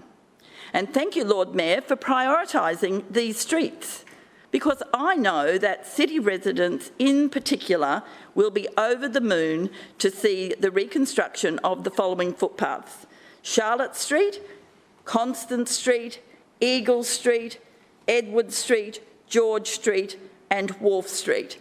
Madam Chair, through you, these inner city footpaths are just so important, particularly as we welcome many, many visitors to our city. So talking of priorities, I'd like to touch on 2.1.3, namely my local black spot projects. Now, some of Brisbane's busiest and most dangerous intersections will finally see long-awaited upgrades with the new state government backing critical local road safety infrastructure, including much-needed improvements at Gipp Street and St Paul's Terrace, Quarry Street and James Street, Doggett Street, Robertson Street. Under the previous state government, 6 out of 8 Brisbane black spot upgrade proposals were blocked before reaching the federal government for funding consideration, despite meeting the federal road safety program's funding criteria. Those rejections meant that Brisbane missed out on vital investment to improve safety at key intersections in Spring Hill, Fortitude Valley, Bowen Hills, Morningside and Salisbury, all of which recorded a total of 53 crashes over the 5 years. And Madam Chair, through you, the James Street, Doggett Street, Robertson Street intersection particularly, I was very proud to stand beside Trevor Evans and to talk about the support that Trevor was giving to that upgrade. The very fact that for years we have been asked by the local residents about that upgrade. It was put forward and the previous state Labor government refused to on-forward it to the federal government. So absolutely thrilled that that one is being sort of put through the state government, and I understand the federal government is saying that they will look at that one particularly. So like I said before, when politicians stand united with the Lord Mayor, who shares the same values and vision, it strengthens our city's voice in the fight for funding. We've worked with the new state government and they have signalled a stronger commitment to road safety and infrastructure in the inner city, unlocking the potential for projects like these high-risk intersections to finally proceed. Funding for these projects is administered by the federal government but relies on endorsement by the state. Under the previous government's approach, Brisbane received just 6% of Brisbane's total black spot funding compared to 34% allocated to Logan. Now, that imbalance left inner urban residents waiting longer for safety upgrades in high-risk, high-traffic areas. 2025 marks a positive shift in cooperation between levels of government and opens the door for Central Ward to receive a fairer share of the record $150 million committed nationally to black spot safety upgrades. Council looks forward to working closely with the new state government to ensure Brisbane's most dangerous intersections receive the safety improvements that they urgently need, because they help us create vibrant inner neighbourhoods where people want to live, work and invest. Madam Chair, I want to speak in detail about a project that is both highly visible and deeply meaningful: the fast-tracking of the Story Bridge footpath reconstruction in Strategy 2.1.4. As we all know, since March last year, both pedestrian paths on the bridge have been closed due to the structural deterioration found during inspections after Cyclone Alfred. We acted quickly. A fast-tracked tender organised by the Lord Mayor has allowed us to order custom-made decking material, a deck that I'm told resembles South Brisbane's boardwalk, and we anticipate delivery by mid-October. With $6.9 million allocated in this budget, we'll install that decking on one side of the bridge before the end of 2025, with night works ensuring minimal traffic disruptions. The other footpath will follow as soon as possible. This temporary decking is part of this year's budget's broader $18 million Story Bridge restoration package, which includes $6.2 million in structural repairs and a $5 million federally supported business case for full restoration over the next 15 to 20 years. Reopening the pedestrian paths is essential. We all want that. We understand cyclists are frustrated and we share your desire for better infrastructure. But turning two of the Story Bridge's 6 vehicle lanes into bike paths simply is not feasible. Independent traffic experts confirmed this would cause massive congestion across the city, impacting the Riverside Expressway, the inner city bypass, Wynnum Road and more. The bridge carries over 100,000 vehicles a day, including essential public transport. Even with barriers, that there just isn't enough space Councillor available. Howard, your time has expired. Further speakers, Councillor Cassidy. Thanks very much, Chair. My ears did not deceive me when I heard Councillor Howard say she was proud of the LNP's plans for a toll on the Story Bridge. Because what we just heard was an endorsement. Point of order, Madam Chair. Point of order, Councillor Claim Howard. to be misrepresented. I note your claim. Councillor Cassidy. Councillor Howard just called me a piece of shit. She just did. Councillor Johnston just heard that all the way over there. That is disgusting. Councillor. How dare you? I certainly did not hear. Yes. Councillor Howard, that's okay. How dare you? And especially those words, Councillor. It is inappropriate. No. Thank you. You might like to withdraw. I'll withdraw them, but Thank Councillor you. Howard should apologise for saying them, because Thank other you. councillors heard them say them. Chair, will you be... Trust me, I can hear everything up here and I did not hear So that, you will not Councillor take any Cassidy. remedial action against Councillor Howard for using that foul language? I did not hear Councillor Howard use that language. Yeah, sure. Only you. And I asked you to And I withdraw did. and I thank you. And I did. Thank you. Councillor Cassidy. So Councillor Howard is so proud of this LNP administration's track record of neglect on the Story Bridge. That's what we just heard then. This glowing report... Point of order, Madam Chair. Point of order. Claim to be Howard. misrepresented. I note your claim. So we just had Councillor Howard give this glowing report about the LNP's track record on the Story Bridge, and yet we have a Story Bridge literally falling into the Brisbane River.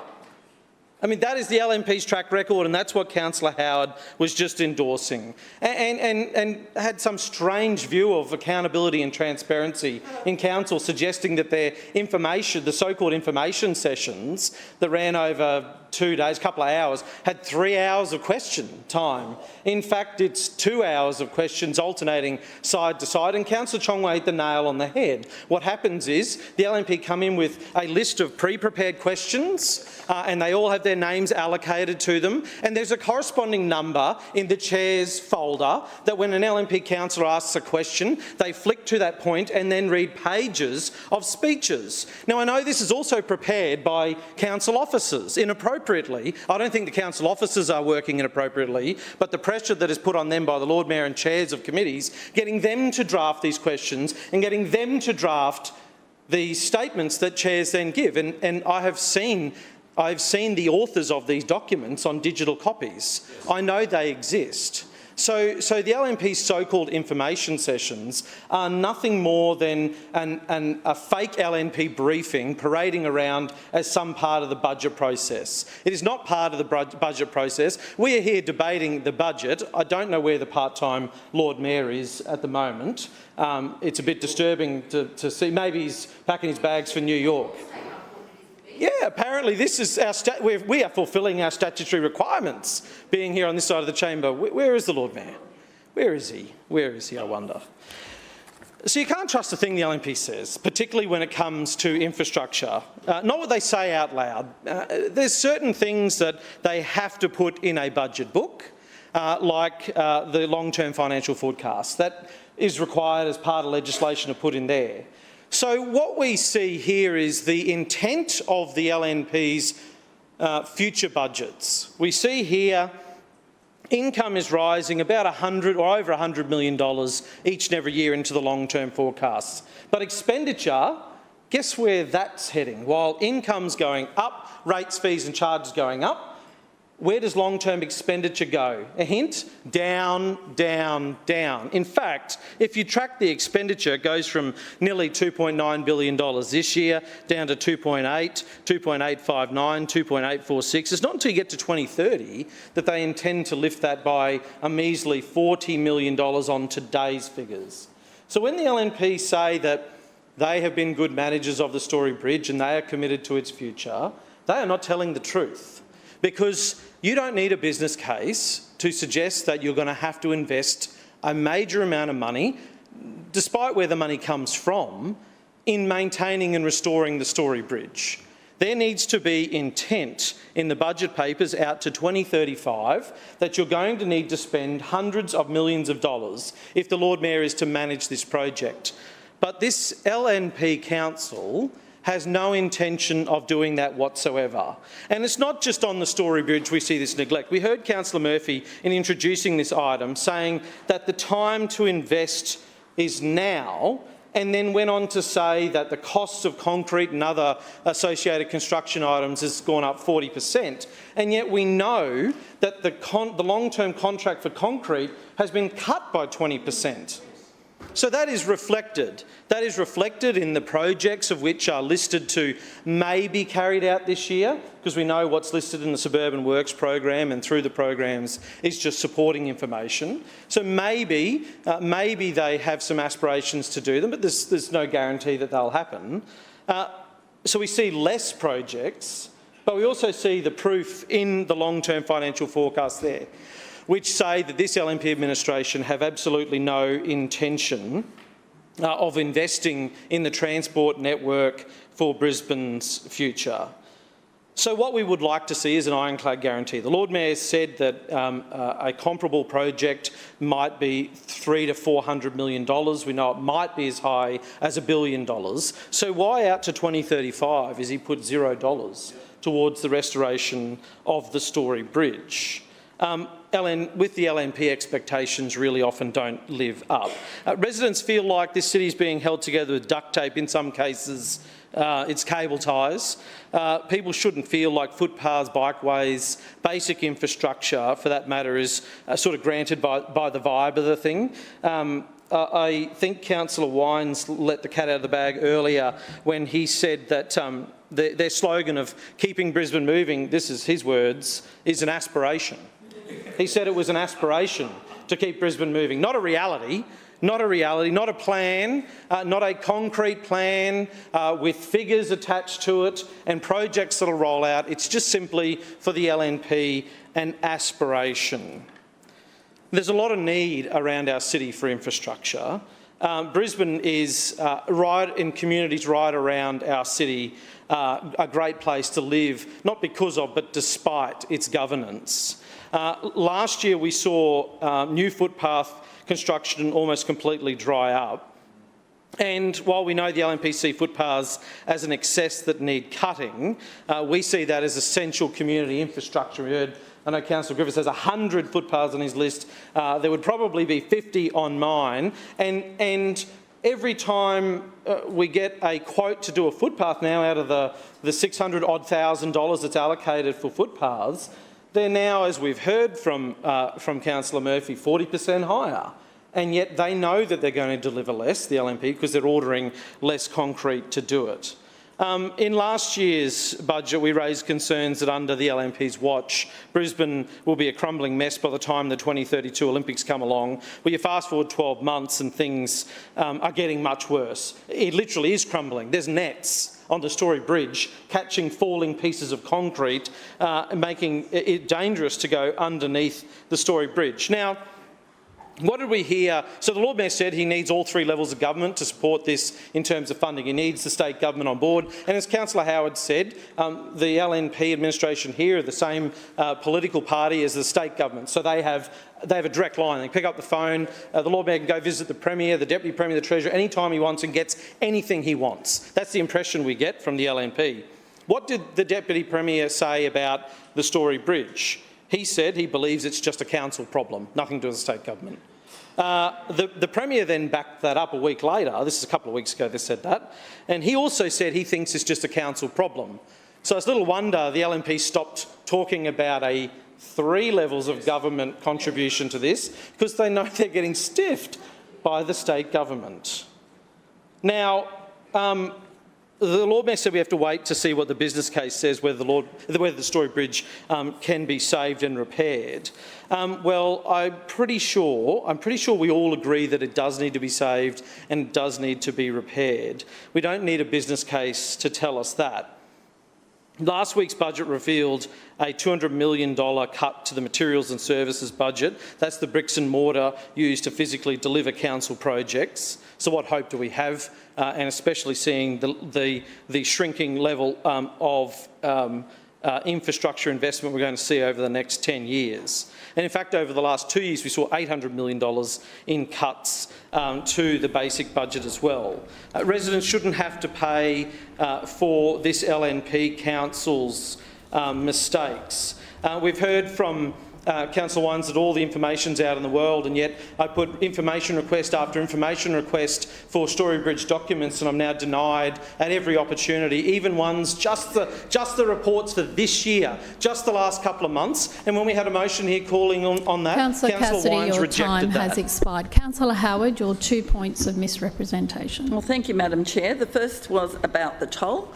Both the Premier and the Lord Mayor have consistently said that there will not be a toll. I have been verbaled by the Leader of the Opposition, and the track record on the maintenance, Madam Chair, we have spent over $3 million each year on that bridge. Can I just say, Madam Chair, that the Leader of the Opposition is used to telling porkies. He does it in front of cameras and in front of journalists. Thank you, Councillor Howard. Further speakers? Councillor Aderman. Yeah, thank you, Chair, and I'll attempt to restore some civility, decorum and truth to this debate. It is a pleasure to speak about infrastructure for... One moment, please, Councillor Aderman.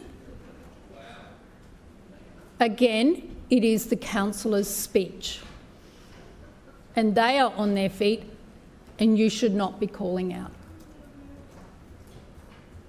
Councillor Aderman. It's a pleasure to speak about infrastructure for Brisbane, a Shrinner Council program that maintains the essential infrastructure to enable the safe and efficient movement of our residents. In doing so, I would like to thank the outgoing Infrastructure Chair on the outstanding job he did, and I know he will bring the same passion and commitment to his new role as Transport Chair. I worked closely with Councillor Wines, particularly in the aftermath of the floods and the cyclone, which caused considerable damage to council infrastructure and assets in my ward, and I appreciate everything he did to help me escalate repair work and minimise inconvenience in my local community. I also want to thank him for the installation of 7 flood warning signs at different locations in my ward.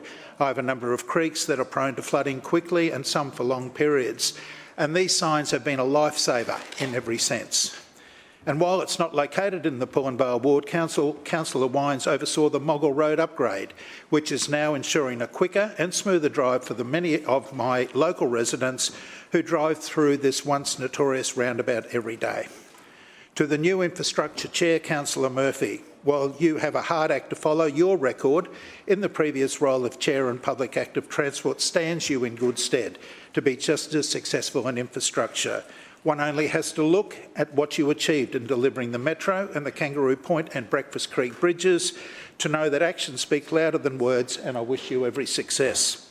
Chair, in the time available to me today, I want to elaborate on the initiatives in the infrastructure program as they relate to my ward. I will start with a favourite of mine, Strategy 2.1.1, Active School Travel.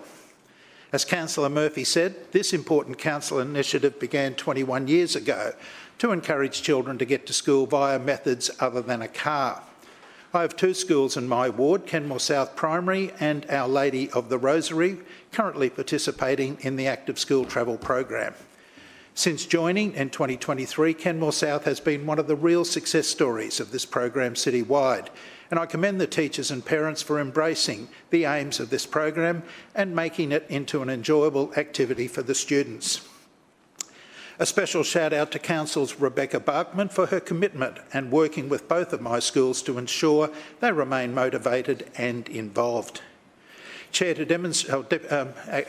Deputy Chair, to demonstrate how successful this program has been, at the beginning of 2023, 27% of Kenmore South students used modes of transport other than private vehicle to attend school. They set a goal to be at 50% by the end of the year, but that target was met by May, so it was revised upwards to 65%, but that too was exceeded. Little wonder that they were crowned Active School Travel School of the Year in 2023. And last year, while just pipped for the major award, Kenmore South still took out 2 of the awards for the highest percentage of active travel and the greatest increase in active travel. I was at Kenmore South School last week where I presented 2 scooters to be used as incentives for active school travel, and after receiving an update on how they were going in 2025, I won't be surprised if they figure again on presentation night this year.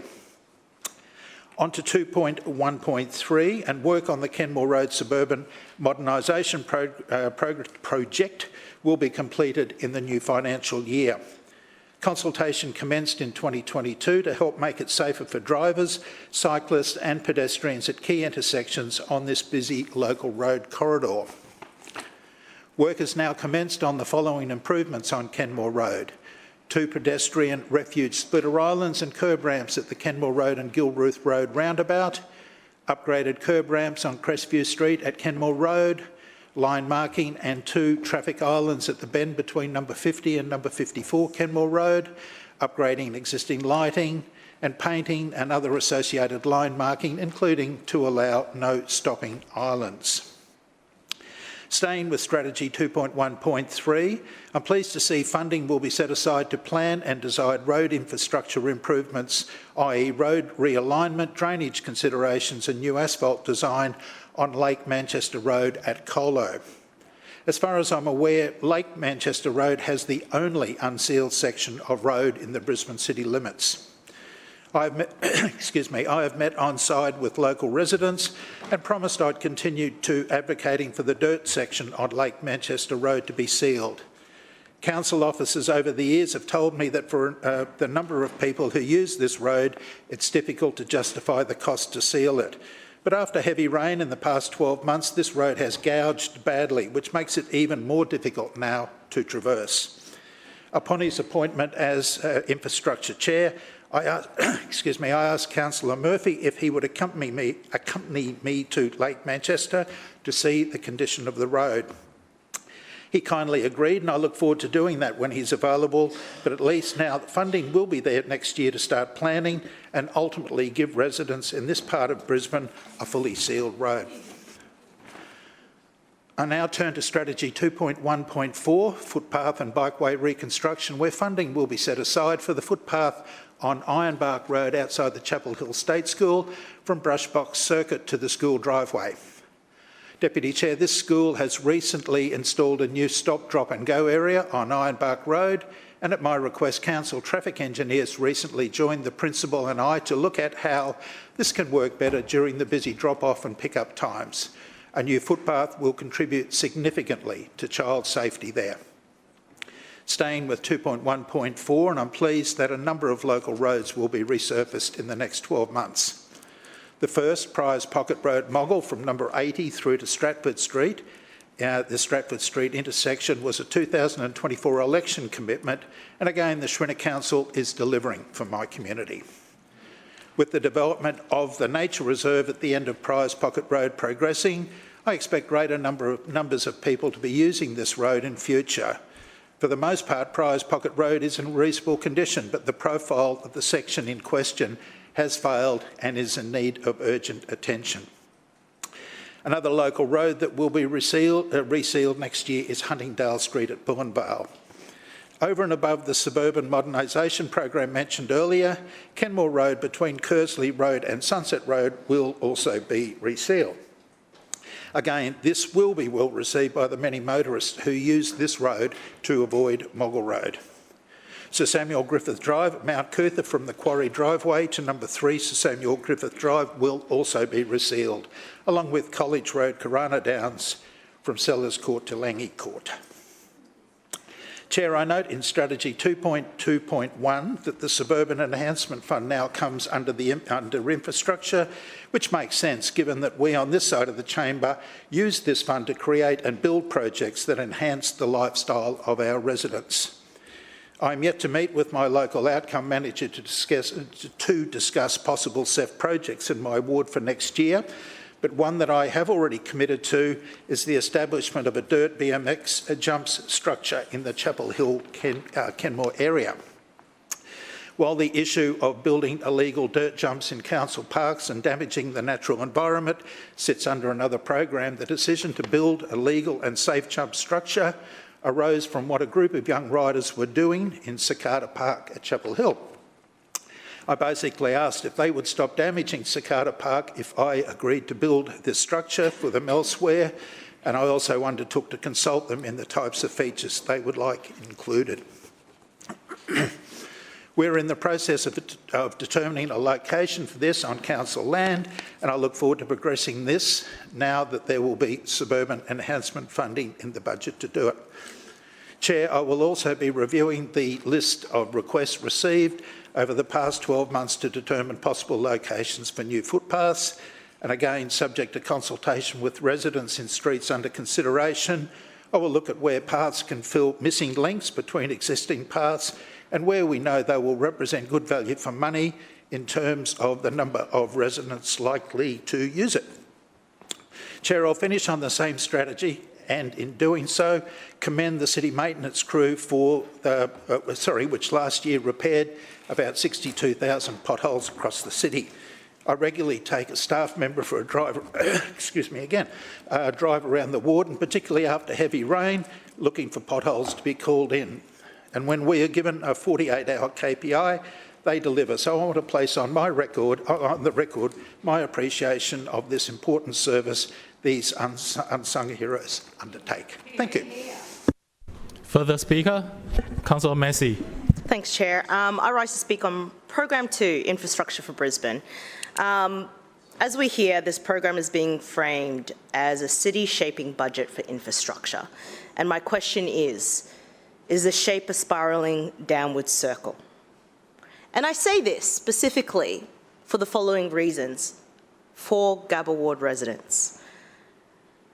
This transformation that we speak about is just press releases and not a program of delivery for the residents. I'm going to begin with the Shaftesbury Avenue bikeway.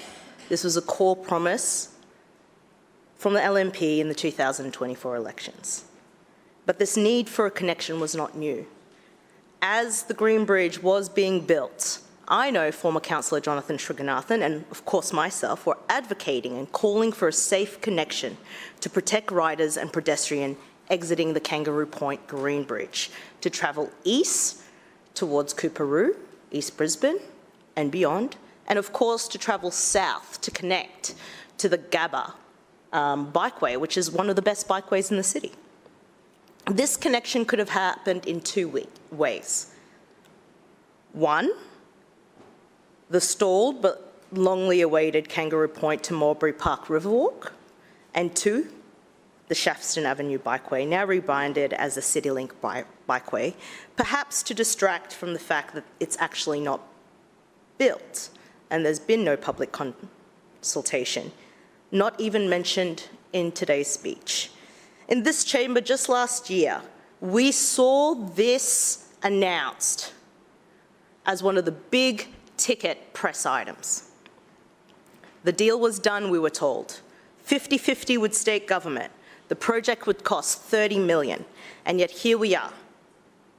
This budget shows no commitment to construction, until at least what it seems may be 2026-27, even though it was said that we could have got it done within a year. That's 2 years too late. And this isn't just a delay, it's actually another broken promise to residents of Kangaroo Point and East Brisbane. Now I turn to the other solution, which is the Kangaroo Point to Mulberry Park Riverwalk, the second possible option. That project is clearly stalled. It's been put on the shelf quietly. It lies in our LGIP, untouched, untalked about, undiscussed. And it's not alone. We've seen no new commitment for the Vulture Street bikeway, despite public release of the draft designs last year, and we were told it was a priority. We were shown potential preliminary work. I was shown, certainly. But when it came to fund it, even co-fund it with state government, even advocate for its funding, nowhere to be found. Again, it lies in the LGIP. Nothing. And while we're talking about strategic corridors, where is the Montague Road study? Seriously, where is it? This is one of the most important multimodal corridors in the inner city. It links West End, South Brisbane, schools, employment hubs, and dense residential areas. Today already, and future dense residential areas. The initial study was meant to be delivered after long delays this month. And we were told during that second stage of consultation that it would support a safer, more integrated future for walking, cycling, and public transport on Montague Road. But in this budget, in the forward estimates, it's nowhere to be found. And I will say this, I know the next step for this corridor is a corridor planning study. I get it. We're not going to go into straight to Cap S. And yes, I absolutely remember the consistent statements by the previous chair of infrastructure when they stated that this was a state project. But it's not. Parts of it are in the LGIP, which is under our administration. And if anything, the truth is it is a joint project, and it is now one between the LNP Council and the LNP state government. So if it is a priority, time to see some action. Because that program is fundamental to managing intensification within an intensely densifying area. It's the TLPI, the Coorparoo TLPI, which is predominantly failed, but we'll see what happens next, does push density without infrastructure, and the consequences are showing. Montague Road, the spine of that precinct, is being ignored. And can I just say really clearly right now, I am happy to be wrong about this. I would absolutely welcome a correction from the chair. Okay, let's talk bridges. I'll go briefly through this, but we do have to get this on the record. We're now 5 years into the Lord Mayor's own 10-year commitment to deliver 5, then 4, then 3 green bridges. And now we have the West End and Toowong Green Bridge. It's the one, I guess, the chosen one. And what do we have? No timeline, no build contract, no funding agreement. But what we do have, and it's important to state this on the record, is still $184 million allocated to green bridges somewhere in Brisbane City Council's budgets. Untouched, I hope. I could be wrong. And that would lead to the total of the 10-year commitment of $550 million for delivery. But once again, for this project, the hand is out, asking other levels of government to fund this project that this administration said to media, run an election campaign on, gave the shiny torch to, was its own. That's not leadership. And then, of course, there's the Story Bridge. In full honesty, it was this time last year when the alarm bells started to seriously ring. And that was because it was stated the $80 million for the Story Bridge that was allocated over 5 years for maintenance to blast off lead paint and rust, wasn't enough.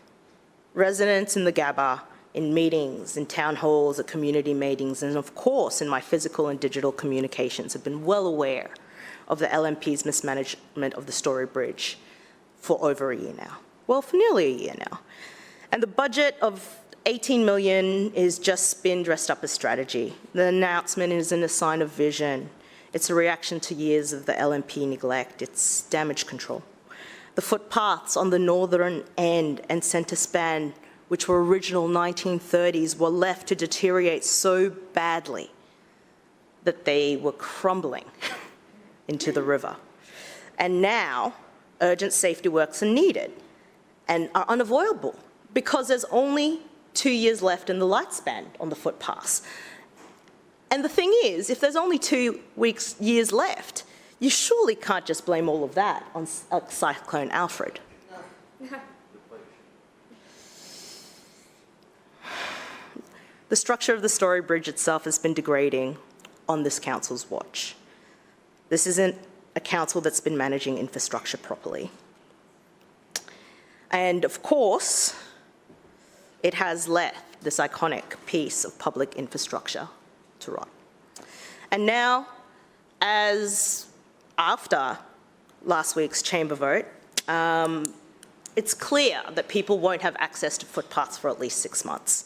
But I will say this after that vote. Where is the evidence?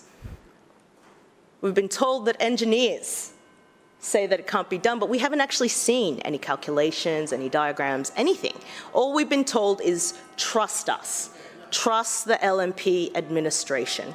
To that I say, lol, laughing out loud. Look, I think to close, I'll talk about one of my biggest disappointments in this budget, and that is the missing Wellington Road crossing, a shared infrastructure project for residents in Kangaroo Point in East Brisbane. I saw the designs and costings back in 2023, and from my understanding, and I do believe this, through you, Chair, the Deputy Mayor themselves does note the need for this, because it's not just about general access for residents, and it's also about the safety of Brisbane State School students. I mean, from memory, again, I say 132 people per hour crossing a 4-way highway intersection. That's a priority, yet we've seen nothing. When will it be announced? I might just take a little punt and say the 2027-28 budget, if you get what I mean. And so here we are. The LNP administration promised a Shafton Avenue bikeway, delayed 2 years, a river walk for years, shelved, a Green Bridge program, half funded, undelivered, Montague Road study, still not delivered, 3 years later, a Wellington Road crossing, forgotten. So if this is a transformational budget that's going to change Brisbane, then it's undeniably in the shape of a circle spiraling downwards. Councillor Massey, your time has expired. Further debate. Councillor Landers. Deputy Chair, I rise to talk about Program 2, Infrastructure for Brisbane. The infrastructure program has been delivering improvements over many budgets to improve the urban road network and ease congestion in my community. And importantly, it has been delivering safety enhancements. It's all about keeping Brisbane moving. Within this year's budget is Stage 1B of the Beams Road upgrade between Castle Grove Avenue and Handford Road. Works will include widening of the roadway from Castle Grove Avenue to Handford Road, installation of a new shared path and an underpass at Cabbage Tree Creek for people walking, riding and scooting. And I'm also happy to add that a new school zone with a timed 40 km/h speed restriction and flashing lights will also be installed as part of the Crisafulli Government's Beams Road rail level crossing upgrade. Deputy Chair, I am so excited to see this next stage of Beams Road underway. The Beams Road upgrade is such an important project. With the increased growth in this area, it is important that this is a priority project with now over 19,000 vehicles currently using this corridor and heavy vehicles making up 5% of this traffic movement. This is predicted to increase to 26,000 vehicles per day by 2031. And I can say, Deputy Chair, that when the former Labor state government finally got on board with Council and the federal government to build the Beams Road overpass and remove the train line crossing from this corridor, I could see that once completed, this corridor is going to become even busier and become a vital link that will also support the state and federal government while works take place on the Linkfield Road overpass nearby. I know that early works are underway at Linkfield Road and the tender process will commence shortly. Like the Linkfield overpass, the federal funding to contribute to the Beams Road upgrade was secured by the former local federal member Luke Howarth. And following extensive consultation with locals, the upgrade will provide 4 traffic lanes along the corridor, widening of the culverts at Cabbage Tree Creek, safety improvements at various intersections between Lacey and Handford Road, with the signalising of the intersection of Beams and Dorville Road and installation of a centre median strip now complete. Since this project started, we have seen the Castledine Urban Village project almost completed, including an aged care facility, childcare centre and residential homes. The Holy Spirit College has been built and increases every year. It showed great foresight by the Schrinner Council and the former Liberal federal government to do the consultation and planning for this major corridor upgrade when it did so in order to ease congestion and deliver better active transport with improved pedestrian and cycling facilities and accessibility. Of course, we all know that despite this planning and funding of this project, like many other vital projects, it was caught up in the new Labor federal government 90-day review of infrastructure funding. Many things had occurred prior to this project getting underway, including COVID, which presented its own issues with the consultation and the planning, but also we experienced the 2022 floods. It was very disappointing that this project, which was ready to go, was caught up in the review. Councillors will also remember that despite the councillor for Deagon Ward and federal member for Lilly acknowledging that federal funds and council funds will deliver a great outcome for the community, less congestion and more jobs on the north side, yet they did not advocate to the Labor federal minister on our community's behalf. It was left to the Lord Mayor, Councillor Wines, Luke Howarth and myself to write to the minister to ask for the funding to be given the green light. Council had ordered pipes manufactured in Queensland for this project and stored them at Telegraph Road due to the demand for materials and the increasing costs. We wanted to ensure we had what was needed to deliver a big pipeline of road and transport upgrades. So it was very frustrating that this project was held up. Fortunately, at the last minute and before the contract fell through, and the risk of losing a contractor and facing new and increased costs, we got the go-ahead by the federal government, and I do thank Minister King for that. It is such a shame that Councillor Cassidy, instead of fighting for Brisbane to his federal Labor colleagues, continues to waste time and money on fake campaigns. This is a councillor who ignores the Lord Mayor and the Premier's clear and resounding ruling out of any kind of toll on the Story Bridge. The only person talking about a toll is Councillor Cassidy. Obviously, that was his thought bubble. This is the ridiculous solution he would have if he were in charge, and thankfully he isn't. The bridge is part of the Bradfield Highway, Councillor Cassidy, through you, Chair. Just like the Bradfield Highway in Sydney that incorporates the Sydney Harbour Bridge, the Story Bridge deserves federal funding as well to provide a timely and full restoration. Instead, we see time, money and resources wasted on silly fake campaigns. What the councillor for Deagon Ward should be doing, if he represented his community and the City of Brisbane, would be to petition the federal government to support future upgrades of the Story Bridge. But instead, he has spent his weekend in the city and not Deagon.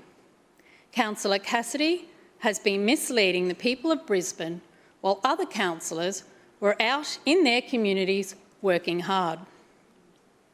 I know on the weekend I was at my local AFL club, Aspley Hornets, on Saturday, and Norris Road State School PNC Saturday night at their 80s bingo night, and then driving miniature trains to help the Brackenridge Lions volunteers on Sunday at McPherson Park.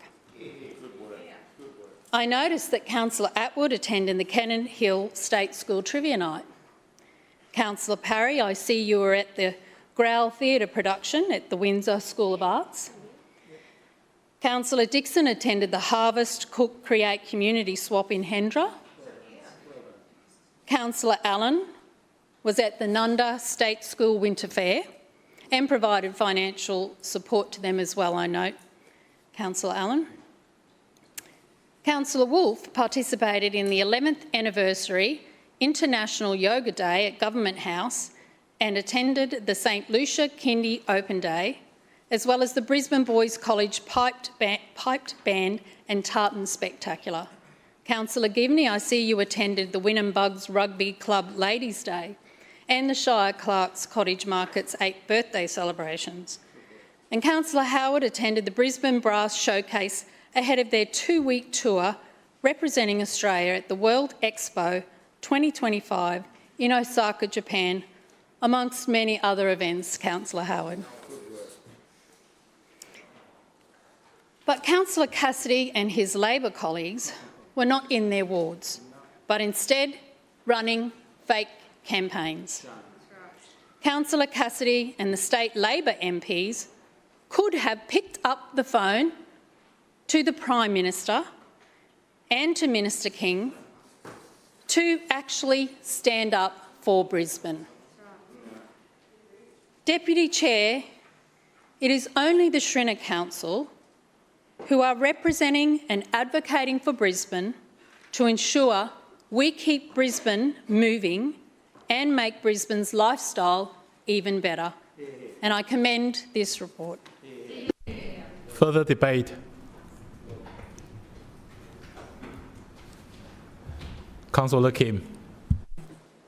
Thank Thank you, Chair. I rise to speak on Program 2, Infrastructure for Brisbane's Growing Population. And today I bring to this chamber not another statistic, but another voice. A young resident who has grown up inside this program, and not a small-minded one like we heard Councillor Murphy call residents just earlier. Not beside it, not after it, but inside the mess this program has left behind. Gunor is 14 years old. He lives in Pollara, and he's one of 20 members of the Callumvale Youth Advisory Council, a group I established to give young people the space to shape the city they are inheriting. I sat down with every single member of this council and asked them why they joined, what they care about, and what they want to see change. Gunor responded by writing a speech, because the way his suburb has been treated, or rather ignored, is something he lives every single day. Here is his speech in full. Pollara, for the most part, was a relatively undeveloped area, only consisting of sparsely populated acreage properties and only receiving electricity supply in 1961. There had been basic infrastructure such as Ritchie Road State School, which opened in 1959 and changed its name to Pollara State School in 1975. Before it, there was little to no public transport. The area had been isolated for decades, but in the past few years, things started to change. More and more housing developments were built, and with that came a wave of young families, people with hopes, jobs, kids, and a future. Today, there is only one bus route that passes through Pollara, the 126, and even that doesn't run on Sundays or at night. If you miss it, you're stuck, and that's it. Many families, especially the ones that have just migrated to Australia, rely on public transport. If the bus doesn't show up or doesn't come often enough, they miss work, miss school, or can't access healthcare. It's not just about transport, it's about opportunity. The roads in Pollara are narrow and dangerous. Some don't have footpaths. There are intersections where visibility is terrible. There's no traffic lights or roundabouts. Garbage trucks struggle to get through the new states. Heavy rainfall floods streets, and we feel forgotten. I go to school with kids who walk along unlit roads, who wait in the sun because there's no shelter at the stop, who can't do sport or tutoring because they can't get home. All we ask is for a fair go. If Brisbane is growing, Pollara is the proof. But if this is how growth is managed, then we're not growing well. I hope Council can hear us. We're not asking for luxuries, we're asking to be seen. Chair, this is what Program 2 looks like on the ground, not as a project plan, but as a daily lifestyle for people like Gunor. The budget papers say this program funds transport and enabling infrastructure for urban growth areas on page 109. But in Pollara, right now, which I hope with these promises in the Suburban Works program that they will deliver this year, there are no intersection upgrades, no proper footpath network, no flood mitigation despite repeated waterlogging, no lighting on walking routes to school, and the 2 promised bus stops on Laxton Road delayed again. What Gunor is describing is not a planning oversight. It's the product of years of infrastructure choices made in this program, choices that consistently fund established inner suburbs while growth areas are left with the bare minimum.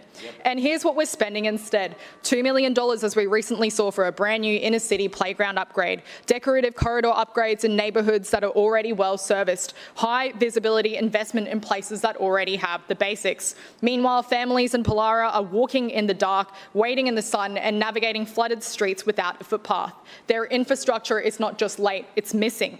And what makes it worse is the silence. No explanation, no transparency, no honest accounting for why the fastest growing suburb is one of the many communities that continue to be left behind.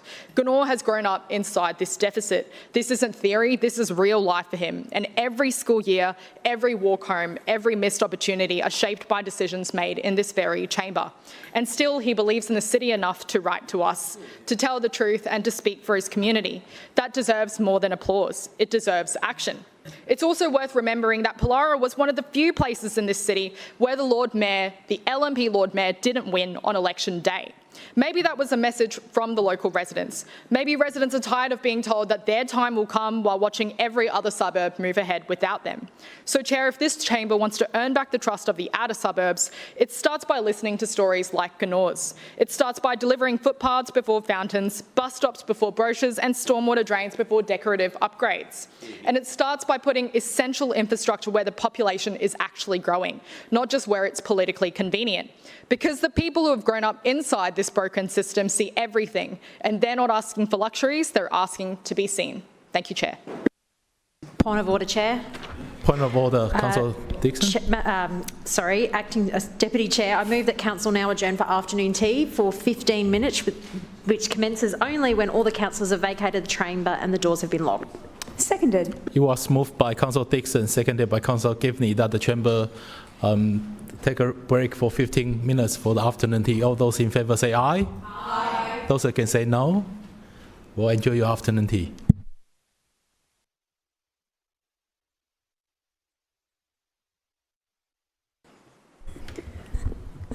Further speakers, Councillor Toomey.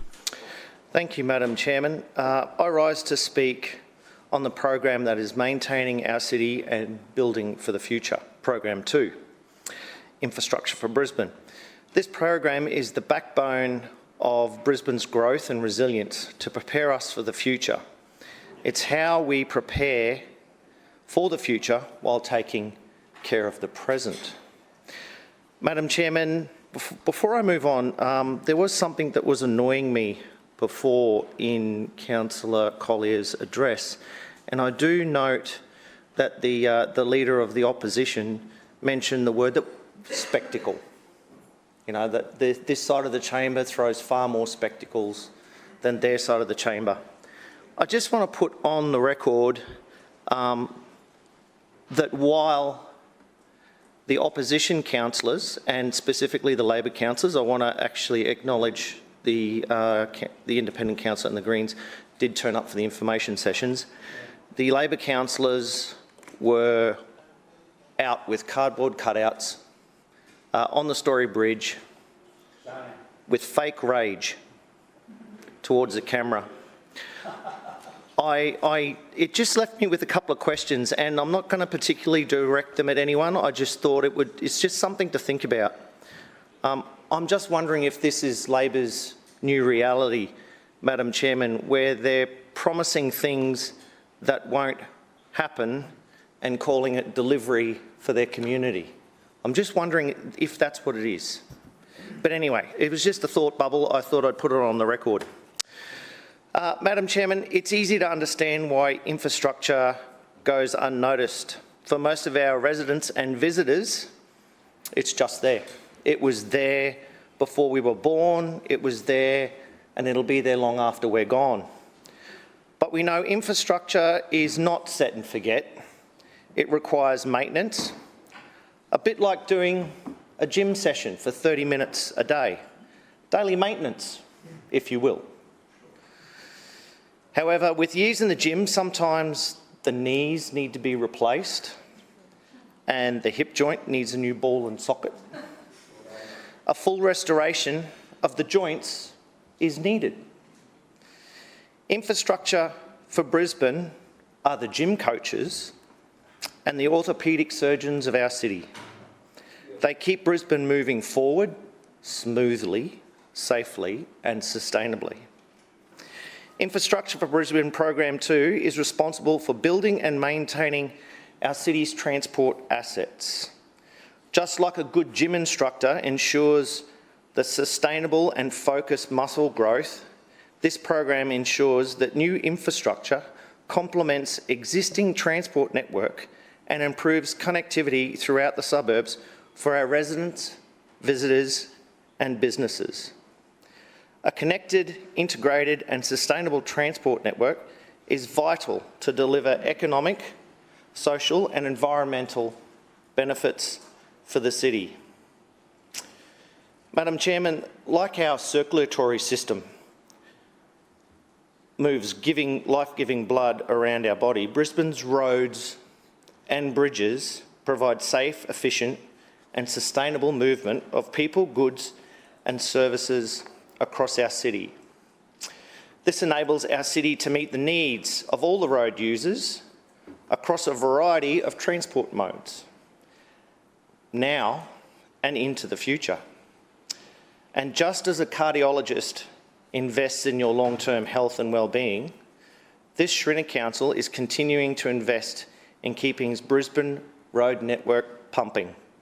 By collaborating with other levels of government, we're ensuring our transport infrastructure meets its needs sustainably.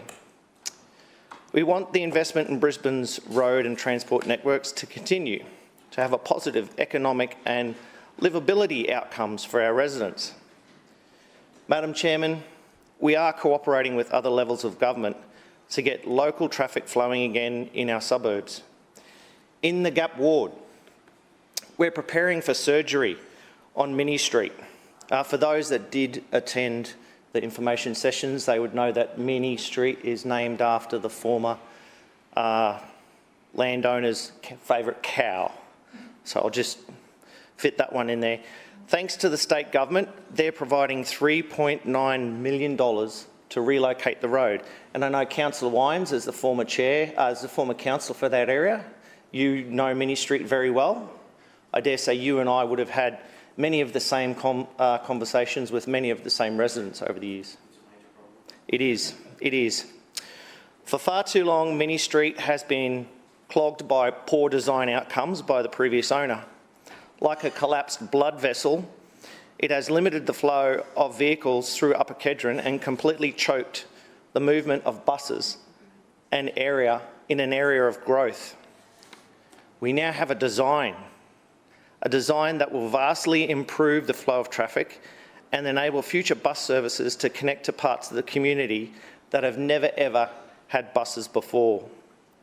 The design also includes infrastructure for cyclists and for pedestrians, but by far the biggest benefit is the improvement of access for emergency services in an area where bushfire is a real risk. Madam Chairman, the previous state Labor government fed my community a line for over a decade about bushfire safety in Upper Kedron. Those who were in the chamber at the time may remember how Cameron Dick used his ministerial powers to stop bushfires in the Diagula Range National Park with a wire fence and limited the positive change in Upper Kedron forever.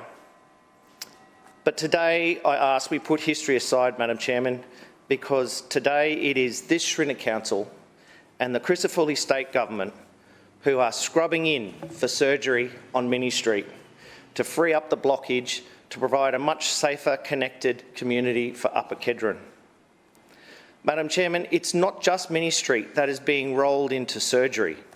Other projects, such as the intersection upgrades in Forest Lake, Beans Road, Hamilton Road, Preble Street, the theatre is booked. Our officers are prepped for quite a number of projects across the city, and we will be delivering real outcomes and benefits for the suburbs. As I mentioned before, Madam Chairman, maintenance is key, a key component to life cycle management and longevity. Our maintenance program across the city and suburbs provides residents with an attractive landscape, an effective transport network and other services that supports growth. And to use the gym analogy once more, investment and consistency in movement is key to producing noticeable outcomes.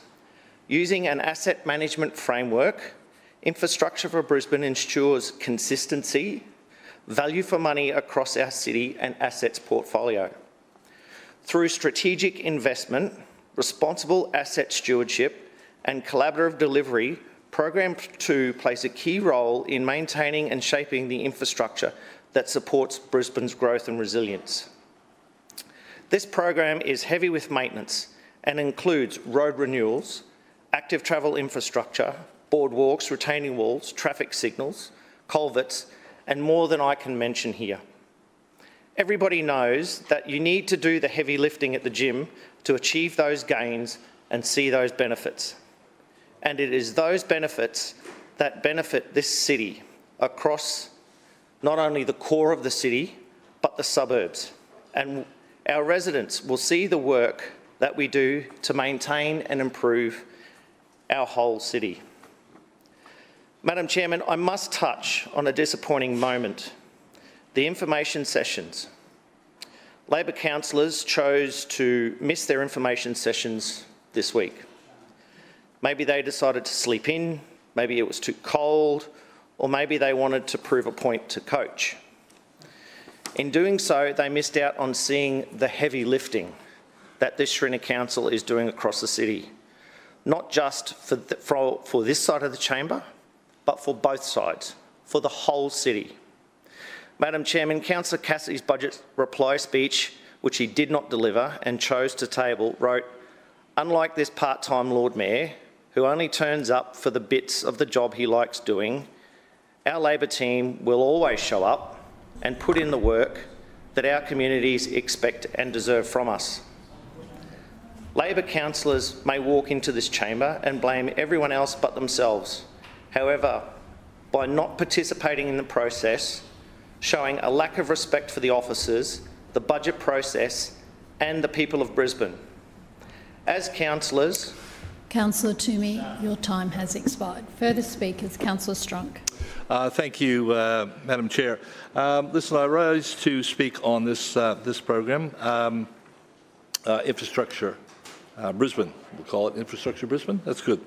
And I'll just take up a couple of points before I move into the strategies. And first to Councillor Toomey, we're talking about the part-time Lord Mayor.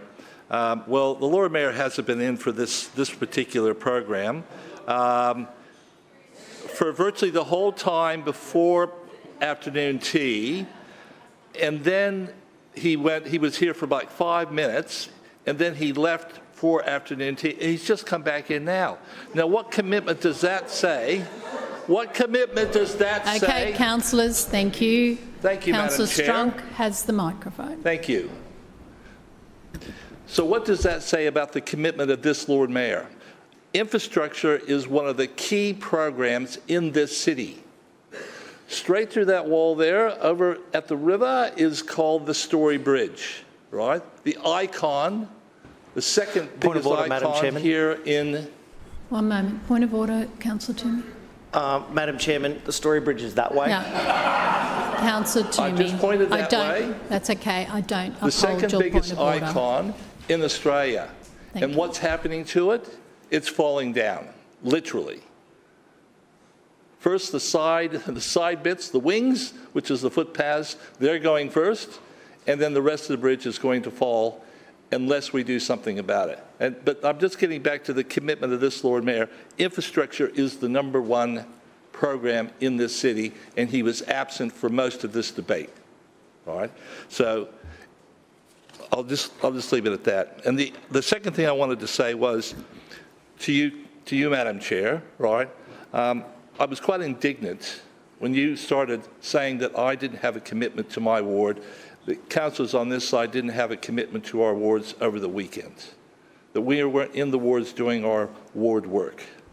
I'll tell you, on Saturday, I was at a Lions barbecue the whole day at Crossacre Street for 2 hours, went to the Kangaroo Point Park, did my commitment up there, and then I went straight back on Sunday to the Lions barbecue at Crossacre Street.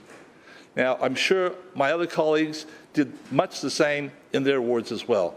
And maybe you should just get on the phone and check out your facts first before you start throwing darts. Okay. Back to the strategies. Road resurfacing. Point of order, Madam Chairman. Point of order, Councillor Toomey.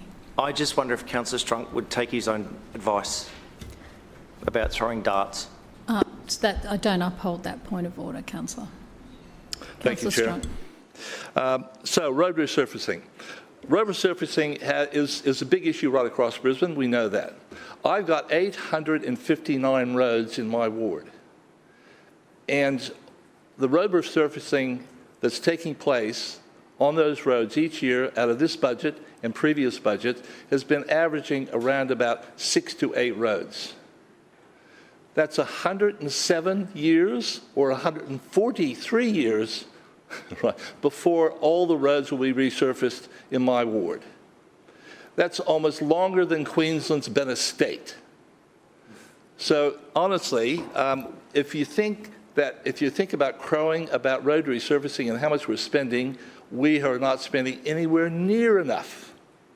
And when I traveled across on Sunday across the Story Bridge, right, to Howard Smith's wards, that's got to be one of the worst roads surface in Brisbane. I thought my boundary road was bad in my ward. That is like twice as bad. And that's what people travel, 110,000 people travel over every day. And we can't even keep it smooth. Yes, it needs reconstructed, but honestly, what are we telling people when they're going across that bridge about how we care for the infrastructure of the city? I think it really, especially the tourists, people coming from interstate, they go across that, and I'm sure the Sydney Harbour Bridge isn't that bad. Now, I haven't been across the Sydney Harbour Bridge in a lot of years, but I'm sure it's not that bad. Listen, the neglect of the bridge is palatable. Standing just near the lift there on the at the Kangaroo Point Park, looking out at the bridge, right? It looked pretty sad.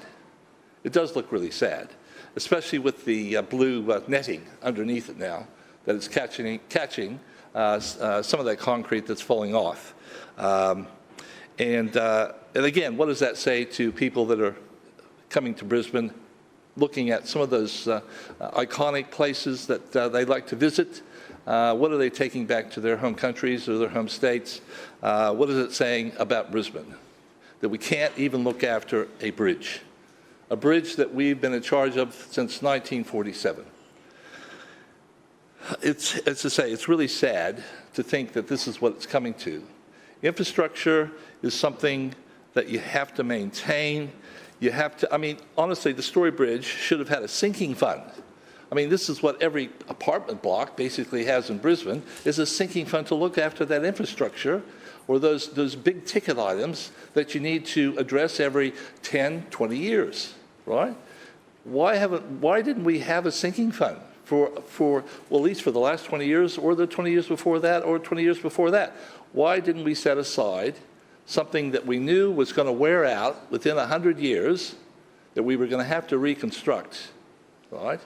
It's common sense. You know, you have that sinking fund. Yes, it can be in an account earning interest. That's fine, but you got to put it away so that when a big ticket item like that comes up for reconstruction, you've got the money. You don't have to go to the federal government. You don't have to go to the state government. It's your it's our responsibility, all of our responsibility, to make sure that we deal with that sort of infrastructure reconstruction. I'll leave it at that. Okay. Now, in my ward, we have a small program or project that has been rolled over again. It's a turning lane. It's a turning lane from Forsyth Boulevard into Willaroo Street off Homestead Way. And we've been looking forward to that turn because it's really important, because we have two schools that rely upon residents being able to turn right into Willaroo Street to let their kids off at a couple of schools. And currently it only holds around about six cars, and it will at least double that, if not a little bit more. And we've rolled it over again. Now, it's not a huge amount of money, so I don't know what's going on. Are we that broke that we can't even do that? Yes. Right? We got to keep rolling it over. There's also another issue in Joseph Banks, right, which we've been on for years and years and years, and it still hasn't been looked after. And that's a network, local access network improvement, right? So that people can get across Joseph Banks, right, from one side to the other to catch a bus. And it's really unsafe. They've been doing it for years. It's about time that we fund that. And again, it's probably a few $100,000, right? It's easy to say, a few $100,000. It's still a lot of money. But we've been asking for it in our submission to the Lord Mayor's budget for years and years and years. And honestly, the locals cannot understand why we can't get that at least done. Finally, for what time that I have left, I'd like to talk about the intersection of Azalea, Archerfield, and Pine. Now, the new chair raised that as a project that is in this year's budget, but again, it's planning, and it's acquisition of land. Now, that's supposed to take a whole 12 months to be able to do that, but and council officers, when they gave me the briefing, said that it does take a long time because you got to work through the state government. This land acquisition takes a long time. It could take up to 12 months. It's your friends in George Street now. Pop along and see them, knock on the minister's door and say, hey, right, let's speed these things up. You can speed all sorts of other planning issues up. So let's speed this one up. Now, we checked with the landowner, and they are quite happy to talk to council officers about that acquisition now rather than later, so we can get that out of the road. And so I basically said to them, well, and we said to council officers, you can talk directly to them. I'm obviously out of it. You know, I'm only a councillor. We're not supposed to do anything along those lines. But they made the commitment to me that they're willing to sit down and talk now about that acquisition, so that should not take that length of time. So instead of being able to deliver this project not until sometime in 2027, right, and that would probably be the end of 27, guess what's happening early in 28? I think there's an election. Honestly, the amount of accidents that happens in that intersection, as Councillor Wines knows, he's told me in the last 5 years there was 38 reportable accidents in that intersection. That was probably greater than almost any other intersection in Brisbane, right? We need to get it done now, not in 2027. We should actually Councillor be able to bring Strunk, your that time forward. has expired. Thank you. Are there further speakers? Lord Mayor. Thank you, Madam Chair. It gives me great pleasure to speak in support of the infrastructure program. Welcome aboard, Councillor Murphy. Thank you, Councillor Wines, for your contribution in this portfolio. Exciting 12 months ahead. And this side of the chamber, unlike those opposite, actually believe in upgrading roads. Yes. We actually believe in it. The other sides say they believe in it, but then they occasionally let the cat out of the bag when they make comments in the lead up to an election saying upgrading roads will not fix traffic congestion, showing what they really believe, which is more like the Greens, who believe in downgrading roads. We know that they believe in taking away lanes of traffic. They believe in slowing down the traffic with ridiculous speed limits like 30 k's an hour across the board. We know that Labor believes in that as well, and they tried to back away from that. But we actually believe in upgrading the network, and our record shows that we've continued to do that, and that continues going on. We also are investing in the existing road network as well. There's more than $100 million over the coming 12 months in road network renewal, including the resurfacing program. And so that is a significant investment in the network in making sure that our roads are smoother and safer. There's major works on the next stage of the Beams Road corridor, and it was great to stand with you recently, Councillor Landers, talking about that next stage that's coming soon. It's great to see the progress of what's been delivered already. The first stage of the works that we completed, the state government's overpass now well underway and coming together nicely, and then the next stage beyond the overpass, which is coming soon, which also includes important pedestrian and cyclist improvements too. This program will also push the limits to see what we can do with new technology. And this is a thing that we should be getting quite excited about, because there are amazing opportunities now and new technologies that weren't available just a few years ago, and that technology is growing exponentially. And so if we can do more to manage the existing network more efficiently and prioritise public transport, prioritise people movement, these are the type of opportunities we want to put to the test with our Smarter Suburban Corridors program. There's a whole lot of important maintenance work going on in this portfolio as well now, with city standards merging back into the infrastructure portfolio, and that will allow the ongoing high standards that we've had with maintenance to get even better this coming 12 months as well, and you'll see that rolling out. because we know that we've continued to invest significantly in the suburbs, with each year well in excess of our target of 80% of the budget going into the suburbs. Once again this year we're exceeding that target, and it will be 85% going into the suburbs. Now, there's been a lot of commentary about the Story Bridge, and it is quite clear that those opposite have not read any reports, and they've not listened to a word that has been said about the Story Bridge, because they have continued to try and peddle a ridiculous campaign which has no basis in truth, and ultimately, just like they always are, they'll be found out. Because in the end, as we come to the next election, I can tell you one thing that won't be happening. There won't be a toll on the Story Bridge. There won't be a toll. And so people will look back at this fake campaign that they've tried to run, where they go out to local areas and they talk to the local Labor Party MP, and they call that talking to residents. Or they talk to the young Labor renter crowd and they call that talking to residents. If they're not in the gallery, they're out on the streets. But it's the same Labor stooges that they're talking to. Councillor Griffiths mentions names in here, but he's never actually provided those names to me. And so Councillor Murphy rightly raises the question about whether these are real examples or whether they are completely made up. Let me guess. We saw on Channel 9 on the weekend, the concerned resident that was speaking was a member of the Greenslopes branch of the ALP.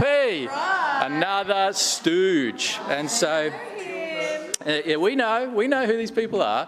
And so this idea that there's some kind of community campaign, well, it's another fake campaign that we're seeing here. And that's okay. Look, you can try and convince yourself you're making an impact here, but it's not. What would make an impact is start telling the truth and pick up the phone to your federal Labor colleagues who now have a few seats in Brisbane that they might want to hold on to. And so if they want to go into their next election saying, oh, look, we're happy to fund the business case for the Story Bridge, but no, we're not going to put any money into it, how will that go down with their constituents who expect their fair share of federal tax dollars coming back to Brisbane? If you actually did the maths on how much federal taxation is paid by Brisbane residents and you worked out how much comes back, there's a massive deficit there. That's right. Our tax dollars are going to everywhere but Brisbane. Yeah. Shame on them. And so we expect our Labor MPs to fight for the fair share, and the Story Bridge is a good start, and it should rightly be funded with federal support. And we'll continue to work with the federal government proactively, unlike the Labor Party who just want to run a fake scare campaign. Councillor Strunk said before that apparently there should be a sinking fund for the Story Bridge. Well, we actually haven't been sitting on money. We've actually been spending money on the Story Bridge, $120 million over the last 20 years, including $80 million since I became the Lord Mayor. And so the idea that there's been no money spent on the Story Bridge, once again, fake, totally fake. And so any of the arguments that have been put forward by those opposite are completely false and manufactured. They're only designed to do one thing, and that is to create misinformation out there in the community in the hope that just one day, maybe they might get onto an issue that has some traction.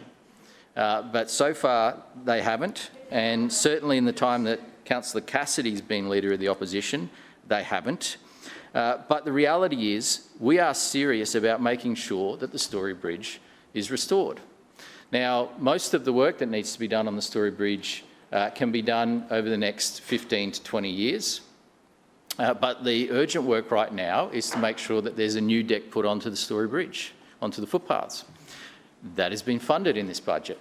And we haven't waited around to seek funding from any other level of government for that work. That's happening right now. And in fact, as we speak, manufacturing has started on that new deck. That manufacturing process will take around 17 weeks to complete, and then the installation of that deck will commence. And so we're getting on with it, we're doing what needs to be done, and meantime, we're also working on the business case and restoration plan so that we can continue to engage with the other levels of government to get their support. I'm pleased to hear Premier Crisafulli rule out a toll on the Story Bridge, because what that means is that he'll be helping us financially with the Story Bridge. And I welcome that. That's a fantastic thing, because in the end, he knows that a better outcome is that the three levels of government work together and they put money into it, just like we see in other places. Just like we saw in Tasmania with that bridge that was funded 80% by the federal government, also part of the National Highway Network. And just like with the Bruce Highway, that we've seen 80% being funded by the federal government. Now, it's interesting. The Queensland Labor government was in charge of the Bruce Highway for around a decade. And I would say that the Bruce Highway has been crumbling under their watch. Now, has anyone complained about the Labor government's lack of maintenance in the Bruce Highway? Well, that's actually a real lack of maintenance that should be in the spotlight. So in a decade, they let the Bruce Highway crumble, and then they've got the federal government to bail them out. That's Labor's record. And so we, on the other hand, have invested significantly in the Story Bridge. We put the money into it, and we'll continue to do so, but it is only fair that we get support from other levels of government, and we believe that support will be forthcoming. And we also know that going into the next election, if there is a toll on the Story Bridge, it won't be because of the LNP Council, it won't be because of the LNP state government, it would only be because the federal Labor government refused to step up and put the money into the project that they should. It is the only reason that you would ever see a toll is because of the Labor Party. Now, maybe Councillor Cassidy knows something we don't. Maybe this is Labor's plan for the Story Bridge. I don't know, but the reality is there's only one person talking about a toll, and it's the Labor Party. Councillor Cassidy and Councillor Griffiths, yes, I do caution you, calling out again while another councillor's on their feet. Councillor Johnston.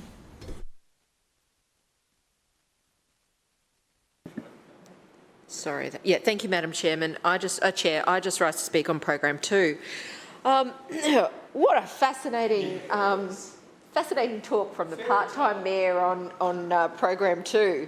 So it keeps saying there's no toll on the Story Bridge, but we've just heard from the Lord Mayor that if things don't go his way, it will be all Albo's fault, but he'll have to put a toll on the Story Bridge. Right. Now, the only reason Labor are making a fuss about this, and good on them for trying their hardest on this, I have to say, is the Lord Mayor went out publicly a few weeks ago, he went onto radio, he went out and said, if we have to, we'll put a toll on the bridge as a last resort. That is what the Lord Mayor said.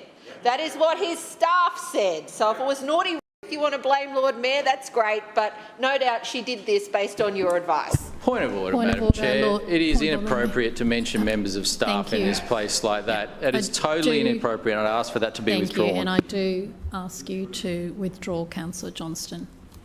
If it was the Lord Mayor's naughty media advisor, then it's not fair that he blames her, because it's clearly a position that he holds and has restated yet again here today. We know his mates up in George Street won't fund this. They've been very, very clear. And the begging that's going to go on with the federal government now for the next, I don't know how long, we're going to see good Albo one day, bad Albo the next day. And this is going to go on and on and on, and it'll be really interesting to watch what happens, because the Lord Mayor, it seems, does not know the difference between a national highway and another form of road. But let's put all that aside. We all want some money to fix the Story Bridge. The Lord Mayor needs it more than anyone else, because on his watch as the Deputy Mayor, the Finance Chair, the Infrastructure Chair, and now the Lord Mayor, the Story Bridge has been allowed to crumble to the point where it's falling down. And they wanted to keep it a secret. Keep it a secret. It's only motions on the agenda by me, motions on the agenda by Labor, that we have forced the LNP to come clean about the state of neglect on the Story Bridge. Now, apparently all it takes to fix these footpaths is $6.7 million. Now, that's what, apparently we didn't have enough money to do that. We did not have enough money to do that until pressure was put on this Lord Mayor. I don't even know if this $6.7 million is a permanent fix. I don't know if it's going to fix it for the long term. I don't know if it is both sides of the bridge. And I don't know when both sides of the footpath on the bridge are going to be open, because the Lord Mayor has been lacked transparency, lacked accountability, and still can't provide basic information about fixing the pedestrian crossings on the Story Bridge. And it's a serious issue for residents in my area who cycle up the Southern Corridor across the Story Bridge into town, and I've heard from them. They're not small-minded, they're not fake, they are real people who ride their bikes every day and are having to do a huge detour through the middle of CBD streets. Now, I don't want to speak for too long on the Story Bridge, but this is a problem of the LNP's making, and they need to be responsible here. Yes, should the other levels of government put their money in? Why not go thirdsies, Lord Mayor? Why don't you ask Albo for a bid, ask your mate Chris Foley for a bid, pick up the telephone, take your own advice, give him a call. Mate, can I have a couple of $100 million for the Story Bridge, please? See how you go. Because I can tell you, you're not doing a good job. Now, I do want to speak more about the program, and I'd like to pick up on the theme of Councillor Howard, because Councillor Howard, I think, clearly didn't come to anybody else's information sessions, and we managed to pull some information out of her. It was a bit tricky, but we got it. Councillor Murphy, on the other hand, oh my goodness gracious. Let me run you through some of the incisive, hard-hitting questions that I asked Councillor Murphy that he could not answer. First one, they're really tricky, these questions. How many new footpaths are being built in Brisbane? Now, he didn't know. He started to read off the list of footpaths being repaired, and when I realised what he was doing, I said, no, my question is how many new footpaths are being built in Brisbane? Not the first time I've asked him this question, right? I've done it every year for the last 3 years in information requests. He didn't know. He then says, I don't know that, that's too hard, I can't tell you. We're in an information session where we're asking questions about what's in the budget and asking Councillor Murphy how many new footpaths are being built in the city. He doesn't know. He won't be bothered to take it on notice to find out. He couldn't say. He didn't bother to ask any of the dozen senior council officers from the CEO down to get that information. He just didn't do it. But here's the next really tough one. I know, these questions I asked, they are so hard. How many new sets of traffic lights are going in Brisbane, in the city this year? No, couldn't possibly answer that one. That one's much too hard as well. We don't know how many new sets of traffic lights are going in. None. We don't know. I don't know if there are actually any. There may be none and he just doesn't want to tell us. But here's the best one. And these are not trick questions. These are things I just generally would like to know. I particularly want to know if they're in my area, but here's the next hard-hitting question that Councillor Murphy was unable to answer. How many new zebra or wombat crossings are being installed across the city?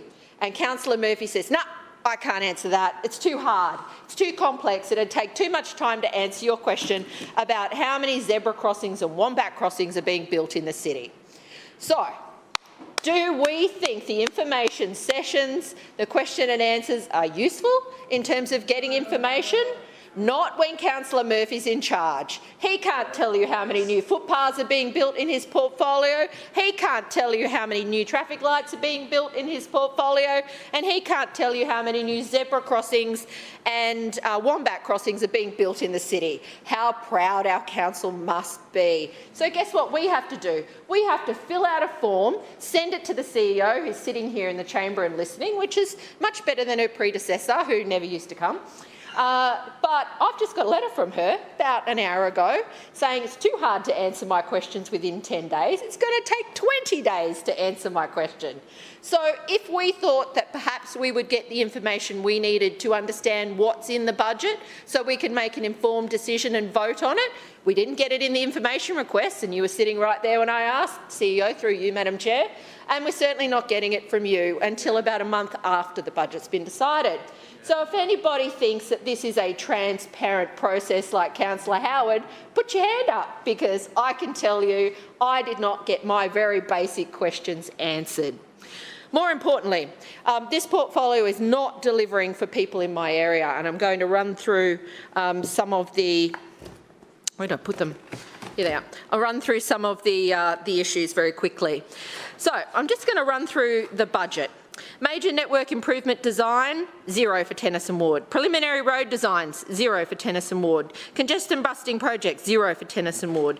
District projects, 0 for Tennyson Ward. Local access network improvements, 0 for Tennyson Ward. Local area traffic management, traffic calming projects, 0 for Tennyson Ward. Major traffic improvement intersections, 0 for Tennyson Ward. Footway and bikeway reconstruction, 1. Major traffic improvements, intersections, that's 0. Road construction, minor traffic density, 0. Safe school infrastructure, 0. Suburban corridor modernisation, 0. Road network renewal, there are 19 new roads being resurfaced. 2 are being rolled over from last year. I only had 7 streets being resurfaced last year and 2 of them being carried over. One of them is still going on today. But do you know what it doesn't include? The 2 worst roads in my ward, Oxley Road from Chelmer to Oxley, which is crumbling. If you think the Story Bridge is bad, check out Oxley Road. It's in appalling shape. And King Arthur Terrace, which is a major east-west connection. These roads carry over 30,000 vehicles a day on Oxley Road and more than 10,000 vehicles a day on King Arthur Terrace, and they're falling apart. And this administration can't even resurface them. They're going to resurface a dead-end street in an industrial area. That's how this administration thinks it should spend its money. I don't think that's the right priorities. Let me continue on. Safety fencing and guardrails, 0. Transport structures renewal, 1. And that is, as I heard, not in the budget sessions, not from the Lord Mayor, but Councillor Wolfe put out a lovely video on the day the budget was announced of her strolling across the Walter Taylor Bridge saying how it's going to be repainted. So, not in this budget, so I'm glad the Lord Mayor provided her with that information but couldn't share it with the other councillor who's impacted by this. 4 weeks' time I might get that info. We have, of course, been lobbying for several years now to have the Walter Taylor Bridge repainted because it looks shocking. At least it's not falling down anymore. They did fix it last year. But it's not good enough, and every year I move an amendment to the budget, which I am doing again today, because the residents of Tennyson Ward deserve to have infrastructure that is fit for purpose in Tennyson Ward, because this Lord Mayor and LNP administration are acting in a partisan political way and not funding the essential and necessary infrastructure work that is needed. So I move the following amendment.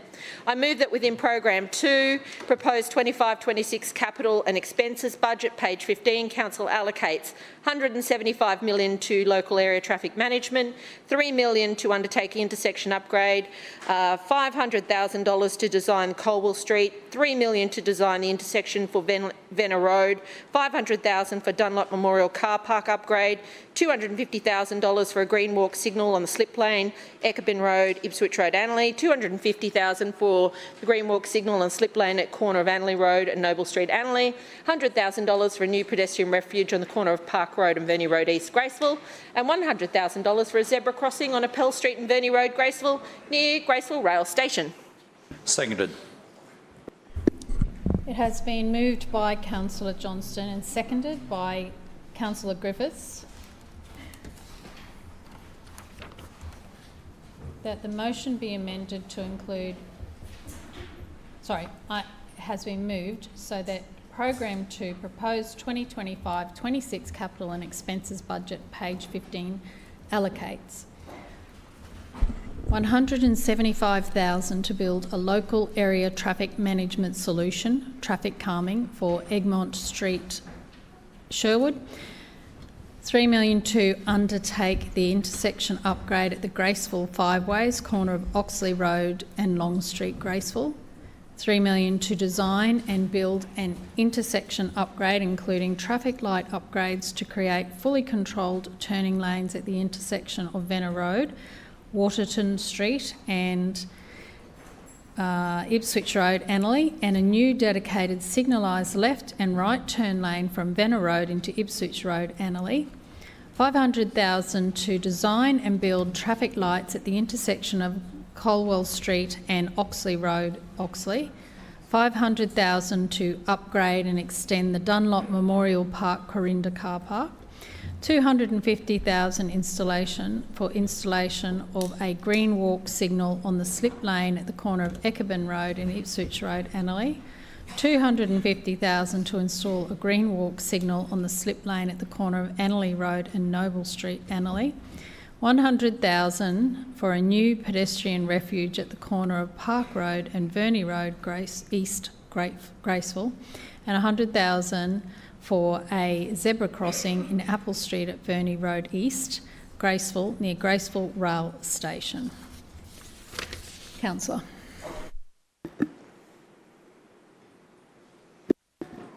Yes, thank you, Madam Chairman. Sorry, point of order, Madam Chair. Point of order. Point of order. Thanks, Madam Chair. Can I just seek a ruling on the validity of the resolution, because there's no funding source? This is merely identification of funding expenditure, but it doesn't identify which allocations to expend into it. Could I get a ruling on whether that's valid in the budget setting, please? So, are you saying that you want to know where it's coming from to? Yeah, so my understanding is that if you're going to do a resolution like this, you identify the expenditure, but you also identify the source of that expenditure where it's coming from elsewhere. From so there has to be like a balanced resolution, and this one isn't. It's merely an expenditure I'll just resolution. Check. Thank you.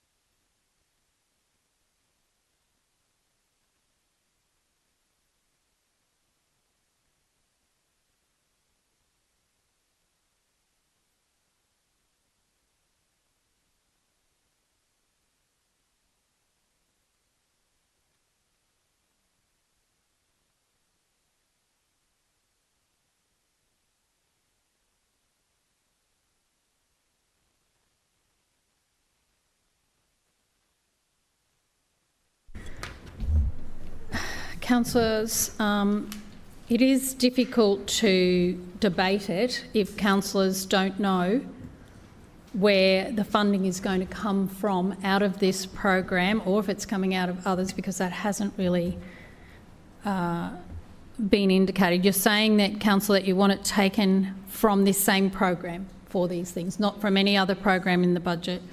And it is very difficult if we don't know what projects you're taking it from. However, because obviously it's going to have to come out of already allocated funding. So it is a little bit difficult, because Councillor Griffiths, for example, may have something in his area that you would want the funding taken from his area to be used in yours. So it is very difficult for him per se, or any other councillors, to argue it. However, with that in mind, I still will allow you to debate your motion and hear from you about that. So, but just it is a difficult thing. So if you are moving motions, any further amendments, councillors, any councillors, I would suggest that you include how that will be accommodated. But in this case, councillor, I will allow it.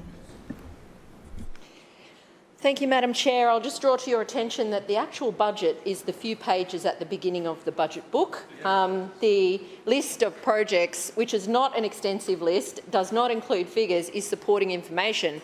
I'm following the advice provided by Council's Chief Legal Officer when the budget changed a few years ago, and this is the way in which he gave us advice to amend the budget. So, Madam Chair, if you think your advice needs to change, I'd suggest perhaps you talk to the Chief Legal Officer, because I'm following his advice in respect of how to make this amendment.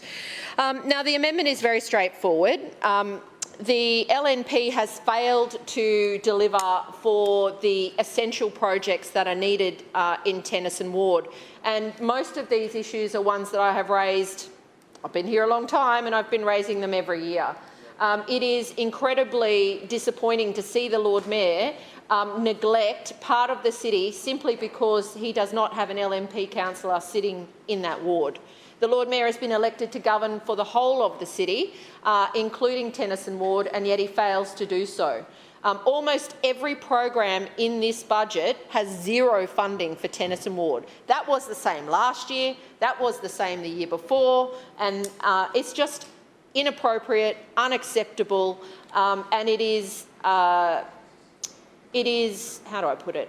It's a shameful exercise of power to deprive people who deserve to have safer intersections, safer safe crossing points, better bikeways and better footpaths. And that should be the case all around the city. So the motion I put forward today benefits not just my ward but other wards, and I'll just run through them. $175,000 to build a local area traffic management solution. So that's a traffic calming project for Egmont Street, Sherwood.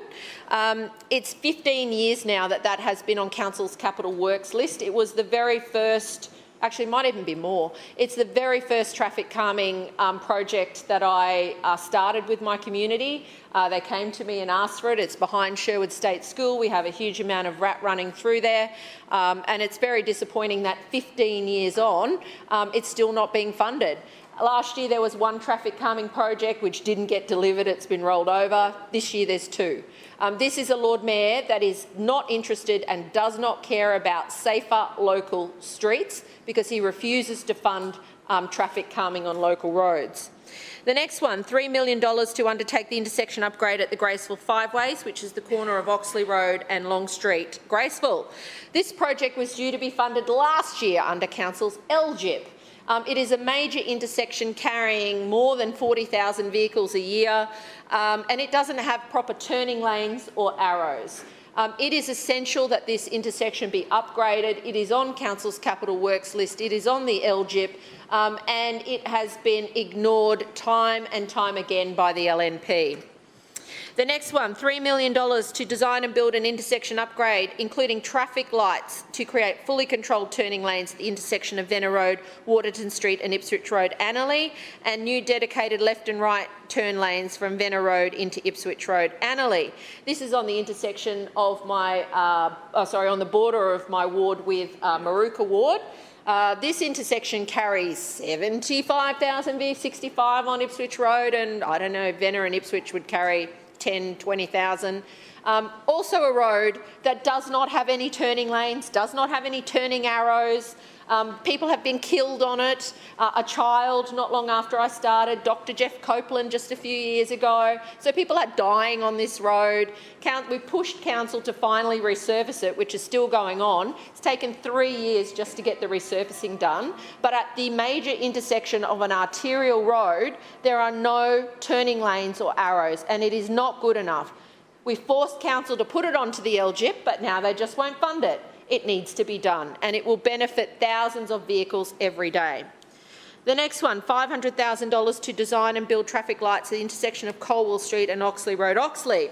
I inherited this part of Oxley from Jamboree Ward last term, and it's part of the local plan that this intersection receives an upgrade. It is the major entry point in and out of Oxley State School. Bannerman Street is more difficult because it is much closer to the roundabout and the overpass with the Ipswich motorway. You cannot get out of here at peak times. We need a set of traffic lights. It's as simple as that. It would help with getting children to school more safely. It will help with vehicles being able to turn in and out of Oxley Road so that they can get home safely. That's an easy one, that one. $500,000 to upgrade and extend the Dunlop Memorial Car Park Corinda. I know that Councillor Hutton, she's run out of the chamber and I know why too. Councillor Hutton has been on social media trying but not succeeding in having a go at me because the council has not been funding this car park upgrade. We've had 3 petitions in here, including last year. It's been on my list for 15 years. Councillor Johnston, your 5 minutes has expired. I've got 10. 5 minutes on amendments. Are there any further speakers? Yes. Councillor Griffiths. Thank you, Madam Chair. I rise to speak to this amendment, and first off, I'd just like to congratulate Councillor Johnston. Every year you raise these issues. You've got a growing suburb like mine, middle suburb, and you certainly do not see an investment in your community. I do note for the Chamber's record, Councillor Johnston has the highest vote of any councillor in the city, and she is very loved by her residents. Yes, you're very respected and very loved. I hear some noise from over there. Noise. What I would like to say, just in relation to this motion, is that what we're seeing here today, in relation to even the ruling about discussing this amendment, is the fact that this is the mess council gets into when you change the rules, when you remove the rules, when you remove information from budgets. So for me, what I've seen over the last 22 years is the budget changes and the council meeting rules have changed. So now we get a budget book that actually doesn't have figures in it that relate to budget items.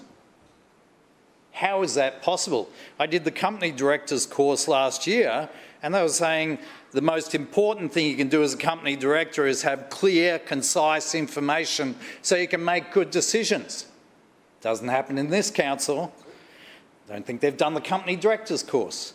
I am just astounded we don't even get a budget book, and more so now we don't even seem to have KPIs related to any of the budgets that we deliver, any of the projects we deliver.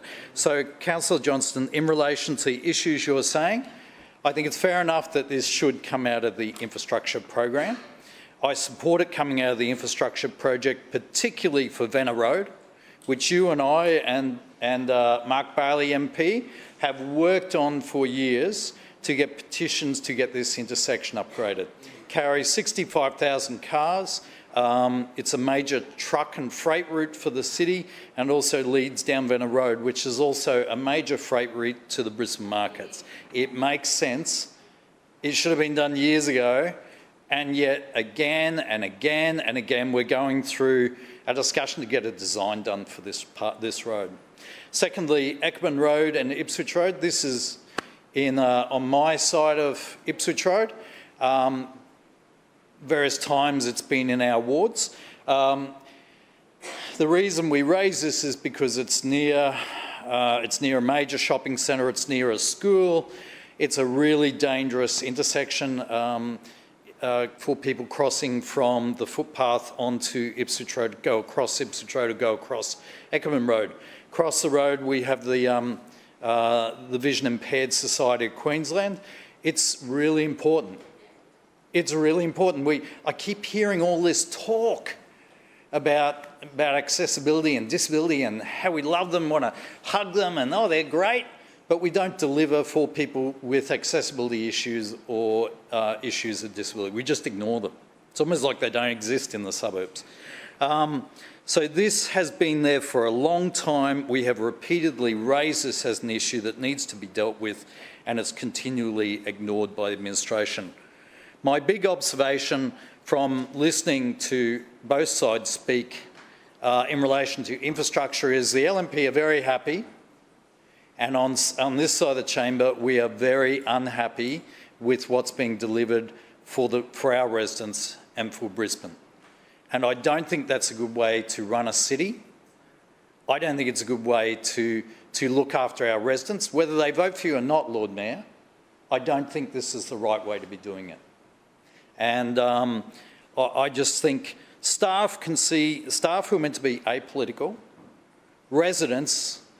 staff and residents can see the bias that Tennyson Ward experiences. They can see the bias. They can see the lack of funding. They know what goes on here. And what's going on here is purely political and it is wrong. So I totally support Councillor Johnston with this motion. Are there any further speakers? Councillor Cassidy. Thanks very much, Chair. Just on the point of what is the budget and what are we talking about funding here? Councillor Johnston has moved an amendment to list several items here to be funded in the budget, and it's disturbing to think that after this is just the second or the third budget now. You lose count. Third, definitely at least the second where numbers against projects. Well, the first one just had numbers removed, and then they removed listings of projects altogether. Yes. And Chair, you were a bit unclear as to whether this amendment could proceed. That there is the budget. Just these few pages here. Yes. That's the budget. Yes. That's what we're debating. And you can find the program areas that we're talking about here today. Program 1 is just this small section at the top. Yes. Program 2 is there. So there are expenses of $594,119,000, which is down significantly on last year, but it's there. And capitalised expenses, which is Council's capital project for Program 2, $305,682,000. Again, down significantly, down almost $70 million for capital, but it's there. So that is the sum total of the budget for Program 2. So all of the things that follow in this book, including the, how did Councillor Wines refer to those things before? Aspirations. The budget is a book of aspirations. Yeah, no KPIs, but certainly aspirations that maybe some of these things that are listed vaguely in here may come about if the Lord Mayor and his LNP team get around to funding them. But that is the budget here, this one single page of which we are debating. So of course we can debate this, and it is refreshing to talk about listing items individually in the budget and having a commitment to delivering them. Actually having a commitment to delivering, because now what we understand we are debating, and the Chair of Council admitted this just before, it is almost impossible. It's almost impossible to discern what is funded in this budget. It's what the Chair of Council just admitted, because we couldn't, 10 minutes ago there was some conjecture about whether we could even debate this, because the Chair of Council admitted that the budget is so vague and there is such little information in this budget that it would be too difficult to list these things individually here, because apparently we don't know where the money is coming from. Which other... Councillor Adams. No, Councillor Adams. Councillor Cassidy's on his feet. It is his turn. And you can speak to the program if you want to add anything. Councillor Cassidy. Councillor Adams will speak next, I'm sure. And we'll tidy things up in her way, I'm sure. There. But this raises a very serious issue about the budget. So Councillor Johnston puts a budget submission in each year. So do all the Labor councillors here. I can speak for us, and I know Councillor Johnston has said she has. I'm sure other councillors do. Councillor Chongwa is nodding along. I don't know whether LNP councillors do or not. I have RTI'd LNP councillors' budget submissions in the past and was denied because it's treated as apparently budget in confidence information, but not when LNP councillors release Labor councillors' budget submissions. Apparently that's not budget in confidence. The LNP are allowed to breach budget in confidence not conventions, rules when they like. But anyway, apparently all of those are secret documents, and LNP councillors refuse to release to the community what they ask for. Not so much for Councillor Johnston, not so much for Councillor Griffiths and his area and Labor councillors. We're very open and transparent with our constituents and the people of Brisbane about the things that we see as a priority for our communities and Brisbane as a whole. And I'm sure we're going to get the LNP denying this motion, as they do each and every year. And it's clear that each and every one of them like to line up, and we heard it from Councillor Howard before, they see their jobs as lining up behind the Lord Mayor and supporting him, congratulating him, patting him on the back, and never challenging him. Never challenging him. Now, I don't mean in having a physical altercation, but you've got to have a process of which you can push back in your party room against decisions of the Lord Mayor. But we know from past experience of certain councillors here, they don't like that. And regimes don't like that. Regimes don't like when there's pushback. And we've seen that today. We see that in an internal political sense. The regime doesn't like when there's pushback. They also don't like when the community challenges them as well. And you get councillors like Councillor Murphy calling people small-minded for challenging them as well. So congratulations, your time has expired. Are there any further speakers on the amendment? Councillor Massey. Thanks, Chair. I rise to speak. Sorry, Madam Chair. Point of order, Councillor Madam Chair, I was on my Murphy. feet Pardon? then. I was on my feet then. Oh, sorry, I didn't see you, Councillor Massey. I'm sorry, I've asked Councillor Massey. Councillor Massey. Thank you, Chair. I rise to speak on the amendment of this motion moved by Councillor Johnston. And the first thing that I'll do is also congratulate Councillor Johnston. And I congratulate her for moving this amendment because what this amendment is an ongoing list that I'm sure has been updated over the years of the negligence that the LNP administration has shown, potentially to Tennyson residents and also to Councillor Johnston. That's a rolling list, and I dare say, I imagine, this being the third time I've seen this amendment, that in the future, even within this term, I assume that will be additions to this. And so I want to congratulate her because she is very publicly showing her residents the projects that they have asked for her delivery. And these projects include things in places where people have died. And so I'd start there. Secondly, look, we're going to support this motion. I want to talk specifically about one particular part of it. And that is, of course, the intersection to install a green walking signal and a slip lane on the corner of Annerley Road and Noble Street, Annerley. Because, of course, this is on the border of our wards. This intersection is unsafe. Full stop. This intersection has been known to be unsafe for many years and continues to be unsafe, and that lack of safety is only increasing with the density increasing in Annerley, in Dutton Park, and of course in Woolloongabba down the road. And what we should be doing as a council is prioritising safety. Safety measures for pedestrians, safety measures for cyclists, for scooter users, for kids, for everyone, because everyone's a walker, let's be honest here. Whether you drive a car or not, you also walk around.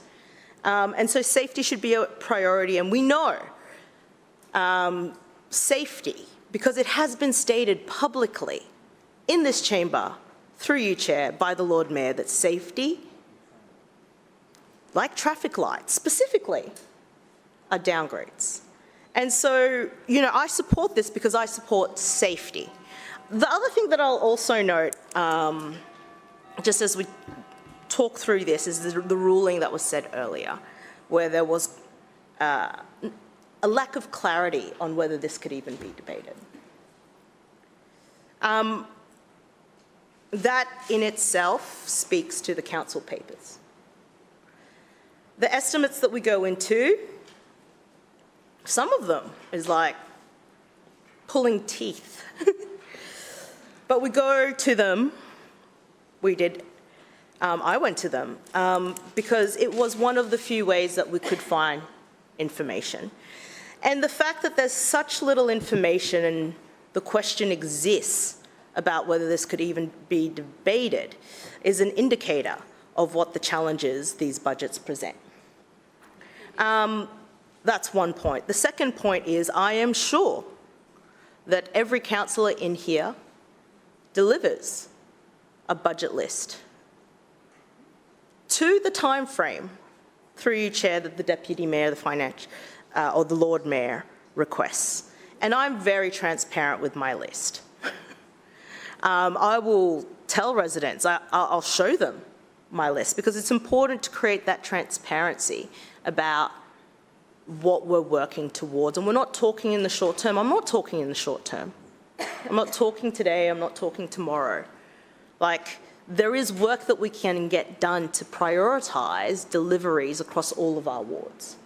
And what we see here is a part of that, a very public statement of that, which is why I support it. Because that information, the listing, the work that we do to try to uplift, that's the whole point. Uplift and support communities. That's what I believe my job is. Also involves this kind of work. Delivering safety, looking at traffic management solutions, upgrading intersections, building and designing traffic lights, extending car parks where they don't work. I mean, Dutton Park State School, my Councillor God. Massey, your time has expired. Further speakers. Councillor Murphy. Thank you very much, Madam Chair. Administration councillors won't be supporting this amendment. There's no surprise, of course, that. And the reason why is that actually this budget, Madam Chair, Tennyson Ward shares in a bountiful gift from the city administration and this Lord Mayor. And, you know, we heard from Councillor Johnston in moving this motion that when she looked through the schedules, there was nothing for road resurfacing, nothing for footpaths, nothing for active transport infrastructure, nothing for... But I look at the Suburban Works program and I find the Annerley Road Bikeway, I find the Wharf Street Bikeway, I find in footpath and bikeway reconstruction, Chelmer Street East, I find Warwick Street in Annerley.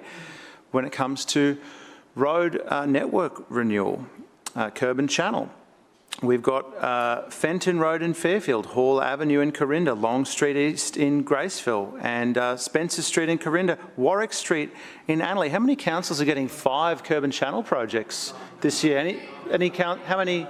Oh, one? Yeah, but it gets better. It gets better. So road network resurfacing, Madam Chair.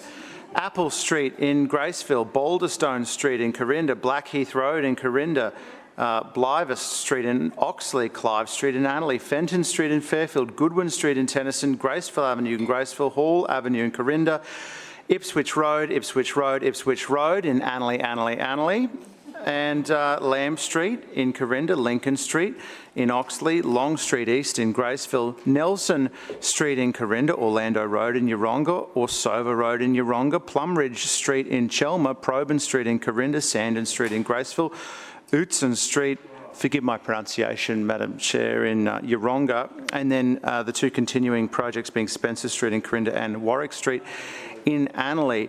A total of $7.5 million there in road resurfacing. And, you know, we've just been accused in the moving of this motion of effectively apprehended bias in how projects are chosen and selected. Well, presumably apprehended bias would mean that more LNP wards would receive more money. Do you know how many roads I'm getting resurfaced this year? 5. Do you know how many I just read out, Councillor Adderman? Guess how many? 25. So I get 5 roads resurfaced.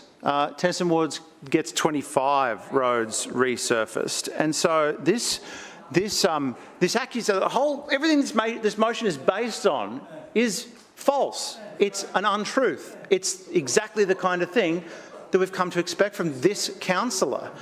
When she says her ward is getting nothing, her ward is actually getting more than most other wards. More than most other wards. And we had a tremendous contribution from Councillor Griffiths, who spoke about Councillor Johnston's margin. But I went and had a look at it. We've got some people that had a look at it as well. Only 53% primary vote, Councillor Griffiths, and many councils on this side have much larger primary votes than that. So, you know, I wouldn't be crowing about her popularity. I think who's actually popular, the Lord Mayor and this team who deliver for her ward in spite of her efforts to bring us down on a regular basis.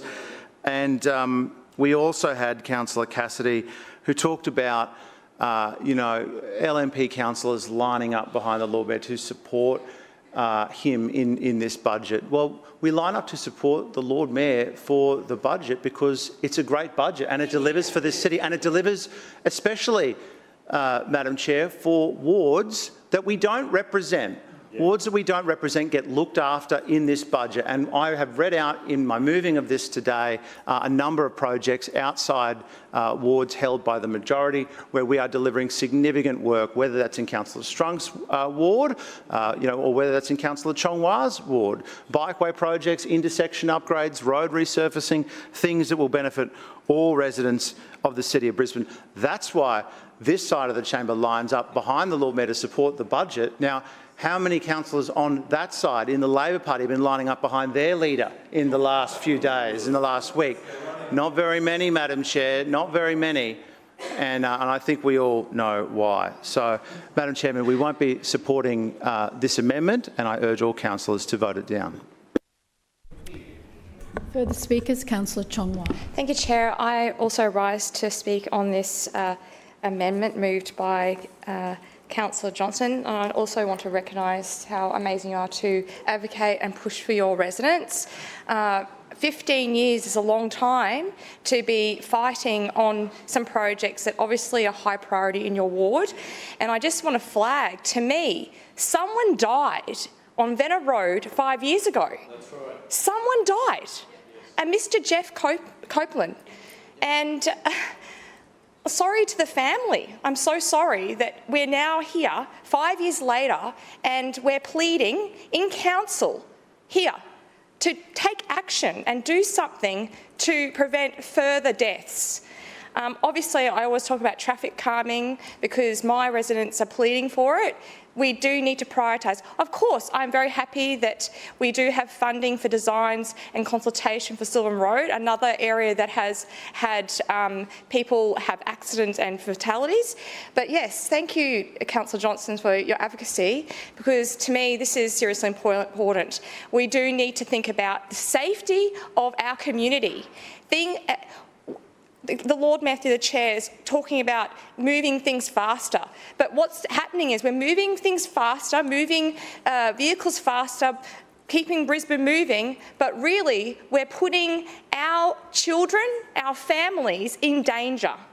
That is the critical thing that we are actually debating on. Safety of our community. So when Councillor Johnston flags that a person has died, I think that is something that takes precedence. So I would like you to think hard about this, because there are the family that is now still suffering because that person died 5 years ago. Okay, so that's all I have to say. Thank you again, Councillor Johnston. Further speakers? No further speakers. Councillor Johnston. Thank you. I want to thank all councillors who've risen to speak on the motion, particularly Councillor Massey and Councillor Griffiths, because their wards adjoin mine and the infrastructure that I'm proposing fit within those wards and help those residents. I also want to thank Councillor Chong-Wah. The death of Dr Copeland 6 years ago was complex, and it wasn't as straightforward as it was a driver who performed a bad act. The queuing down Venner Road that blocks off Lagonda Street is caused because there are no safe turning arrows or turning lanes at the intersection of Venner Road and Ipswich Road, which is what this motion would address. Jeff's death was needless. His family is still suffering, and I thank you for your support. They live 3 doors from where this happened. He was walking home and a car hit him on the footpath. Shocking. I just want to mention a few things. So Councillor Murphy clearly doesn't listen very well. I did mention that there was money for resurfacing in Tennyson Ward very clearly. There's just not a lot of money for any of the important road safety upgrades that we need. And I also just want to mention Councillor Hutton's back, so I'm glad she's back for this. The Dunlop Memorial Park car park at Corinda. So that includes the car park that services the pool, the school and the soccer club. There's been 3 petitions. It's been on the Capital Works list. Councillor Hutton doesn't even know it's a council asset. She went out on Facebook on the weekend and she got shouted down by members of the sporting club. She said, "I'll come to your meeting," and then she said, "Oh no, I'm not coming to your meeting." Point of order, Chair. Point of order, Councillor Hutton. Claim to be misrepresented. Note your claim. Is that able to? No.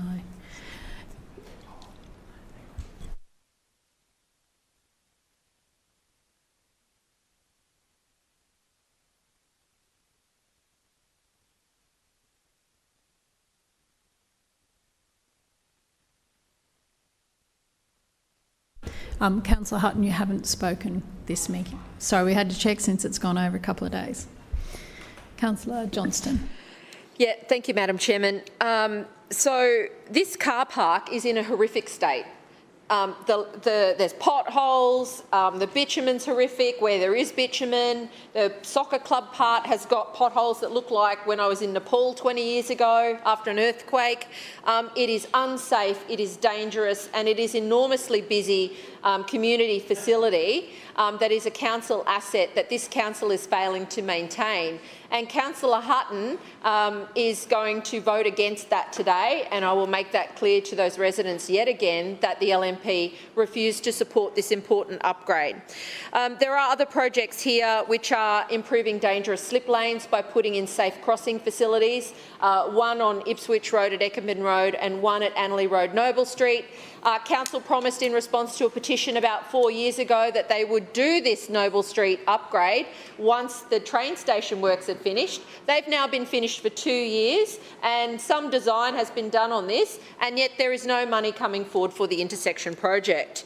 A new pedestrian refuge on the corner of Park Road and Verney Road East, Graceville. I do this every year for the lovely elderly resident who lives on this intersection who came to me and said Jane Prentice promised to do this. So I've been here 17 years. It's been 18 years since Jane Prentice was the local councillor. That's how long that one's been waiting.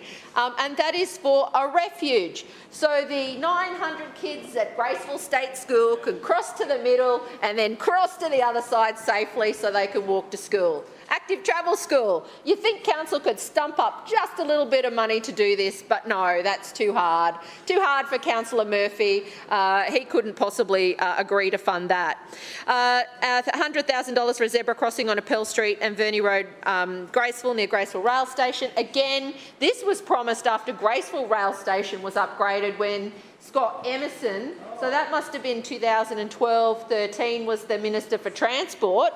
And so that's more than a decade that council said once the Graceville station upgrade's done, we will do this crossing. No money, no design, it's all too hard for council. These aren't things that I've made up, they are things on council's capital works list. They are on the LGIP, they're things we've petitioned for and this council has said they will fund and they are not being funded. Some of them are older than when I started as a councillor. All of them are critically important for safety, mobility and access in my local community. They will help cyclists, they will help pedestrians and they will help drivers. And the neglect of this LNP administration is startling. I want to finish by saying that Councillor Murphy has offered more information in his 5-minute speech here today. Apparently the road resurfacing in my area is going to cost $7.5 million, not actually in the budget, and he's now told me about 5 curb and channel projects that are happening in my ward that also are not in the budget.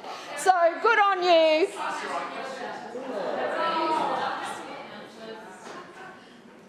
No? Councillor Johnston, your time has expired. Yeah, I wouldn't say anything about them interjecting either. I actually did, Councillor, but I'm sure you would like us to put this to the vote now. So we'll now put that to the vote. All those in favour say aye. Aye. Those against no. No. The noes have it. Division. Seconded. Division has been called by Councillor Johnston and seconded by Councillor Griffiths. Ayes to my right, noes to my left. Clerks, please ring the bells.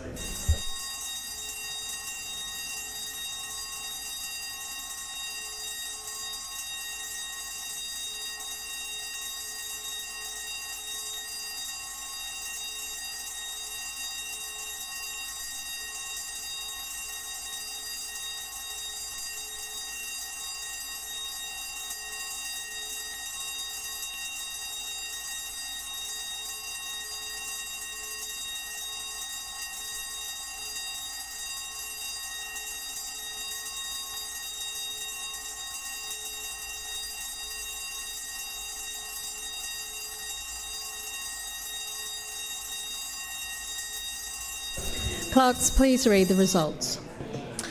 Madam Chair, the noes have it, the voting being 8 in favour and 16 against. The motion is lost. Councillors, please return to your seats.